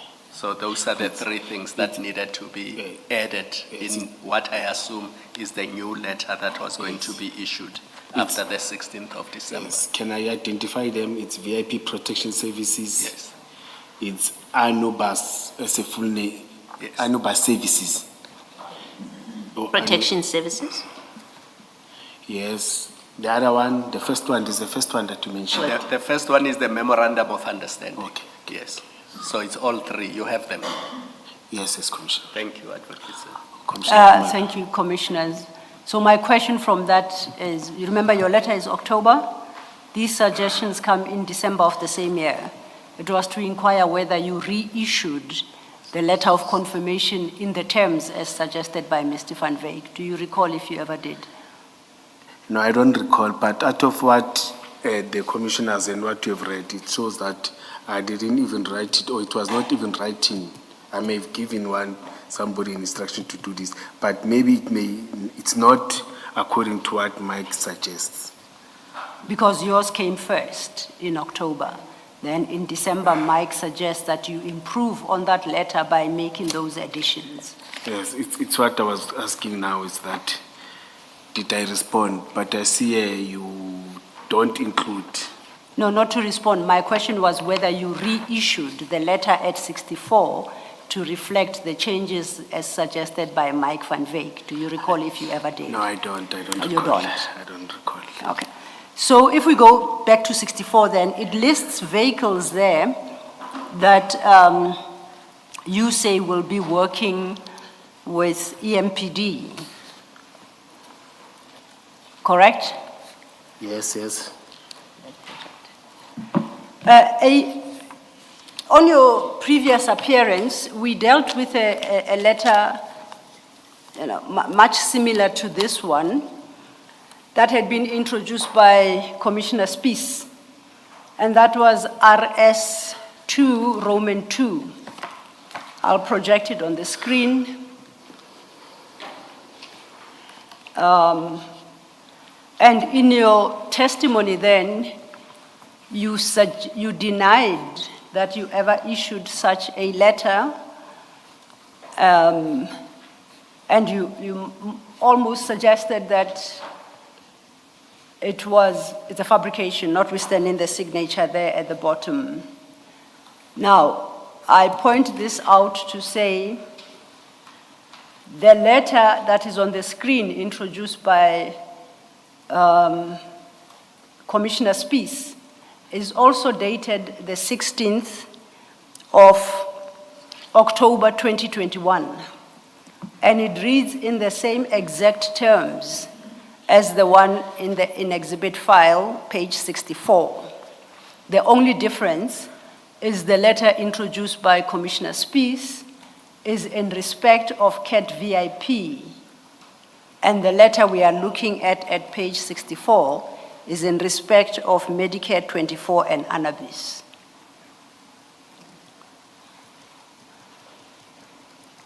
I'm listening to you. Yes. So do you have the SPIS file close to you? SPIS? And I Or you remember- can see it? No, I don't see it, but I remember us talking about the letter. I So remember. I'm saying the letter on the screen and the letter at page 64 are exactly the same. They bear the same date. They are worded in the same terms exactly, except for the following. The letter on the screen is in respect of CAT VIP only, and the letter in the file we are looking at is in respect of Medicare 24 PTY and Annabis. No And commission- the second difference is that they then provide different lists, different details of the vehicles. So the one on the screen is in respect of companies associated with or belonging to CAT VIP. The cars in page 64, the file before you, are the three in respect of Medicare 24 and Annabis. Do you understand? I understand what you're saying. So my proposal or my suggestion to you is that you're disputing the letter on the screen as you did last time is wholly without basis. It's the same letter worded in the same terms. If you admit as you have the one at 64, you must admit the one at Annexure RS2 Roman 2 introduced by Commissioner Spies. Yes. Commissioner, you know this, I can't dispute because there's an engagement and strictly talking about this, you see. And in my conversation, there's no conversation where I talk about this letter and have because one of the things that made me to deny it about the cars that are there, because I've said I know that Commissioner Balo was and Commissioner Kumalo, they were very strict and say, but this talks about, I've said, but the number of cars there, and those cars are not the one, if I remember very well, are not the one that were not in the letter of commit. Letter of commit, if I'm not mistaken. Oh, yes, the commitment letter, I Yes, think, from yes. Mr. Matala. What I think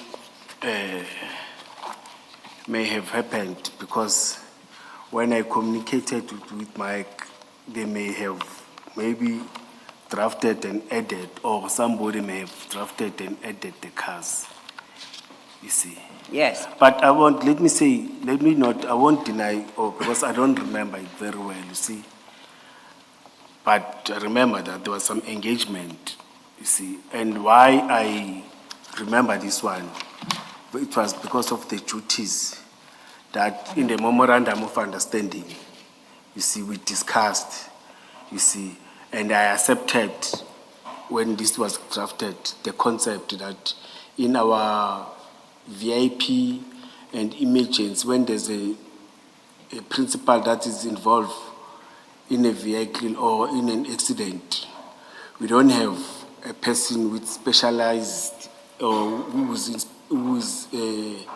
a qualified, they don't use a registered nurse like any other VIP protection units. They are always having a Medicare or a person who's trained to assist. I know that there are few incidents where our principals have been involved and there was no, then the concept of Mike, I accepted, as I've said, that I was talking to Mike.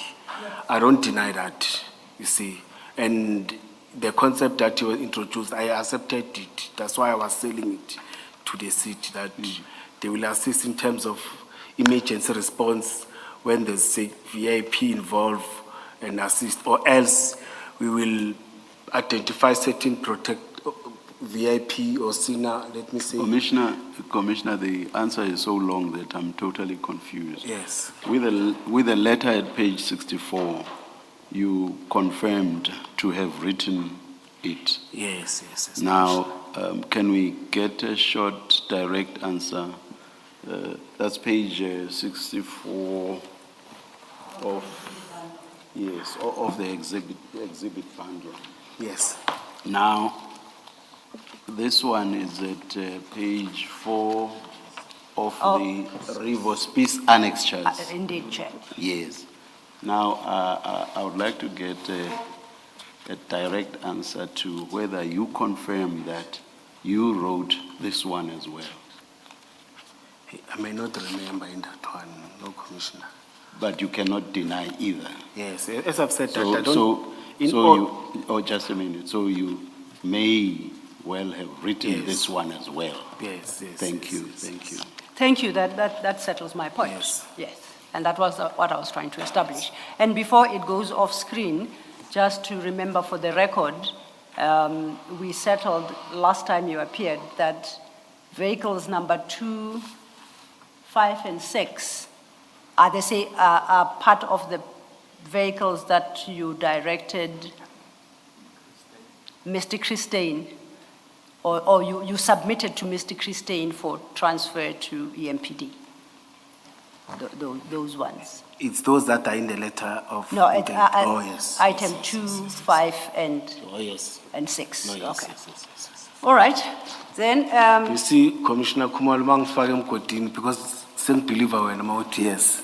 Then I believe. I'm sorry, I'm sorry. No, to be fair to you, I think you wanted to say is those that are referred to in that letter that Yes. Mr. Matlala wrote, Yes, confirming that certain cars will be donated to Ekurhuleni. Thank you. You have helped me. Yes. Thank you. okay. All right. Then I would like to, and I know you hold the position that these conversations you had are a long time ago. Yes. So we are now leaving the peace officer cards and the letters of confirmation. But I need to draw your attention to something because I was hoping you'll be able to make me understand better what is here, if you do recall. And I would like for that, I would like us then to turn our attention to page 36, and that is Exhibit CJC 128. Page 36. on the same panel, ne? Oh, yes, the exhibit bundle. No. We all have ours on our faces.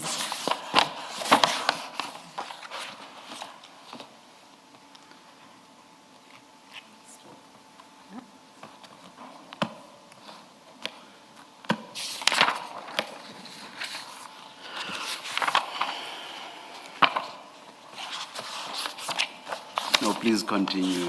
Thank you, Chair. We're now at page 36 of the exhibit bundle. And again, I'll have to rely on your memory. And this is chart number 3, the third chart on that.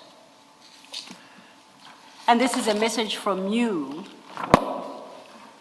You say, "Hi, Mike, you are loaded on a system.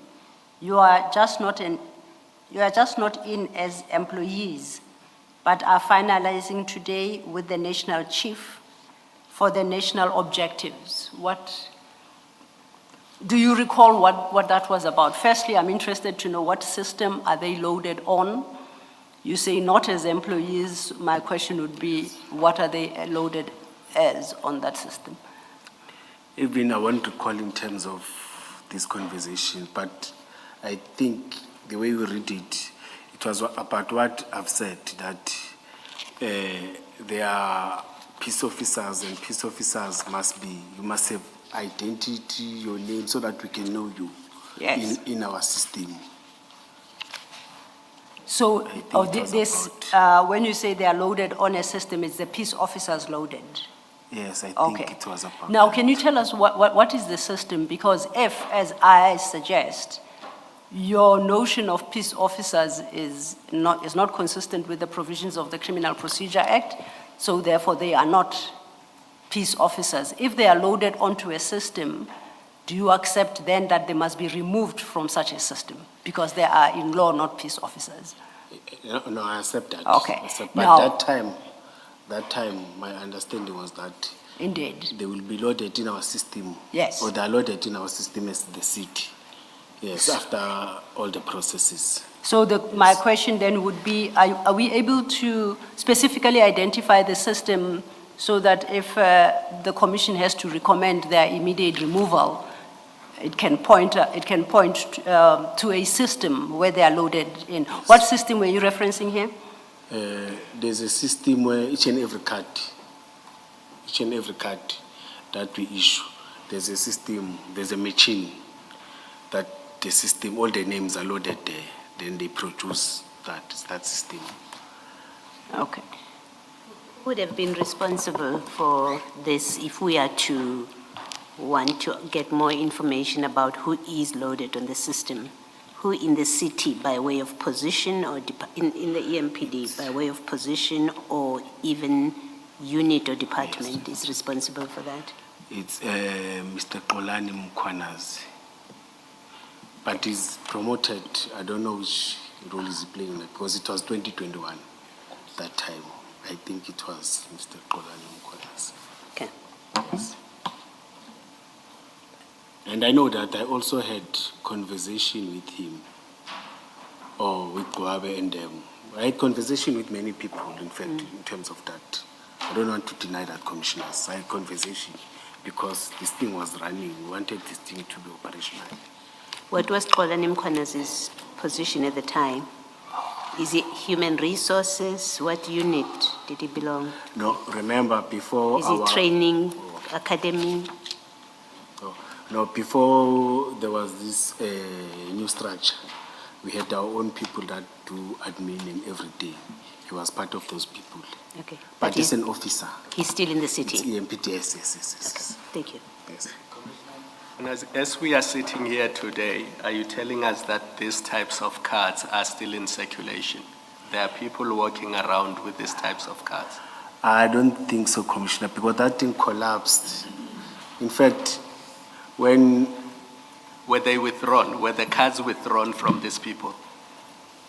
I can't recall that conversation. So it's possible that there are people walking around Ekurhuleni with these cards and they are displaying them when they interact with members of the public. Can I try to make a follow-up on that and confirm? Is it possible? I'm not saying it's a fact. Is it possible that people like Mr. Van Wyk are walking around with these types of cards? Yes, it may be possible. Thank you. Because I don't remember the meetings after that, what we discussed. But I know that after the whole noise and everything, after seeing newspaper articles, we met and we discussed, we said, no. Thank you. So then, where would you direct a complete list of such persons who were loaded on this system be found? I think to him. To Because Mr. he's the only person that Xolani. knows that, yes.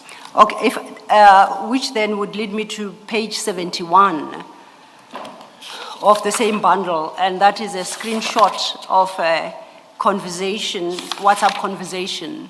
I take it that that is with you. 71. Oh, you need to put your page back. Page 71. Page 71. You see that conversation, and I'm just looking at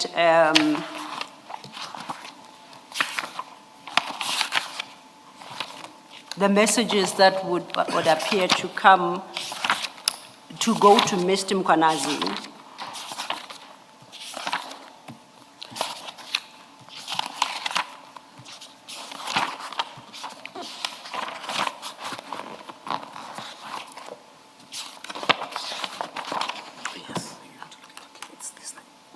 And I'm interested there in the green, in the messages in green, that reads, Bafo, can Mike collect the cards tomorrow? The second one, ETA. And then the third message reads, we are willing to even fetch it this afternoon.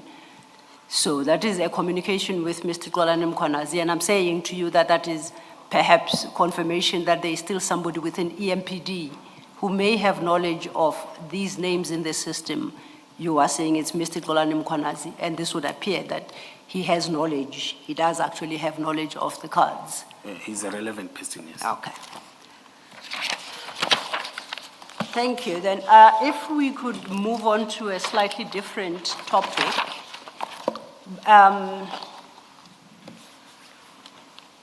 I know you say some of these issues happened too long ago for you to remember precisely. So I'm going to project some communication that is supposed to be between yourself and Mr. Van Wyk, where there is either a video or an audio. And then I will play the audio relating to that specific communication. Do you understand? Yes. Yes. And I just want to see if you have any recollection of receiving such audios or making such audios to Mr. Van Wyk. Can I You either something? recall or you don't. But it will show if I received. Yes, Okay. yes. So if technology... But I will listen. Yes, yes, you will hear it. Yes. And just to let you know, it's the same audio clips that you received from us before you appeared now. So I'm I playing. only listen. Yes. Yes, so you've heard them recently, and hopefully they. Commissioners, he gave me, the audios hours before I come here. I'm protesting again. This is not fair. They were given to you on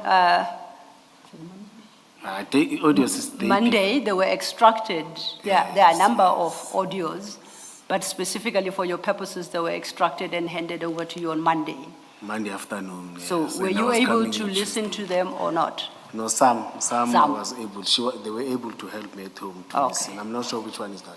But I'll be honest, if I listen, You'll point I will out say if you yes. don't remember. Yes. Okay. I will play the first one, and that would be an audio clip sent by, the first one we have played, it's the one about whether he can use blue and red lights. Okay. We have dealt with that one. The second one, Ms. Silla, Yes, actually, now that you mentioned that this first clip, I thought you were still going to come back to it. That's the clip that speaks about the blue and the red lights and branding yes, of Mr. Van Wyk's vehicles. Baki in EMPD. Did you canvass that branding issue? Whether, are you still getting that? No, if memory serves me well, I inquired whether Commissioner Mkhwanazi responded to that voice note and how he advised Mr. Van Wyk in that regard. And if I understood correctly, he doesn't recall whether he responded and what he would have said. Well, maybe then let me ask my question. But Let me ask my question Okay, it's Commissioner. about that. The private vehicles, in that WhatsApp voice note, it was about a private vehicle. It's not a Madlanga VIP or a Medicare vehicle. We hear Mr. Van Wyk saying, I've just bought, I think it's a private vehicle. He says, I've just bought myself a Baki. Can I get it branded EMPD? Now, we know that cards were issued, the kind of cards that we are discussing. We know there's a letter. Were private vehicles like that, as part of the memorandum, intended also to be branded with EMPD? That's one. Two, was Mr. Van Wyk's or anyone's private vehicle branded EMPD as a result of this memorandum? No. No vehicle that was intended to be branded by us, and there was no vehicle that was branded. You see, I know that there was no vehicle, even though I don't remember, but there was nothing like that. As I've said, that those powers belong, it's an emergency, it's something, it's for health and emergency, it's not for us, Commissioner.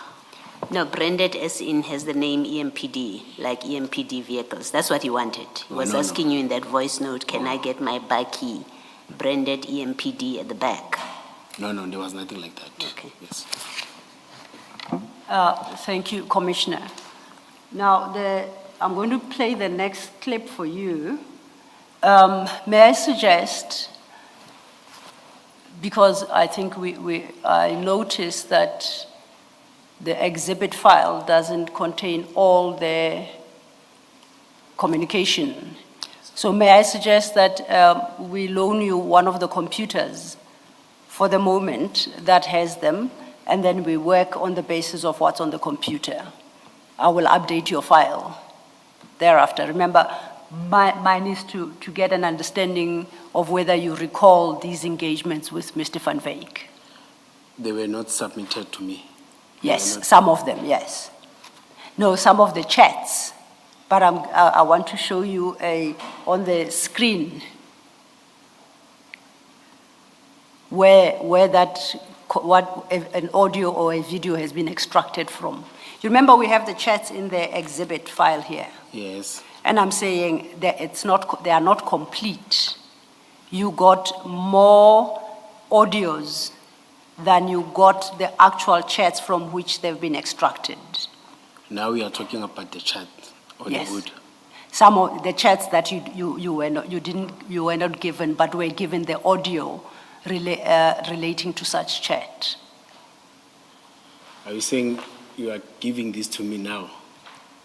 What, the chat? Yes. Yes, the audio you already have.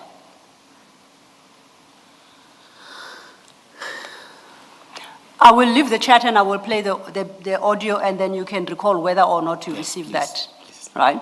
I will, for purposes of the record, indicate. But you are saying if I see it's going to assist me. No, I'm not saying you mustn't do it, you see. I want to get an understanding and the difference between what I'm having, what you are going to play, and what you are saying I must look at these gadgets or computers. Yes. It is not different. I'm saying to you, you received a file of audios. Yes. And I'm saying those audios are accompanied by the chats that are in your file. So the chat was received with an audio, and we say this is the audio that you received on this day. But with me, the audio that you're going to show me now, was I able to open them? Because there were many audios, some were opening, some I couldn't open them. I don't know, hence I'm saying to you the best I can do is to play the audio and see whether or not you remember the audio, Okay. receiving it at all, Okay. and listening to it. Okay. Are you, can we do it that way? Yes, Okay. Commissioner. Yes, Commissioner. So it's a series of audios coming from these chats that are in the bundle here. It's 16:02 now, and I promised the chair will be done at 5. So I have to move double time. So if you permit me, these audios are extracted from Mr. Van Wyk's phone. As they reflect here in the communication we've given you, it does show whether it's a video or an audio that you received. You said you don't recall much of the conversation with him. I just want to test whether you recall having received a particular message, audio message. You may not. Okay. Okay? Now, if you could share your computer with him. The first is, it appears, it's marked as CJC 125 in the exhibit bundle. CJC 125.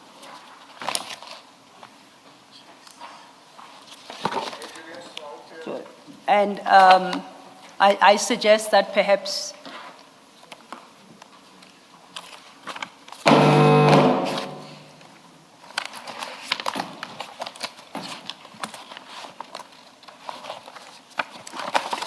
I saw it.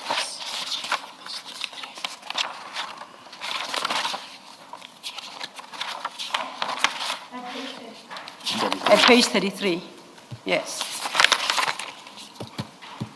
So I needed to indicate for the record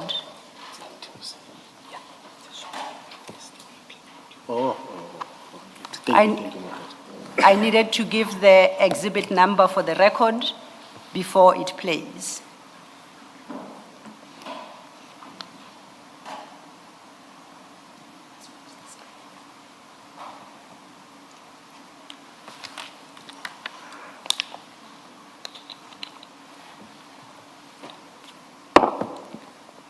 And the gentleman will sit by you to help you work through the computer, okay, as we go through these various chats.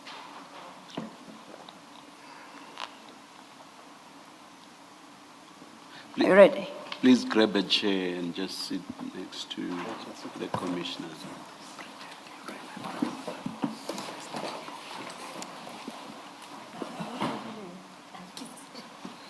What do they have on their screen? Sorry. Let's put fingerprints, eh? But you're like me. So what you are looking at is page 48 of the Mr. Van Wyk's chats. And that is a chat he had with you. And you see on that screen that there is a video clip. And I suggest to play the video clip. The link is there, but it won't work from your computer. And that's why it was extracted. I want to play the clip here for you and to find out if did you receive this video, and if so, to explain to the commissioners what it was about. Okay? Yes. Yeah, okay. Here it is on the screen. Oh. So I hope you have a warm day like we have here. You know, it's warm. This fan of mine's not working so lekker. I don't know if it's because it's hard. I'm not sure what it's doing. Anyway, I have another one here. Let's put this one here and try this one. Oh, it's also hard. I'm going to spend this fucking money now. Please tell me where we're going. Have a lucky day. Now, my question is, do you remember receiving this clip from Mr. Van Wyk? No, I don't remember receiving this from Mike Van Wyk. Would you know what Mr. Van Wyk is talking about? Can you repeat it? I was just looking at his action there. And what is You want me to rerun the yes, video? so that I can listen, or you can... No. It's here. You can listen from the source. Hey Julius, I hope you have a warm day like we have here. You know, it's warm. This fan of mine's not working so lekker. I don't know if it's because it's hard. I'm not sure what it's doing. Anyway, I have another one here. Let's put this one here and try this one. Oh, it's also hard. I'm going to spend this fucking money now. Please tell me where we're going.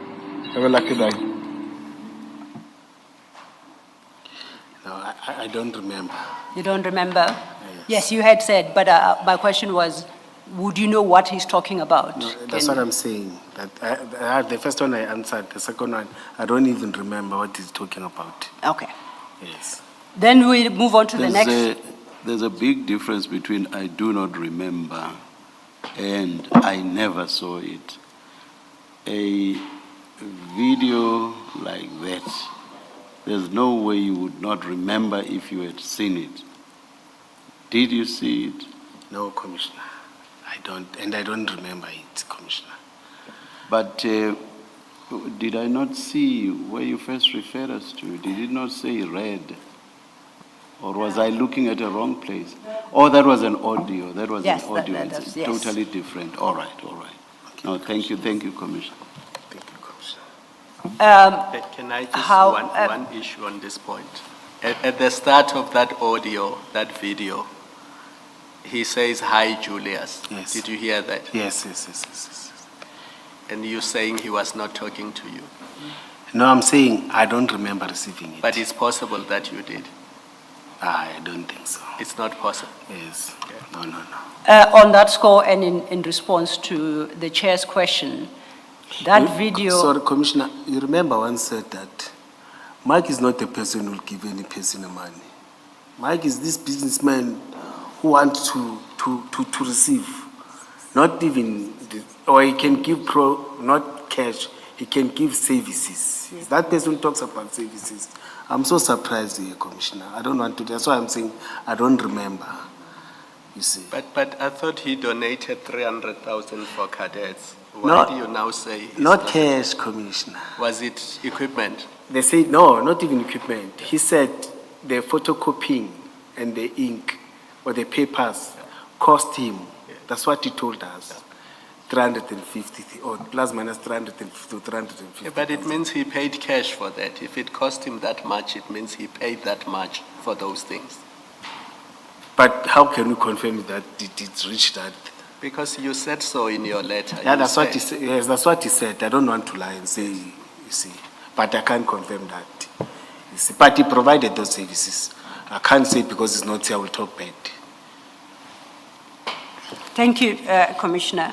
On the question that the chair asked whether you read it, that message, as you see there, Yes. it does indicate that video, it marks it as read, the video we've just played. Do you see that? Watched or read? It's marked as read.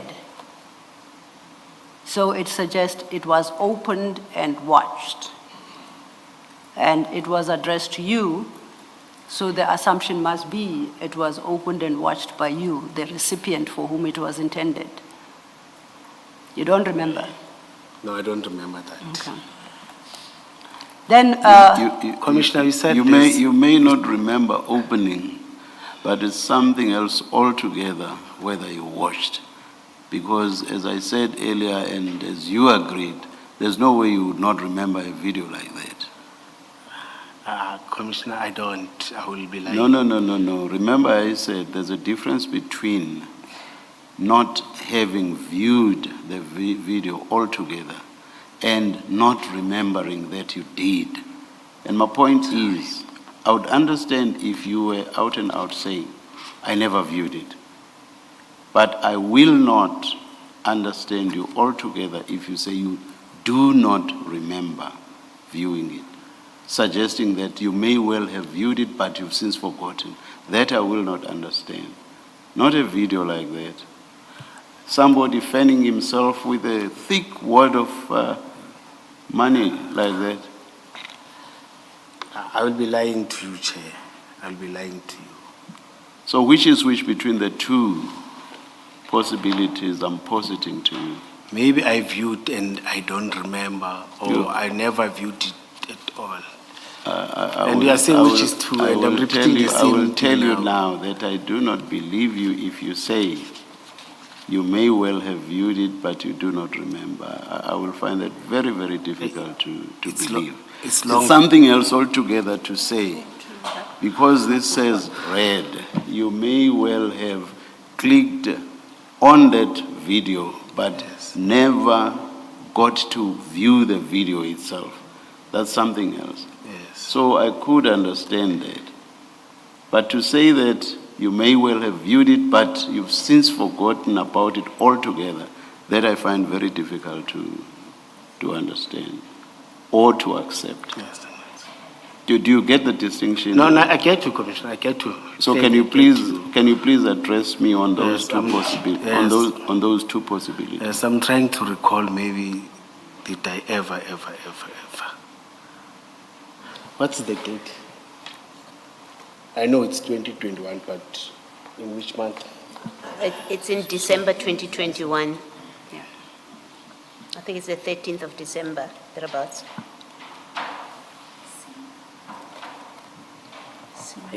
No, Commissioner. Do you have the date where it says red? yes, just scroll up. Yeah, it says right here. The one that we had projected Yes, earlier. yes. That means it will be this one. You heard it just now. We're putting it up. Oh, yes. Mine Let's is see. supposed to be- There it is, Commissioner. You see, 13 December 2021. In fact, we are confused about time. Is this, to me, it must appear in this something greenish or. What's his name?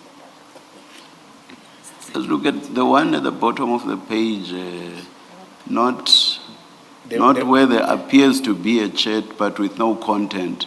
The very last one with content, it says there's a bracketed mic, and then red, and then 13 December 2021 at 10:51. There it is, you asked for the date, there Yes, it is. yes, yes, Now can you comment on the two possibilities I posited to you? No, Commissioner, I don't remember seeing this. I don't want to lie to you. I don't remember. I don't remember seeing this. As I've said that, I don't deny that I had many conversations with Mike. You see, but I don't remember Mike and money. In fact, I don't even associate him with money. You see. But Nah. here it shows that he's getting money. Yeah. Can we go back to the clip? Just to share an observation and a comment. Can we go back to the clip? You see, if you would just expand it. Yes. So at 10:59, Mr. Van Wyk says to you, can I send you something, but you need to delete after. Note the time, it's 10:59. You respond at 10:51:18, you say sure. And the next thing that happens at 10:51:30, within the minute, it's that clip, that video clip. So you are in communication with Mr. Van Wyk, because you have responded when he said to you, can I send, but you must delete after. So in the context here, you get the clip you are having communication with him. That's fact from these chats. The observation that I make about it also is this is the same period when you are discussing those letters of acknowledgement, right? You're having those WhatsApp exchanges, it's about the same period. And I want to suggest what it looks like, at least to me. It looks like you are making arrangements for him to get those letters, those confirmation letters that give him power and whoever else to move around in and out of Ekurhuleni on the basis that they're helping the city. And in return, or as part of that scheme, he's offering you money. That's what that video suggests. Because he says, call me and tell me where we are going. The whole act of that video, when you look at it in the context of read, I'm sending you something, delete after, and you say sure, so you are in communication with him. He sends it to you, so you do receive it. That's what it suggests. And that whole money stunt on video, it suggests that that was to be a payment to you. It contains an offer of money that is going to come to you. Call him so that you tell him what to do. Well, what's your comment to that? No, it's not like that, Commissioner. As I'm telling you that I don't associate Mike with monies and no. It's not like that, Commissioner. It's not like that. No, if I remember, I was going to say yes, but I didn't even receive that money. But now I'm saying I don't even remember. All right, thank you. He's a person who will sit you the whole day, talk and show you photos and show you these things, not about money and not Mike. Yeah, well, in the video, the video is what it is. He's waving money around and he says, call me and tell me where we are going. Thank you. Thank you, Commissioner. And perhaps this might help jog your memory, Commissioner Mkwanazi. If we go to the exhibit file and you go to page 63, capital A, it's around the same time period, because the chat's at page 63, capital A, and that will be CJC 140.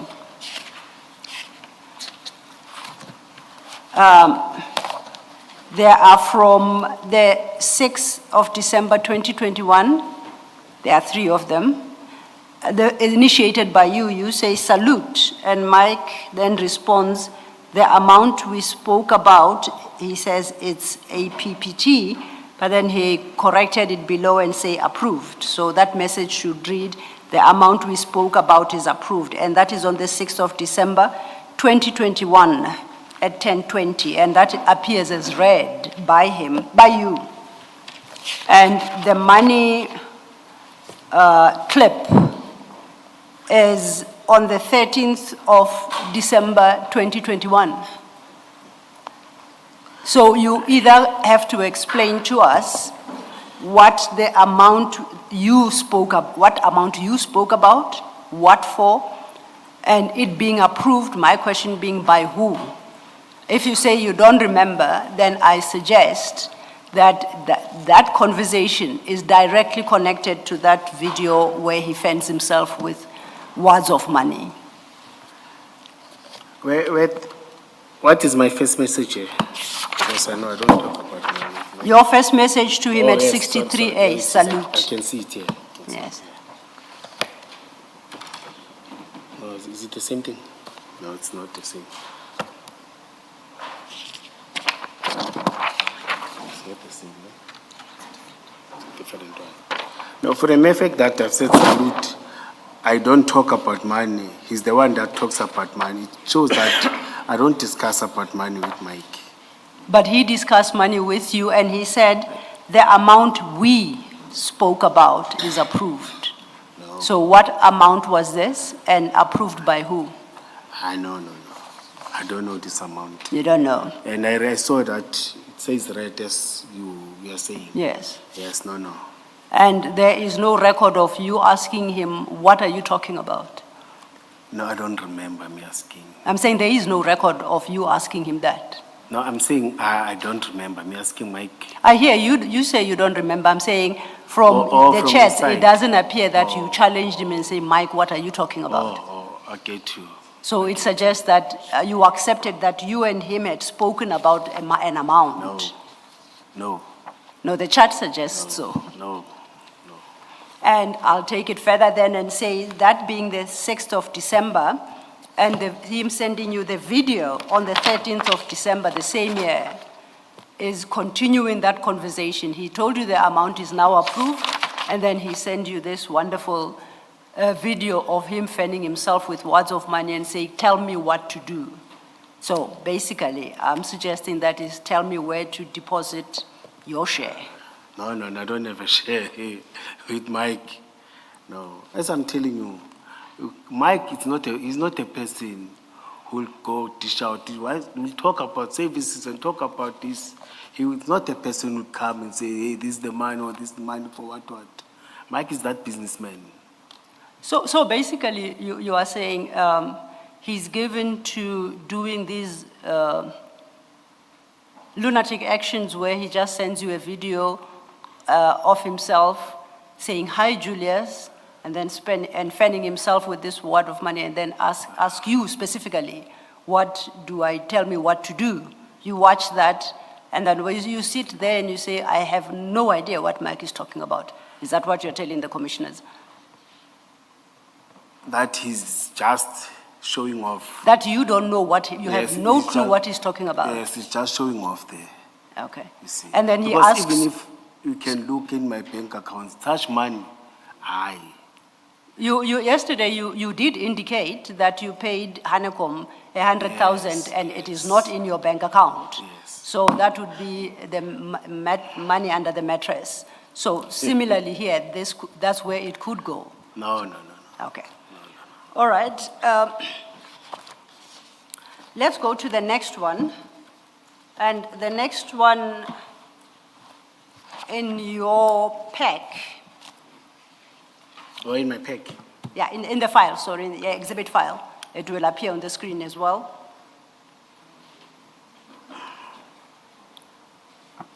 Is CJC, exhibit CJC 126, page 34.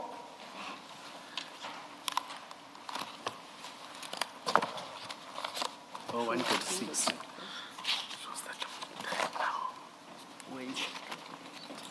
126. CJC 126, the number on the 34, flag, yes. page 34. Now, you see the first video indicated, please enlarge. The first one in green, on the screen there behind you. I can't see the screen. That's why I'm looking Yeah. here. I'm saying you see the screen. I'm saying I can't see the screen. I'm looking here. Okay. He'll show you that you located it. It's that video, it's that audio. Page 81 in your pack there. You see the top one.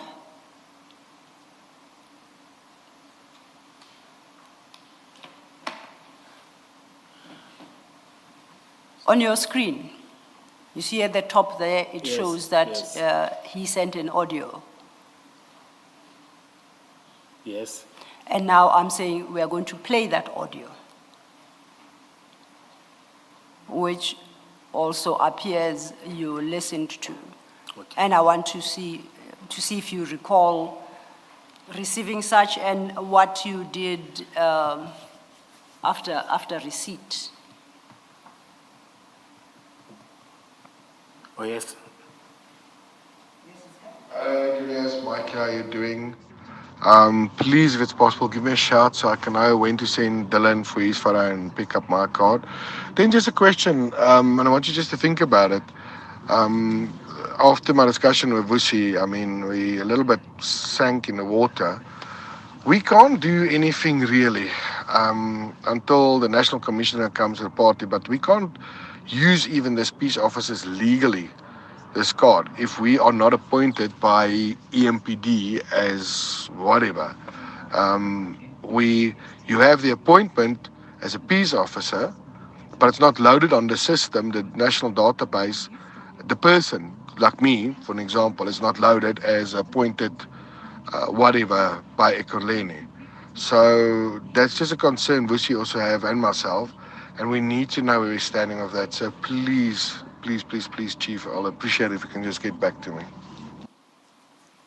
And perhaps before you answer, to help you recall, if you look at page 36 of the exhibit bundle, that's that message we dealt with, where you say to him, "Hi, Mike, you are loaded on a system. You are just not in as employees, but are finalizing today with the national chief for the other national objectives." So you are responding to that message.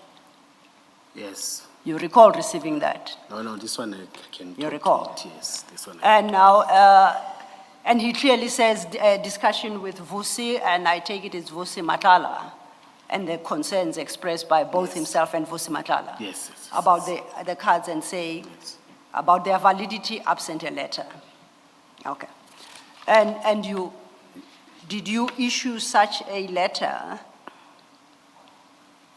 Because you recall our page 64 is from 2021. His message here and to you is in January 2022. Here he's not talking about a letter, he's talking about the cards. Or I'm lost. Okay, she says he acknowledges receipt of the cards.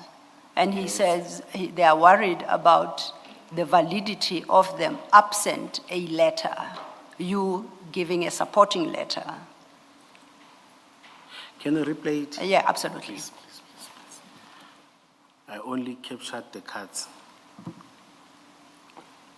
Come again? No, I'm saying please replay it because I Okay. only captured the cards. Where? Possible, give me a shout so I can know when to send Dylan. Hi, Julius, Mike, how are you doing? Please, if it's possible, give me a shout so I can know when to send Dylan for his photo and pick up my card. Then just a question, and I want you just to think about it. After my discussion with Vusi, I mean, we a little bit sank in the water. We can't do anything really until the National Commissioner comes to the party, but we can't use even the peace officers legally, this card, if we are not appointed by EMPD as whatever. You have the appointment as a peace officer, but it's not loaded on the system, the national database. The person, like me, for an example, is not loaded as appointed whatever by Ekurhuleni. So that's just a concern Vusi also have and myself, and we need to know where we're standing of that. So please, Chief, I'll appreciate it if you can just get back to me. Then how do you then he said, he talks about the letter, I'm saying. Yeah, that- then, no, I take that back. The error was mine. I confused it with the previous one. Actually, your response to that particular audio is at page 36, where you say you are loaded on the system. Yes. And you are finalizing with the national chief for the other national objectives at page 36. Yes, yes. So you confirm that you will be addressing his concerns, his and Musi Matlala's concerns. And that's how you address them, by loading them onto the system. As I've said that people were loaded in the system, I've confirmed that. No, I'm saying specifically these two. Because you say you are loaded on the system. No, I'm not talking about are you saying specifically Mike and Vusi, or Yes. about, are you talking about one bodies, human beings? Human beings? Sorry? You repeat your question, sorry. Sir. No, I'm saying he sends you this clip and says the concern he and Vusi have is that they have the cards, but if they are not loaded on it, if they are not in a system, it may create challenges, correct? Yes. Then I'm saying at page 36, you come back and you assure him that, Mike, you are loaded on a system, you are just not in as an employee. Yes. So you address the concern he had by saying that they are loaded on the system. Yes. Okay. Not as an employee, as I've said that. Yes. It's just volunteers, yes. Yeah. Then the next chat, the next voice. Before Sorry. you move off, Commissioner, were you discussing with the National Commissioner of Police? No. So what is this about? I think I was Because just- Mike also says they need the National Commissioner to do something, and then you respond and say you're finalizing today with the National I Chief. think I was just fooling him. Okay. Yes. I was just fooling him, no. All right, thank you. Yes. And in fact, I think in your message, you reference National Chief, whoever that is. It's Mike in the audio who says National Commissioner. Yes, no, there's no national chief. There's only one, it's a commissioner. You wrote National Chief. Who That's- did you that- mean to? That's why I'm saying I was just fooling him. There's no national chief. You were? I was just fooling him. There's no national chief. fooling him? Yes. Oh, okay. We don't have Why? a national chief. Why would you fool him? I think he was just pressurizing. But Okay. here I was just, there's no national chief. We don't have a national chief. Okay? Yes. Were you not in fact giving him the impression that the cards, because remember he's raising concern about using the cards, and you giving him the impression that you were talking to the National Commissioner, you were in fact giving him the impression that the issuing of their cards and their use of the cards will be sorted out by the National Commissioner. So you were being dishonest and misleading him, basically. Yes, yes, Okay, yes, Commissioner. thank you. Then the next clip is CJC 127, and it's still about the cards, just a quick one, and I'll ask you a question.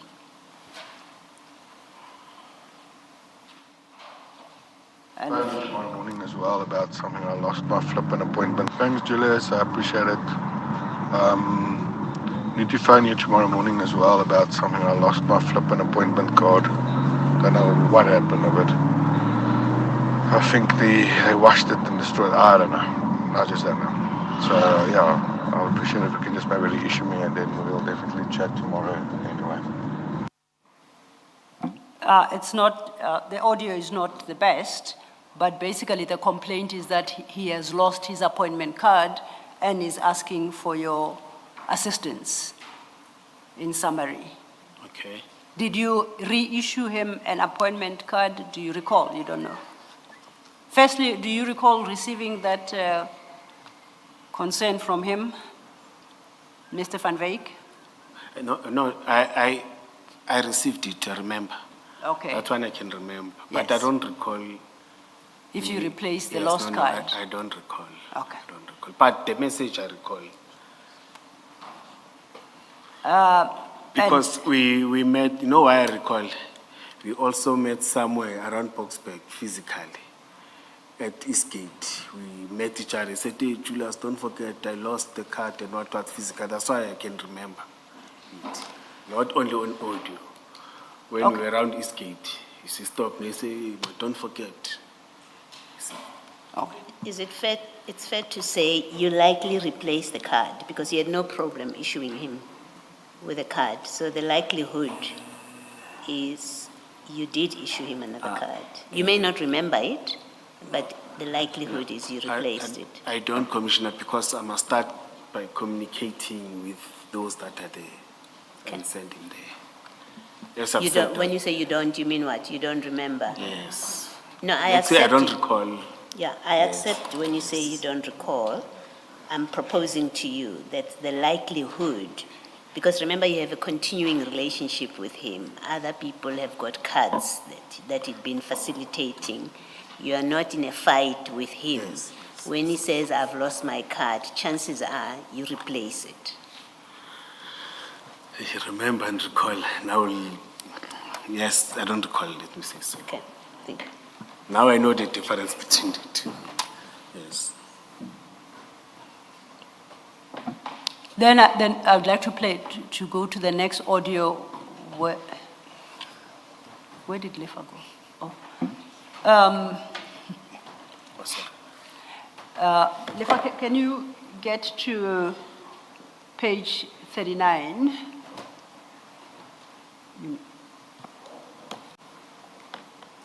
And at page 39, I'm interested in the first audio.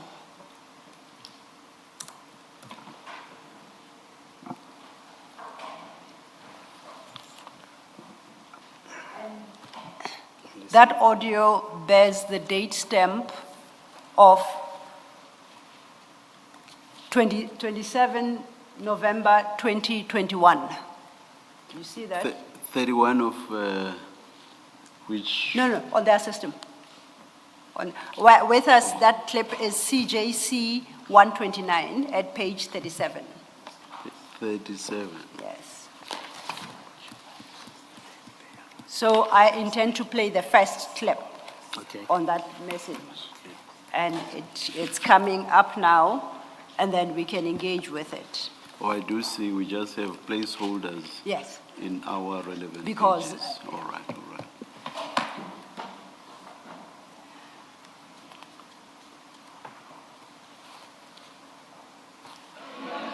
Thanks, Julius. I'll appreciate it because my partner is a little bit stressed that if they pull him over, my business partner, the one that's paying us. So he's hectic about the fleet story. But I hope you enjoy now your honeymoon this weekend and that you guys have fun and enjoy Cape Town and drink a lot of wine. And then when you're back, you can make a turn so we can chat a little bit. Did you follow the message? Did you hear that? About enjoying in Cape Town. I get that, yes. The part before Cape Town. The honeymoon. The part before the honeymoon in Cape Town. We'll replay it and maybe just reduce the Honeymoon, sound a bit. red It's wine, Cape distorted. Town. The part about the partner that was pulled over, I think. I'll replay it. Please. Thanks, Julius. I appreciate it because my partner is a little bit stressed that if they pull him over, my business partner, the one that's paying us. So he's hectic about the fleet story. But I hope you enjoy now your honeymoon this weekend and that you guys have fun and enjoy Cape Town and drink a lot of. So there are two messages there. The first is about his business partner being concerned about being pulled over. Then there's the second part that you heard, which is the honeymoon in Cape Town. I accept the honeymoon in Cape Town. I'm interested, firstly, you recall that message? No, I don't recall this, but I know that he always had a partner who's also something like a girlfriend, let me say so, who was very problematic. He used to call me, hey, this one is fighting people, it's this one to me. He used to call me many times No, about no. that. So he says business partner. He's talking about a business Yeah, partner. yes, he's the business partner. Yes, he's the business partner. It's just that I won't disclose, but he's a business partner. He's correct. And he says that business partner is the one that's paying you. Paying me? Yes, you and him. No. That's what he says in the clip. Can you replay it? Because I know that we used to discuss about his partner. Who's Listen to the part where it says the one who's paying us. They're going to play the clip again. Okay. No, thanks, Julius. I'll appreciate it because my partner is a little bit stressed that if they pull him over, my business partner, the one that's paying us, so he's my The one who's paying us. maybe he's talking about them in their business. Not about And it's not his girlfriend, it's Yeah. him. He says him. Yes, So he's Commissioner. not talking about a Yes, girlfriend. the partner that I'm talking about. But it could be a I'm not partner talking in- about- It let could me be a clarify partner it. in that sense as well. Let me clarify it. I'm not talking about Vusi here. I'm talking about the partner. That is why I can't even disclose everything, you see, about their partnership. But it's the partner that was in business with him who was very problematic. It's the partner and he's the business partner too. Okay, He's the partner in terms of affair. He's the business partner to him too. so if I understand what you're saying, and that was Commissioner Baloi's concern, you don't want to commit yourself as to... May I the- write to you? Okay. Yes, so that you'll understand. Because I don't want to be sued here. What do you want to write? What I'm explaining. Okay. Chair. Yeah, Chair Yes, says you please. can write it down. Yes.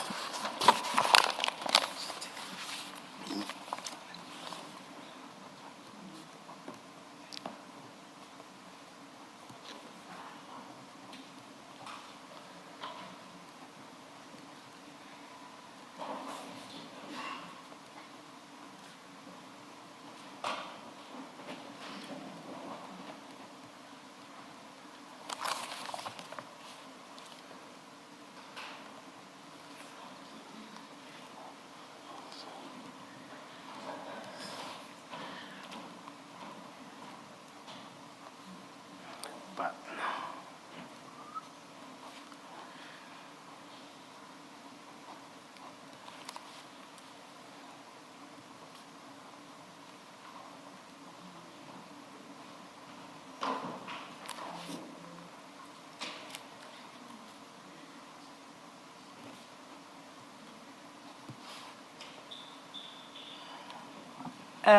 Mr. Mkonazi, just to point out, just a brief note you are writing, you don't have to write chapter and verse about this matter, about the identity of the partner. I'm happy to leave it as his business partner. I'm done. Okay.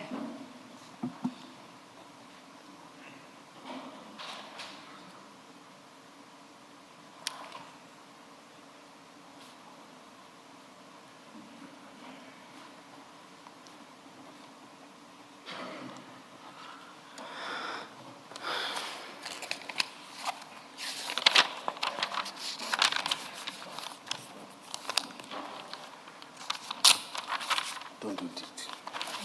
I don't want to be sued. I don't have money, my brother.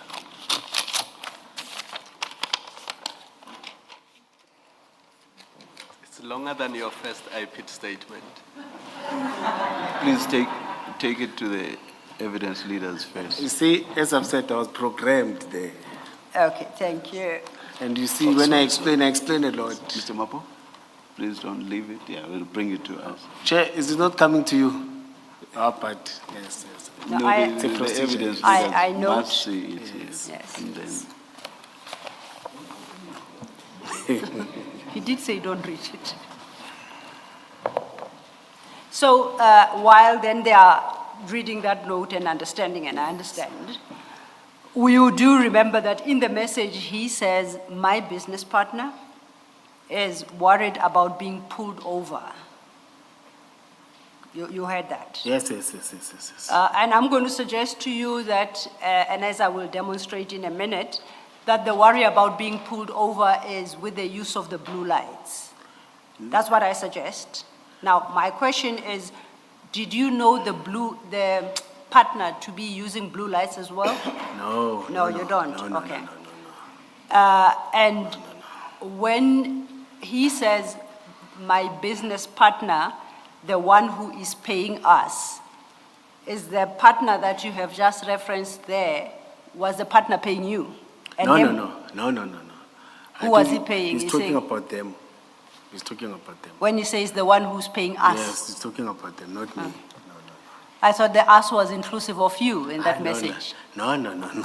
He seems to suggest so. No, it doesn't say so there.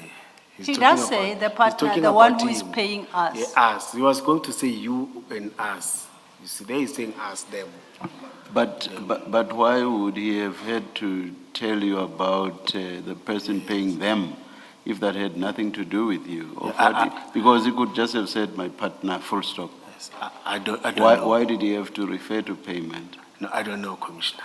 I really don't know. But you do accept that grammatically the us could have referred to you as well. I'm not asking whether as a fact it was referring to you, but you accept that grammatically the us could have referred to you as well. It's difficult to accept that, Commissioner. Let me not lie to you. That's because you are focusing on in fact- whether as a fact it was, In and fact- that's not what I'm In fact, asking. I know that environment there. I'll leave it. It's a matter of interpreting the grammar. Yes. I'll leave it at that. The honeymoon, did Mr. Van Wyk pay for this honeymoon that he's talking about? I never went to a honeymoon. But I went to Cape Town. Did But he not pay a for- honeymoon. No. Did he pay for that trip to No. Cape Town? No.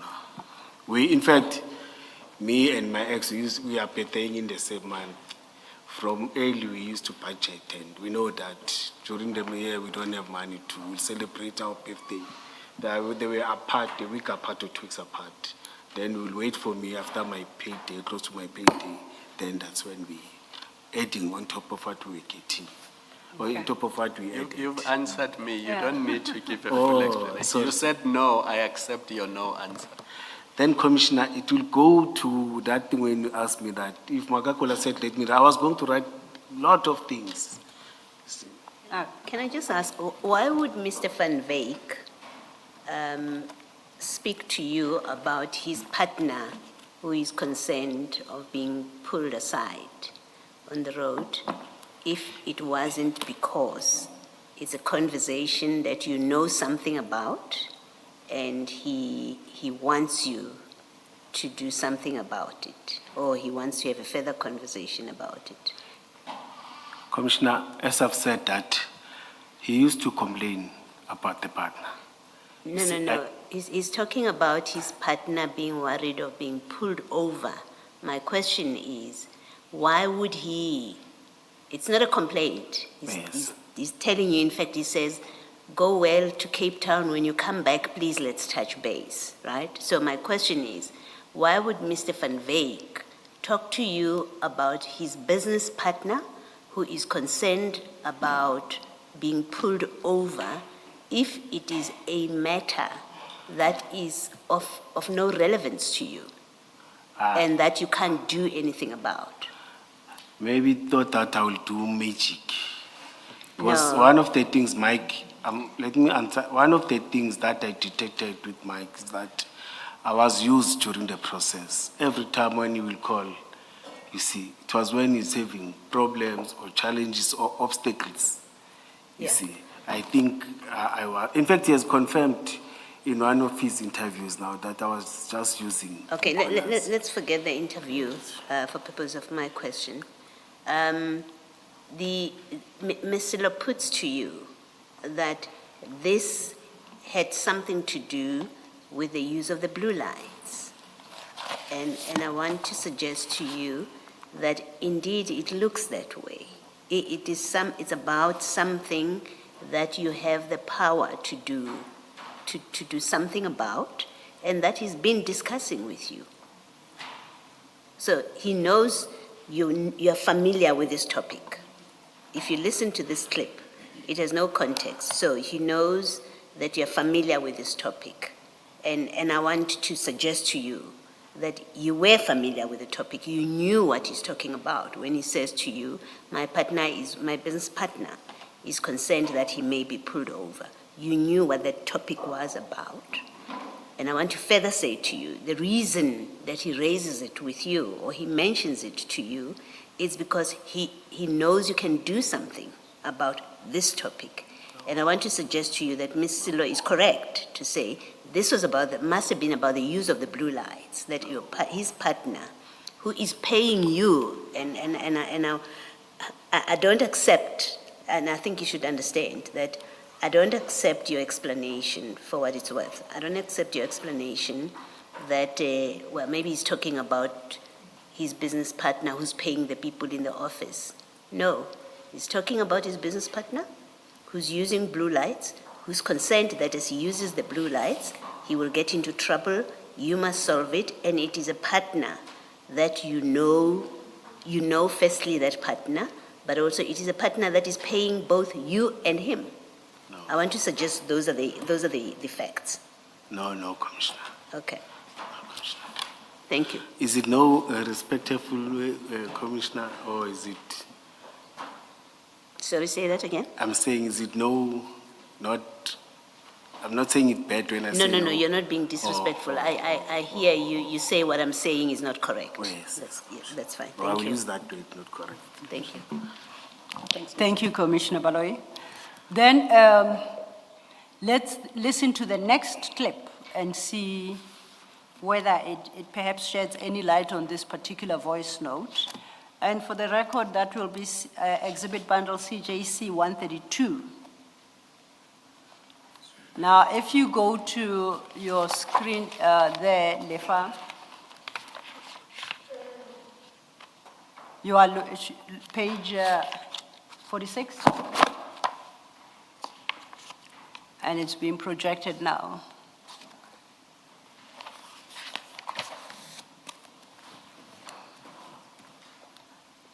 And it is that first clip at page 46.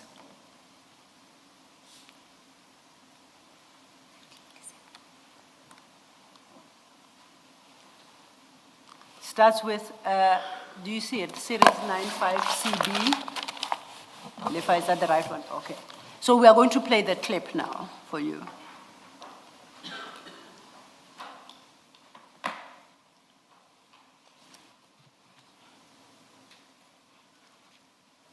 Hey Julius, morning. I hope you had a good weekend. I'll see if I'm going to have a good week, all depending on what you're going to answer me. Where are we standing, my friend? I need to know, please. I mean, you want to do Christmas shopping. I need to make sure my boss is not in jail for blue lights. So can you please just see what we can do? And this was a conversation in December 2021, according to that message. And you read it as appears there. Yes. So he is saying, please help, he's worried, and his boss is worried about the use of blue lights there, when he uses blue lights. No, I don't have information on that. No, he told you in Yes, that yes, I message, can and hear- you listened to that message. I can hear that. Yes. Yes, I can hear that. No. And it refers to Christmas shopping, does it? Well, the Christmas shopping is by Commissioner Mkwanazi. He say, you are sorted, you are going to have your Christmas shopping, but there is this problem that need to be resolved No, because does of it say the that? threat. I'll play it again. Please play it yes. again. Morning. I hope you had a good weekend. I'll see if I'm going to have a good week, all depending on what you're going to answer me. Where are we standing, my friend? I need to know, please. I mean, you want to do Christmas shopping. I need to make sure my boss is not in jail for blue lights. So can you please just see what we can do? Did you heard that now? Are you saying you had to do?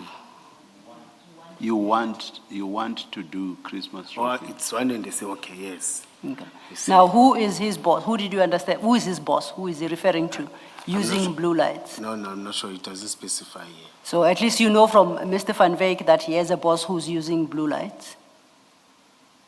He's The saying- message says so as No, he's much. saying he needs to be sorted. It doesn't say he's sorted. He says he needs to be sorted. The question issue is- that the he doesn't question- go to The question jail. is, you know he has a boss who uses blue lights. Please answer that question, not something about needing No, to be no, sorted. no. I don't know about that. I don't know about that. I don't So- know about that.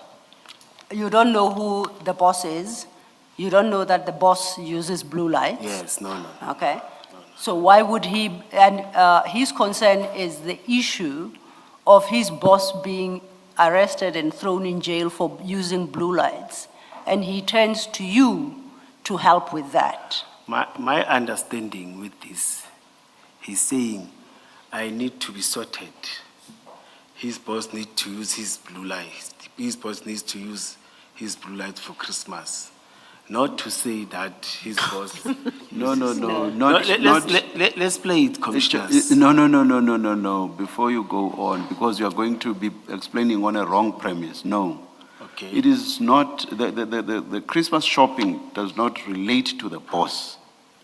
What the clip says is you, Yes, that's what I'm saying. you, not his boss, you have to do your Christmas shopping. Yes. So please explain along those lines.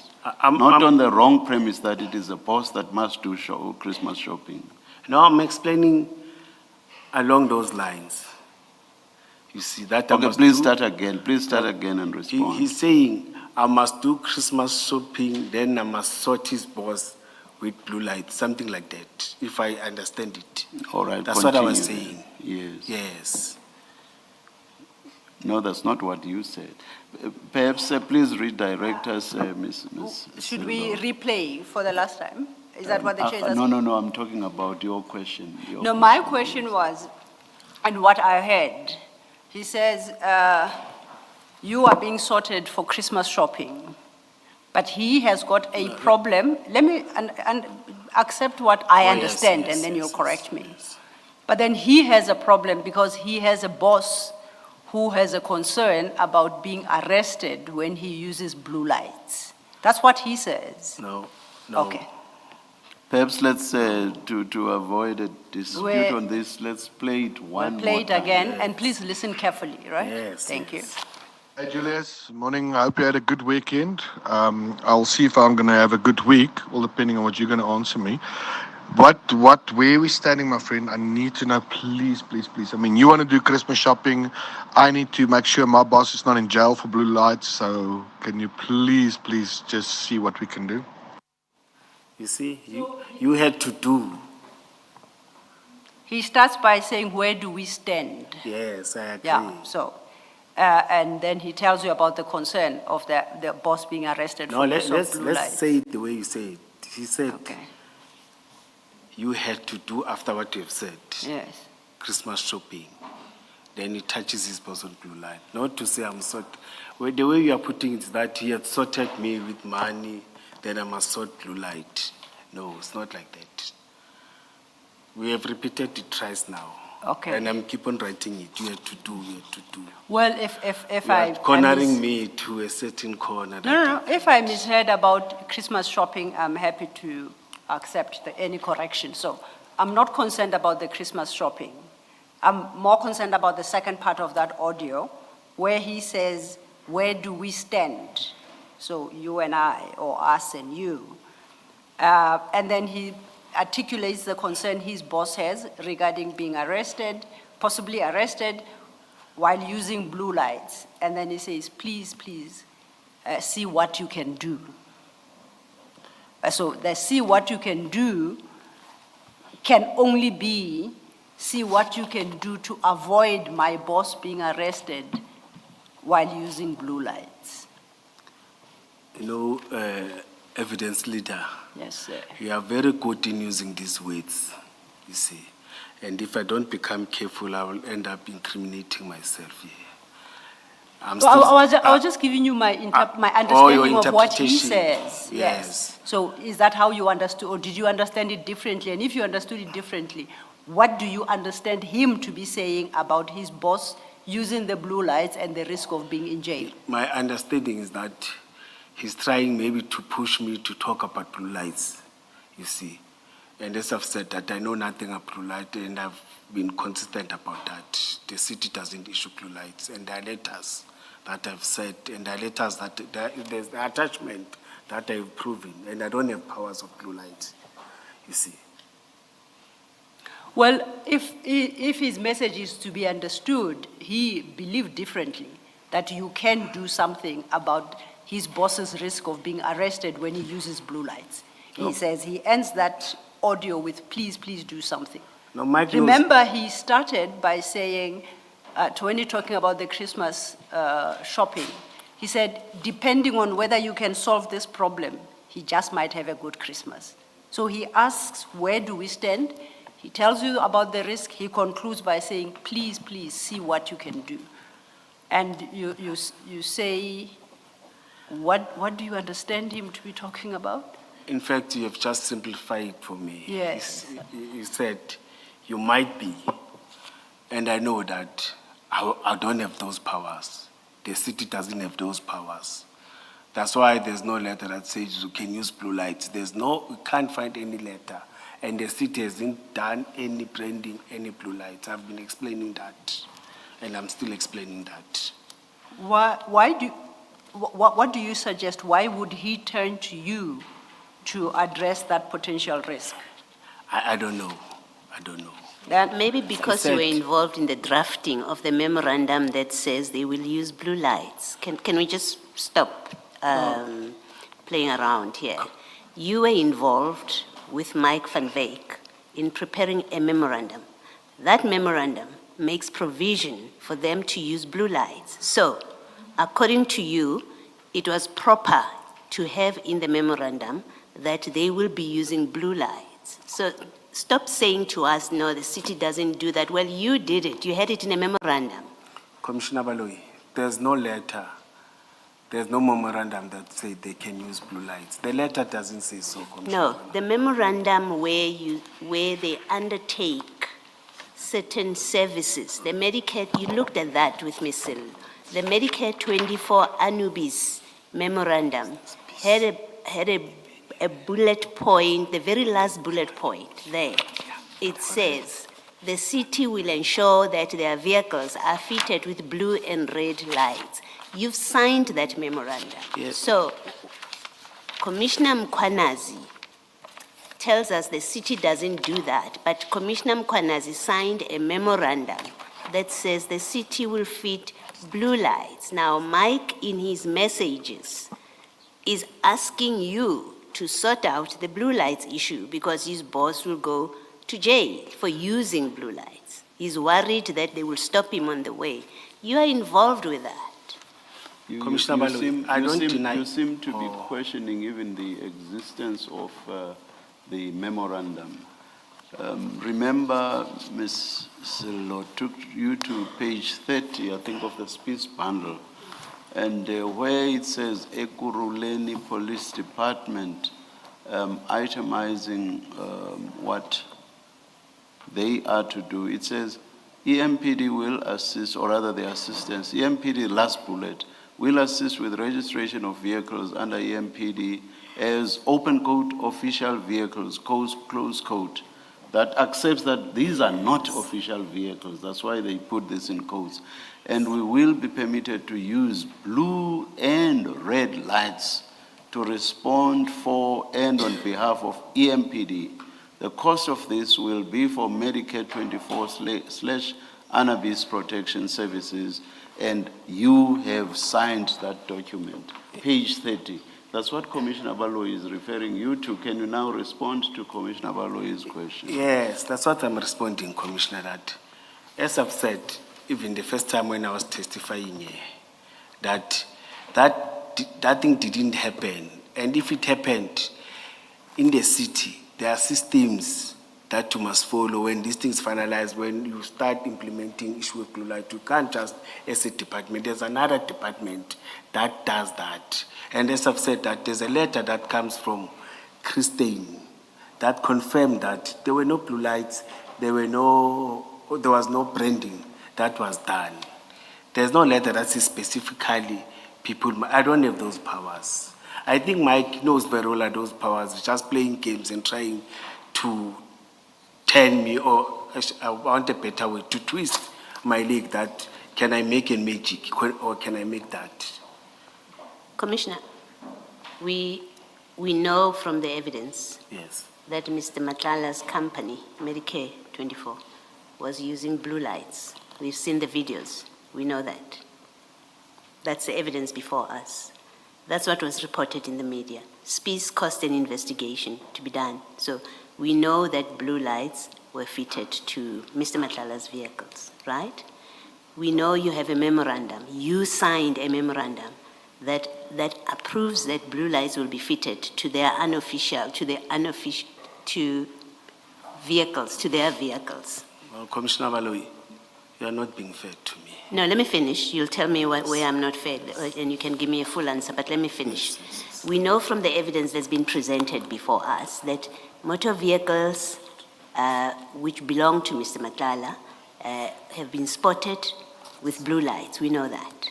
We know from the evidence before us that you signed a memorandum that agreed or that said the city will allow them to use blue lights and red lights. This is your memorandum at page 30 that only you from the city signed. So we know that you had no problem from this memorandum with their vehicles having blue lights. You didn't have a problem with that.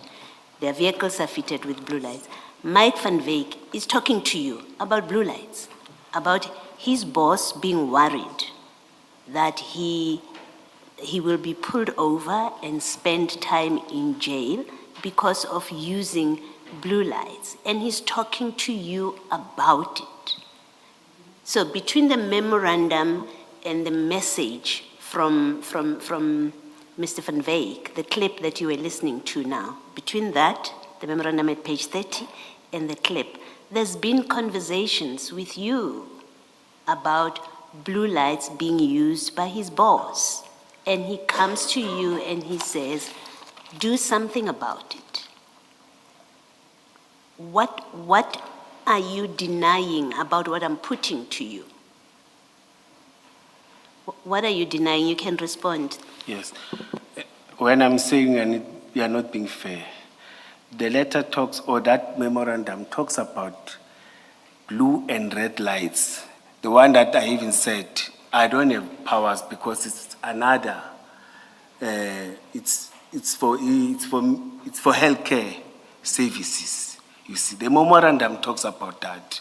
And even last time I've said to you, Commissioner, you see, I don't deny that I had communication with Mike and everything, but it has never been presented to me that this is the car we found with blue lights and everything.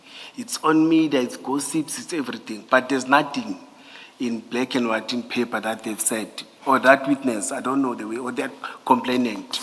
As I've said yesterday, that even the person who deals with me, she has never came to me saying, this is the complaint, I got it, and I was suspended for something like, but there's nothing in black and white that says, this is the car, OP number, we have arrested the same person, 1, 2, 3, 4, 5, because if police stops that, if Commissioner Revospect is got powers to stop the car and take those things, but the memorandum of understanding, the one that I was pursuing, you see, talks about the Medicare and Anubas, and they are here at Boxbank, you see. That's why I'm saying you're not being fair, because you are jumping, you are saying blue, you don't say blue and red lights, as per what is written here.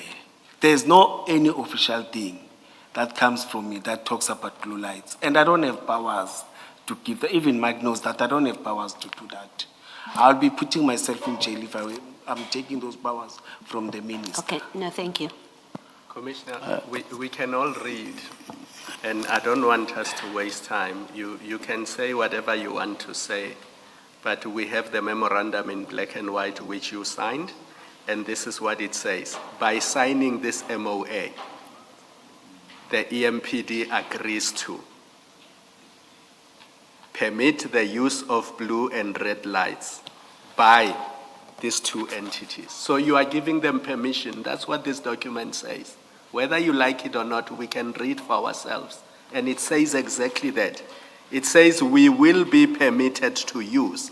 It doesn't say they must follow a procedure, they must do this, somebody must give them a letter. It says on the signing of this document, they will be permitted. That's what it says. Commissioner Kumalo, I'm still coming back again. Mike talks about something that I don't know. The memorandum talks about red and blue lights. You see, Yes. but here you don't say that, you're still sticking to blue lights. You are And saying it's emergency, just we are pause talking there. about policing. It doesn't mean there must be a red and a blue in one car. That's not what it says. It No. says they can be red or they can be blue. No, it doesn't say so. You are changing the letter now, Commissioner. Well, But I Commissioner guess we Kumalo, will interpret it for ourselves because we've got the document in front of us. Please, Commissioner. But Because I can tell you now, I my reading of it is that it gives them permission to use those lights, full stop. I deny. And that permission came from you, full stop. No, I deny that, Commissioner. Commissioner, to my mind, it seems you are being evasive with regard to the question that Commissioner Baloyi was asking you. Because what Commissioner Baloyi says, Yes. there's reference to blue lights. Fine, there is also reference to red lights, but there's reference to blue lights. And she says this apropos your point, or with regard to, in relation to your point that you have no powers, the Metro has no powers to install blue lights. And you say that in the context of that clip. So Commissioner Baloyi refers you back to that memorandum to show you that whatever powers you may have or not have, but you had undertaken in so many ways to assist with blue lights. Yes, you insist on referring to red lights as well. Now, what Mr. Mike van Wyk appears to be doing here is to be saying, you previously promised us or to assist us with blue lights. Now my boss is getting into trouble with regard to the use of blue lights. Do something about the undertaking you made in that memorandum about blue lights. So it's in that context that Commissioner Baloyi says, come on now, Commissioner Kwanazi. You cannot say you do not have the power to install blue lights or assist with regard to blue lights, rather. You cannot say the Metro cannot do anything with regard to blue lights. You have already undertaken in that memo to do something about blue lights. It's on that basis that I say you are being evasive in responding to the question in the manner in which you are. Do you understand me? No, I understand you. I get you. And what's your response? I hope this will be the last question on this point. Yes. And what's your response? No, I'm not invasive, or I'm not running away. Let me use that word. You see. I Yes. think Mike is trying to twist my leg. He's trying to push me somewhere where I can't go. Twisting your leg with regard to something you had already promised them. That's the thing. It's not as if this thing is new when he mentions it in this clip. You had promised them, you had undertaken, you have your signature on the line. Yes, it was my wish that we had that working cooperation in terms of them assisting us with But emergency. remember, it cannot just be a wish. Remember, right at the beginning when Ms. Silo engaged you on this, she asked you, had you begun to implement? And your answer was close to 5 minutes, if not more. And you were saying in that answer, yes, we had begun to implement. So it was not just a wish, you had actually begun to implement. Commissioner, when you remember, the first time I arrived there, we spent the whole day, you see, and I explained that that didn't materialize. All I'm saying terms of is, the car- do you remember Yes, though? yes, this one I remember. Earlier, when this engagement started with Yes, Ms. Sillo, do you yes. remember she asked you, did you begin to implement? Do you remember that question? Yes, yes, And do you yes, yes, remember yes. that your answer was, yes, we did begin to implement? Do you remember that And as I've well? mentioned- No. Do you remember that as well? Yes, yes. And do you remember that for perhaps not less than 5 minutes, you itemized the actual implementation? Do you remember that? Yes, Thank you. Yes, Let's leave it at that. Thank you, Chair and Commissioners. And in fact, then, here's my proposition to you. What Mr. Van Wyk is talking about when he says he needs to ensure that his boss does not go to jail for use of blue lights and calling for your assistance, it is the same conversation from the previous chat where he said, he speaks about his business partner, the one who is paying us. And you wanted to suggest that that business partner is his, it's more of a romantic partner. And I put it to you that the business partner who is paying you is the boss that he doesn't want to go to jail. That's one and the same person that he's referencing. No, And that boss, I suggest to you, is Mr. Vusimusi Madlanga. From my side, I deny that. I don't know from his side. But he's also paying you. Remember, he's paying us. So surely you should know who's paying you. No. Well, according to He Mr. said- Van Wyk, he he's said saying he's paying us. He didn't mention me. He said us. He's talking about himself, Commissioner. Okay. I would like to then to move on to the next clip and see if you can assist. And that, for the record, is CJC 142. Before you Yes. discuss 142, can I just, and please correct me if I'm wrong, the Commissioner can comment if he wants to. The clip that we've been looking at now, the blue lights, that we've been listening to, the blue lights clip that's Yes. taken us so long, the date, am I correct that the date is the same as the money clip, the money fan clip? I think we can I think they're both quickly 13 confirm that. The 13 December, December 2021. yes. Am I correct in that observation? Before the money clip, it's the one that, where Mike Van Wyk had said, can I send you something, but you need to delete after show. That conversation is the 13th of December 2021. Yes, and the Okay. audio that we're Now, listening the audio that we have just listened to about his boss not wanting to go to jail, I'm locating the actual date.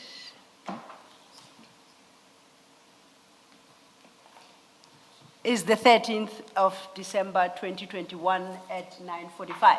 It is the same day. Yes. The money clip is at 10:51.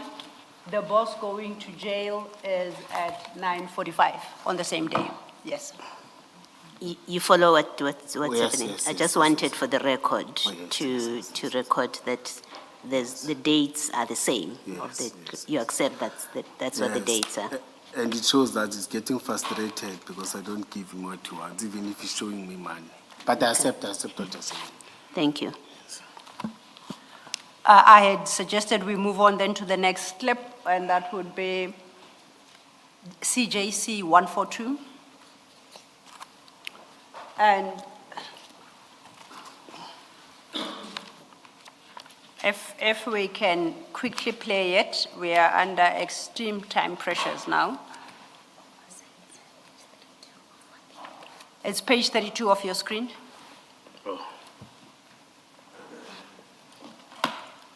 You see that the clip I'm about to play follows that.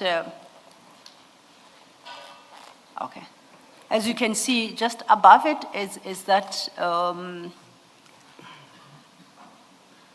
business card that you denied knowledge of. So it's around the same period. Do you see that? Oh, sorry. Okay. Now, that business card is shared on the 8th of November 2021, as you can see there. Now, we are going to get to the clip, which is the 8th of November 2021. So it's the same day at 8:37 in the morning. And once again, it is marked as read, so you did read that? Are you saying it's? No, you on- received it It's on the same date with? with the business card up Sorry, there. I was not listening, I was just Oh. wiping so that I can see. Yes, no, it's the same day, the business card, but now I'm interested in the clip. I'm just saying that they happened on the same day, sharing the business card. How you doing? Hope you had a lekker weekend.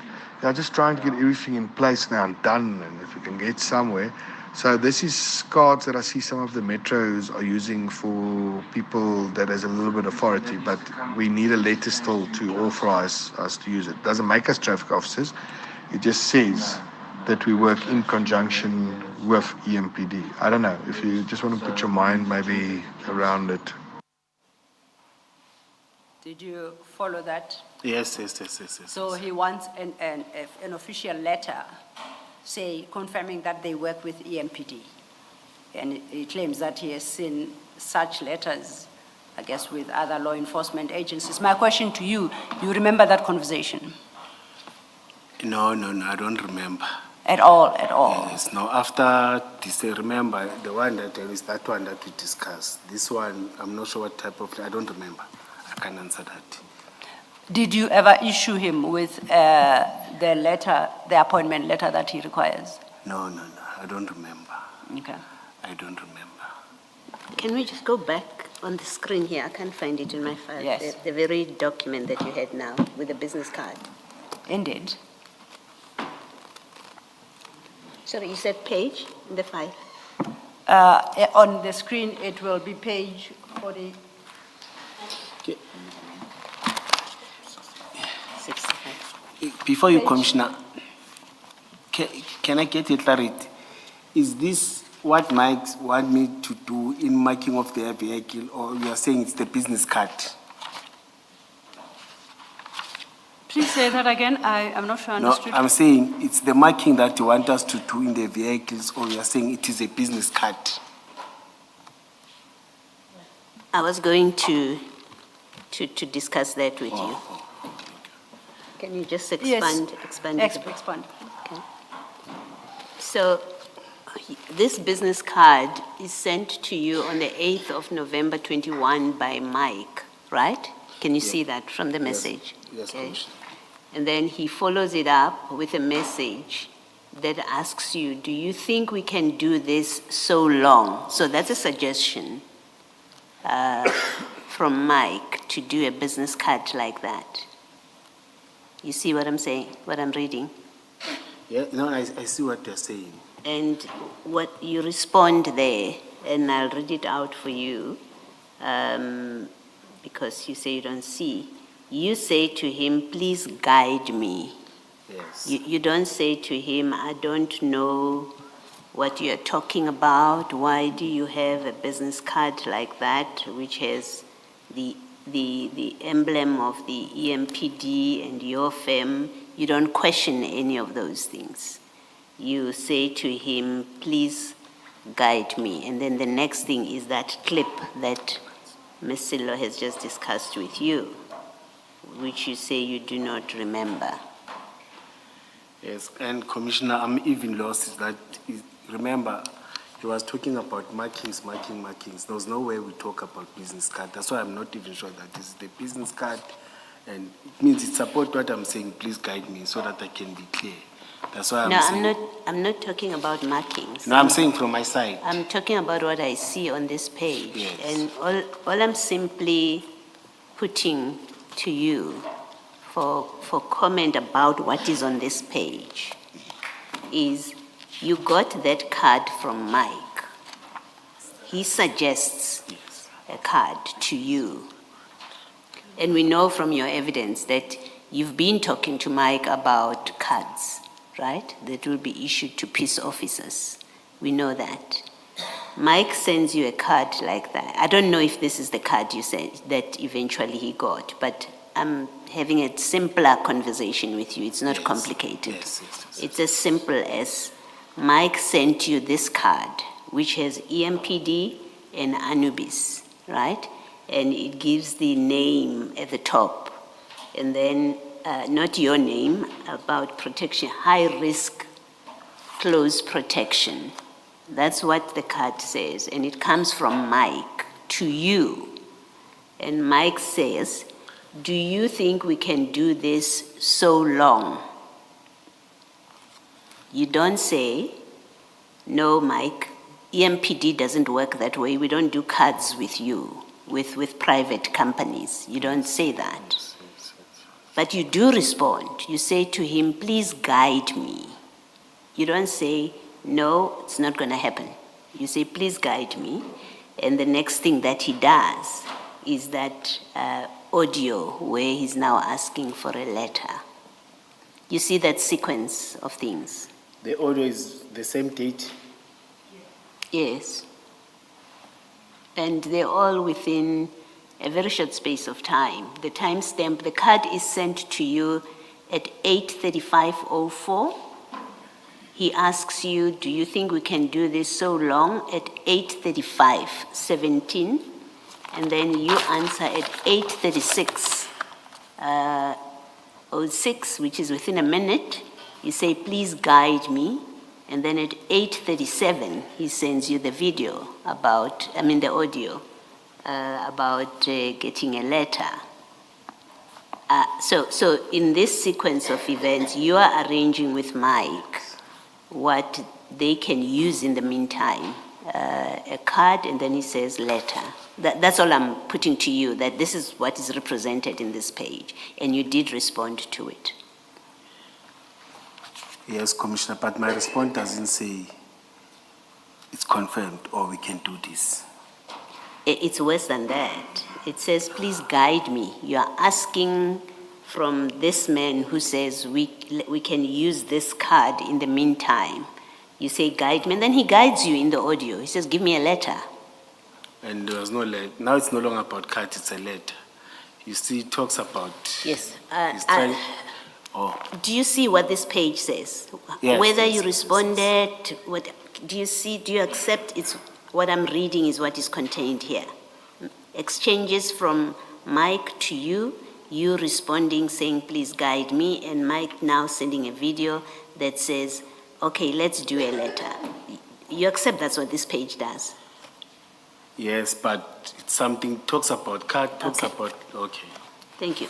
But Commissioner, you shouldn't be debating the issue of cards, because one of the earlier clips we listened to, Mike confirmed having received a card and having lost it and requiring your assistance. No, this is not the same card that he's talking about. It's a different one. We don't do this. It's a different card. That's why even earlier on I wanted clarity from evidence leader that which card are you talking about here? He clarified. Peace officer's card is not something like this. Are you able to perhaps provide the commission with a copy of the card of a peace officer, No, a peace officer as you understand it? No, you'll get it from... Should we request Yes, you'll for a get it. copy from Mr. Kolani? Yes, you'll get it. Mkhwanazi? Yes, you'll get Okay, it. we shall He's do the so. only person, no one All right, does that in the city. thank you. Then want to move on quickly to the next clip, and this is CJC 143. And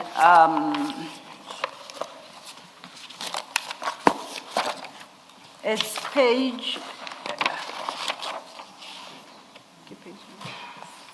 61 on your screen there.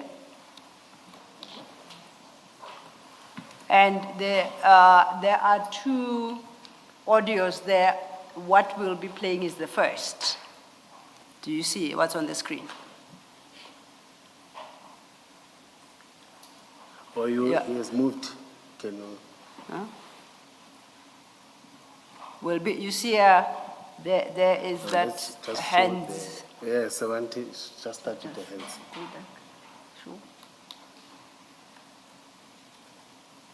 It's from Nokoab. There is that, No, there's something that it's from who? what is from who?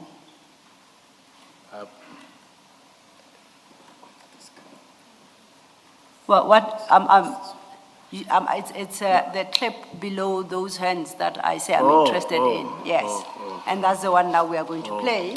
And that clip was sent to you Oh. by Mr. Van Wyk. Oh, It's coming up.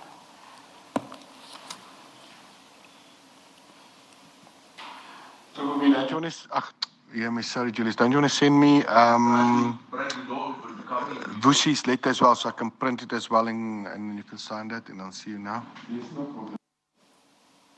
I'll play it again, please Yes, listen. yes. Triple B, don't you want to, yeah, Miss, sorry, Julius, don't you want to send me, Vusi's letter as well, so I can print it as well, and you can sign that, and I'll see you now. Okay, there's background noise where he is. He's asking you to send him Vusi's letter, can sign and send him Vusi's letter so he can print it now. And then I think you were scheduled to have a meeting because he says, see you now. What Vusi's letter is this? Is this the appointment letter that we've been discussing throughout? No, appointment, it's a card, not a letter. Okay, I'm now lost, he says yes. Vusi's letter. No, I'm lost. No, I don't remember. But when he sends you these very confusing voice notes, do you ever turn around and you say, my friend, what are you possibly talking about? No, we used to meet, and I used to clarify when we were together. You see, say, Mike, this is not possible. This is not possible. This is not going to happen. I think when you speak to Vusi, gives Vusi another impression. You see. Yes. Sorry, I'm more concerned about what he says to you. You receive these audios and you say they don't make sense to you as you sit here today. And I take it that they didn't make sense to you on the day that you received them. But after reading and listening to the clip, nowhere do you indicate to Mr. Van Wyk that I don't know why you are saying what you are saying in this audio clip because I have no idea what you're talking about. You never once take up that issue with him. Why not? If you truly do not understand what he's talking That's about. why I was saying, please guide, because I'm becoming lost with what he's saying. I can't guide you. I don't know what he's talking about. Only No, you and he know. I'm saying he says so. That's why I'm saying, no, Commissioner, I'm saying that's what I've said to him, not you. Oh, Yes. but it's about this clip. No, you didn't. There is that clip on the screen, on your screen as well. Remember, please guide me as in regard to another communication. When he asked you about the business card and he said, can we use this so long? That's when you responded, please guide me. So we are done with that conversation. Now he sends you this audio clip to requesting you to finalize and send Vusi Matlala's letter for signature and so he can print. And I'm saying to that particular audio clip, you don't say, I really have no idea what you're talking about. And I note it's a consistent pattern to all these videos and audio clips. You sit here and you say, I don't know what he's talking about, but you never took up that issue with him in the WhatsApp chats that you don't know what he's talking about. So I want to suggest to you that it's because you knew precisely what he was talking about. That's why you never questioned. And you sit here today and you suggest that you are absolutely clueless about what he's talking about. Commissioners, I've said, Mike will try to twist and pull my hand. I've said again, I used to go, I will go, we'll meet. The office that I was having and Mike's office, they're not far apart, you see. And I will explain and tell him those powers and those what, they're not with him. But my thinking is that when I received this now, when we're talking, is that he was lying to Vusi. No, he He wasn't. was giving Vusi. No, he wasn't. You do respond. But my response doesn't say yes. No, you ask, must we change the format too? So you had an opportunity to respond, whichever way you wanted to respond. You say, he sends this message at 7:37. You respond at 7:39. fact, 7:37:19, 7:39:45. So in less than 2 minutes, you respond and you say, must we change the format to? So you know exactly what he's talking about. You knew what he's talking about. No, yeah, it's the format of what? Of the letter or the format of that thing? That's what you're supposed to tell us, because you wrote this. You listened to the audio, and in less than 2 minutes, you say, must we change the format to? You're the one that must tell us what format were you talking about changing. You can't say, he must have been lying to Vusi, I don't know what he's talking about, when you say, within 2 minutes, must we change the format to? And the question that is legitimate to ask you is, what format were you going to change? What document or whatever were you talking about here?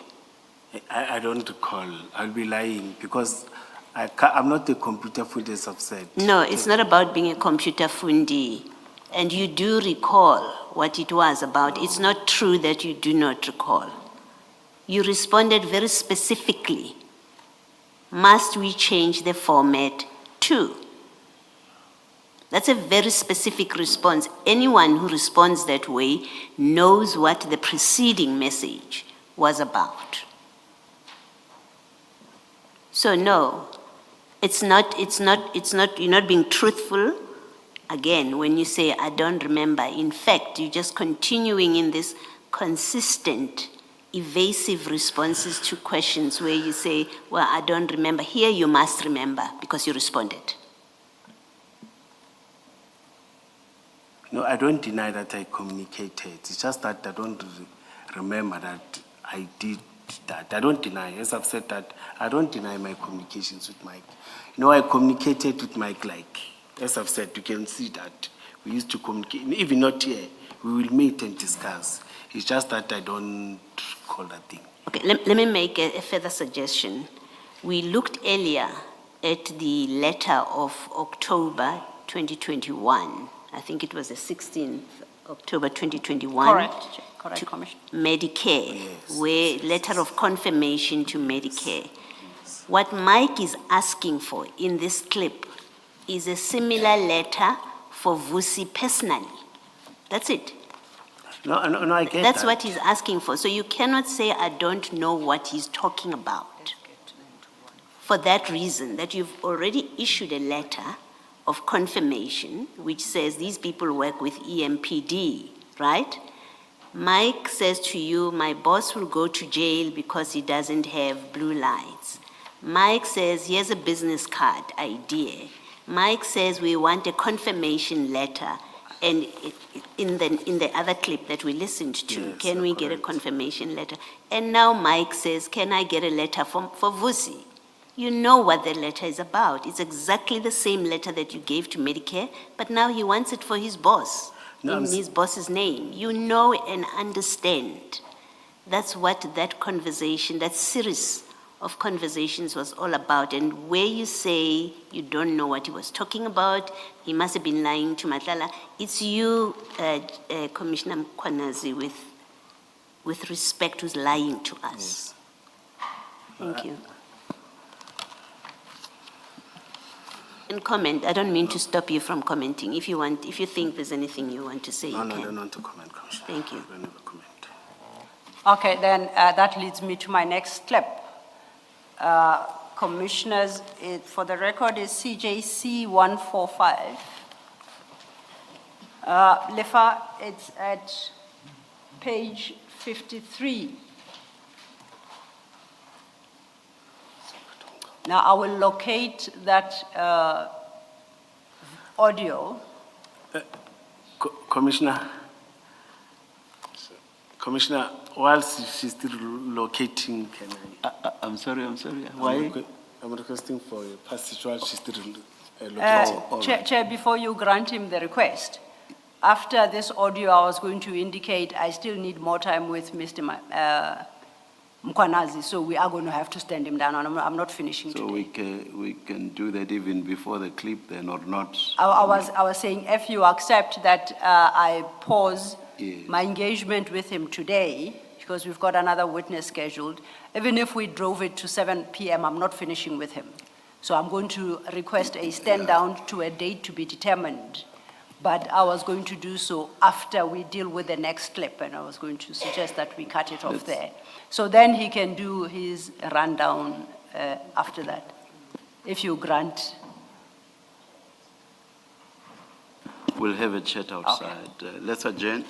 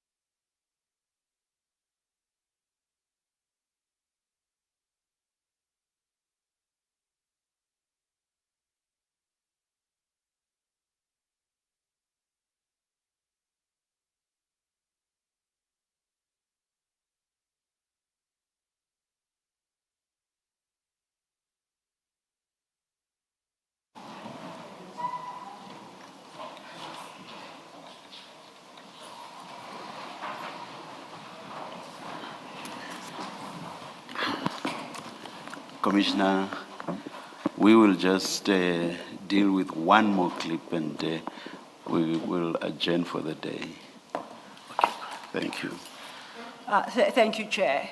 And after we adjourn for the day, Commissioner Mkwanazi, you and I will then have a quick sit down and look at diaries as to the most appropriate day for you to return so that we complete. Okay. Yes.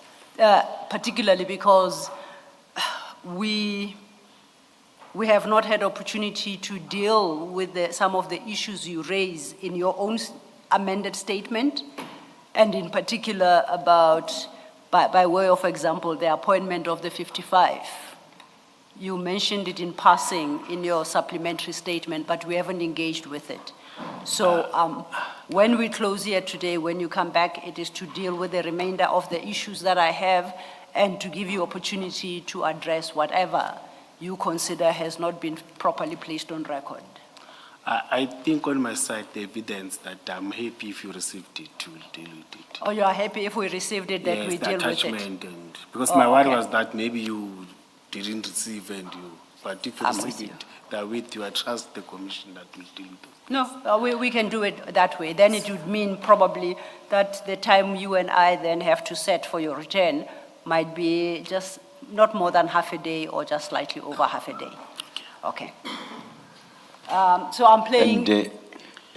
Please, even though Ms. Sillo says that you will compare diaries, A Subina may still have to be issued for whatever date you agree on.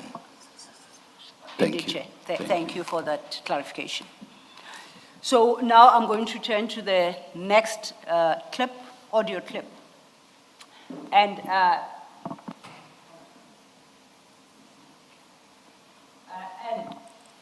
just to locate you on your screen, this is an audio clip of the 15th of December 2021.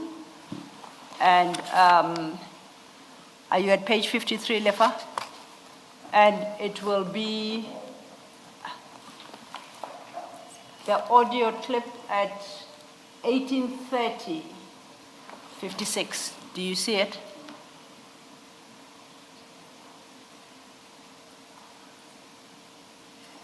If you look at the big screen, you've got it. So that is the audio clip you received at 18:30 on that date. So now I'm going to play that clip, and I will invite you to perhaps assist us in some regard. Just maybe can't just ask her quickly who it is. I know Vissy sorted these problems out, but we might need to look at how we're going to pass that or second or go around that one. And then the white people, I just can't put my, who can that be? Because I've checked all the guys and the criminal checks on them as well. It's not audible enough. Okay, say that again. It's not audible enough. It's not audible enough. Yes. Oh, I couldn't hear. Just maybe can't just ask her quickly who it is. I know Vissy sorted these problems out, but we might need to look at how we're going to pass that or second or go around that one. And then the white people, I just can't put my, who can that be? Because I've checked all the guys and the criminal checks on them as well. Okay, now just to put context to it, I'm going to put up something. Let's go back to the actual chat and see whether we can place it in context. You'll understand it better. Yes. You might not. Remember, if we look, okay, if we look at that page 53, it starts, do you see where it reads under, looks like a pin given there, and he says floor 8 cat security 7 a.m. Do you see where I'm reading? Lefa, can you help out? Oh, yes. Okay. Yes. Then you, at 1817, say confirmed, Yes. and you thereafter say again, show Mike. Yes.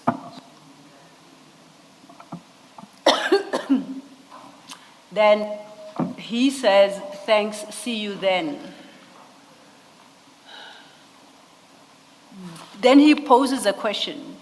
Who is the two, I read that to be two, with the records? And then you respond, I am lost. He says, who is the criminal records? Okay? Then we go, then there is an audio.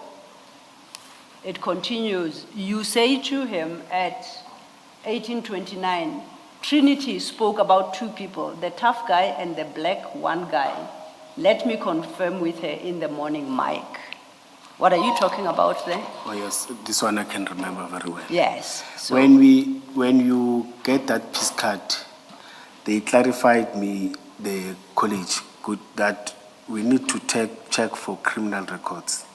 You can't issue that piece card to a person who's having a criminal record. And she said, it's just that I was not part when they were having these people. She just mentioned that there's a white and a black guy who are having criminal record. They can't be issued with any. okay, so The peace officer's card. That did you at any point with him address the issue of Mr. Vusimusi Matala's criminal record? No, remember, by that time, I didn't know anything. It's when Trinity told me that it's a black guy and a white guy who's having criminal record. You see, it's them that checked and told me that there are two people who have a criminal record. So you did discuss the issue of Mr. Matlala having a criminal record? No, Because no. that was my question. Yeah, no, I didn't know by that time. So you never discussed this issue I with, said with our own. no, it was with colleagues. Mr. Van Wyk. Have you ever discussed the issue of Mr. Matlala's criminal record with Mr. Van Wyk? I think I may have. Okay, now, in Discussed, what was the yes. context of that discussion? What were you discussing there? I don't remember, Commissioner. Oh, But I know the lady reported to me that it's a black guy and a white. That's when I remember very well. That it's a black guy and a white guy that are having criminal records. so basically you testify that you may have discussed Mr. Matlala's criminal record with Mr. Van Wyk, but unfortunately you don't remember exactly what it is you discussed about that. Yes, I don't Okay. remember. I don't recall. That's your testimony and, Yes, okay. yes. Chair, that is the final clap. I'm happy to leave it there.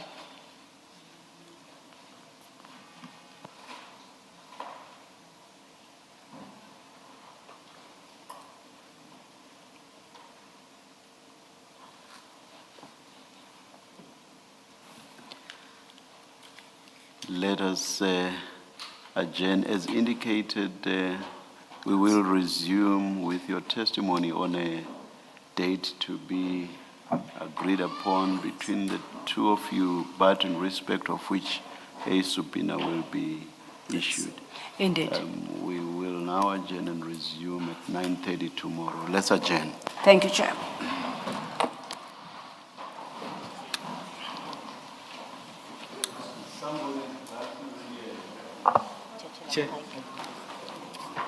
Oh.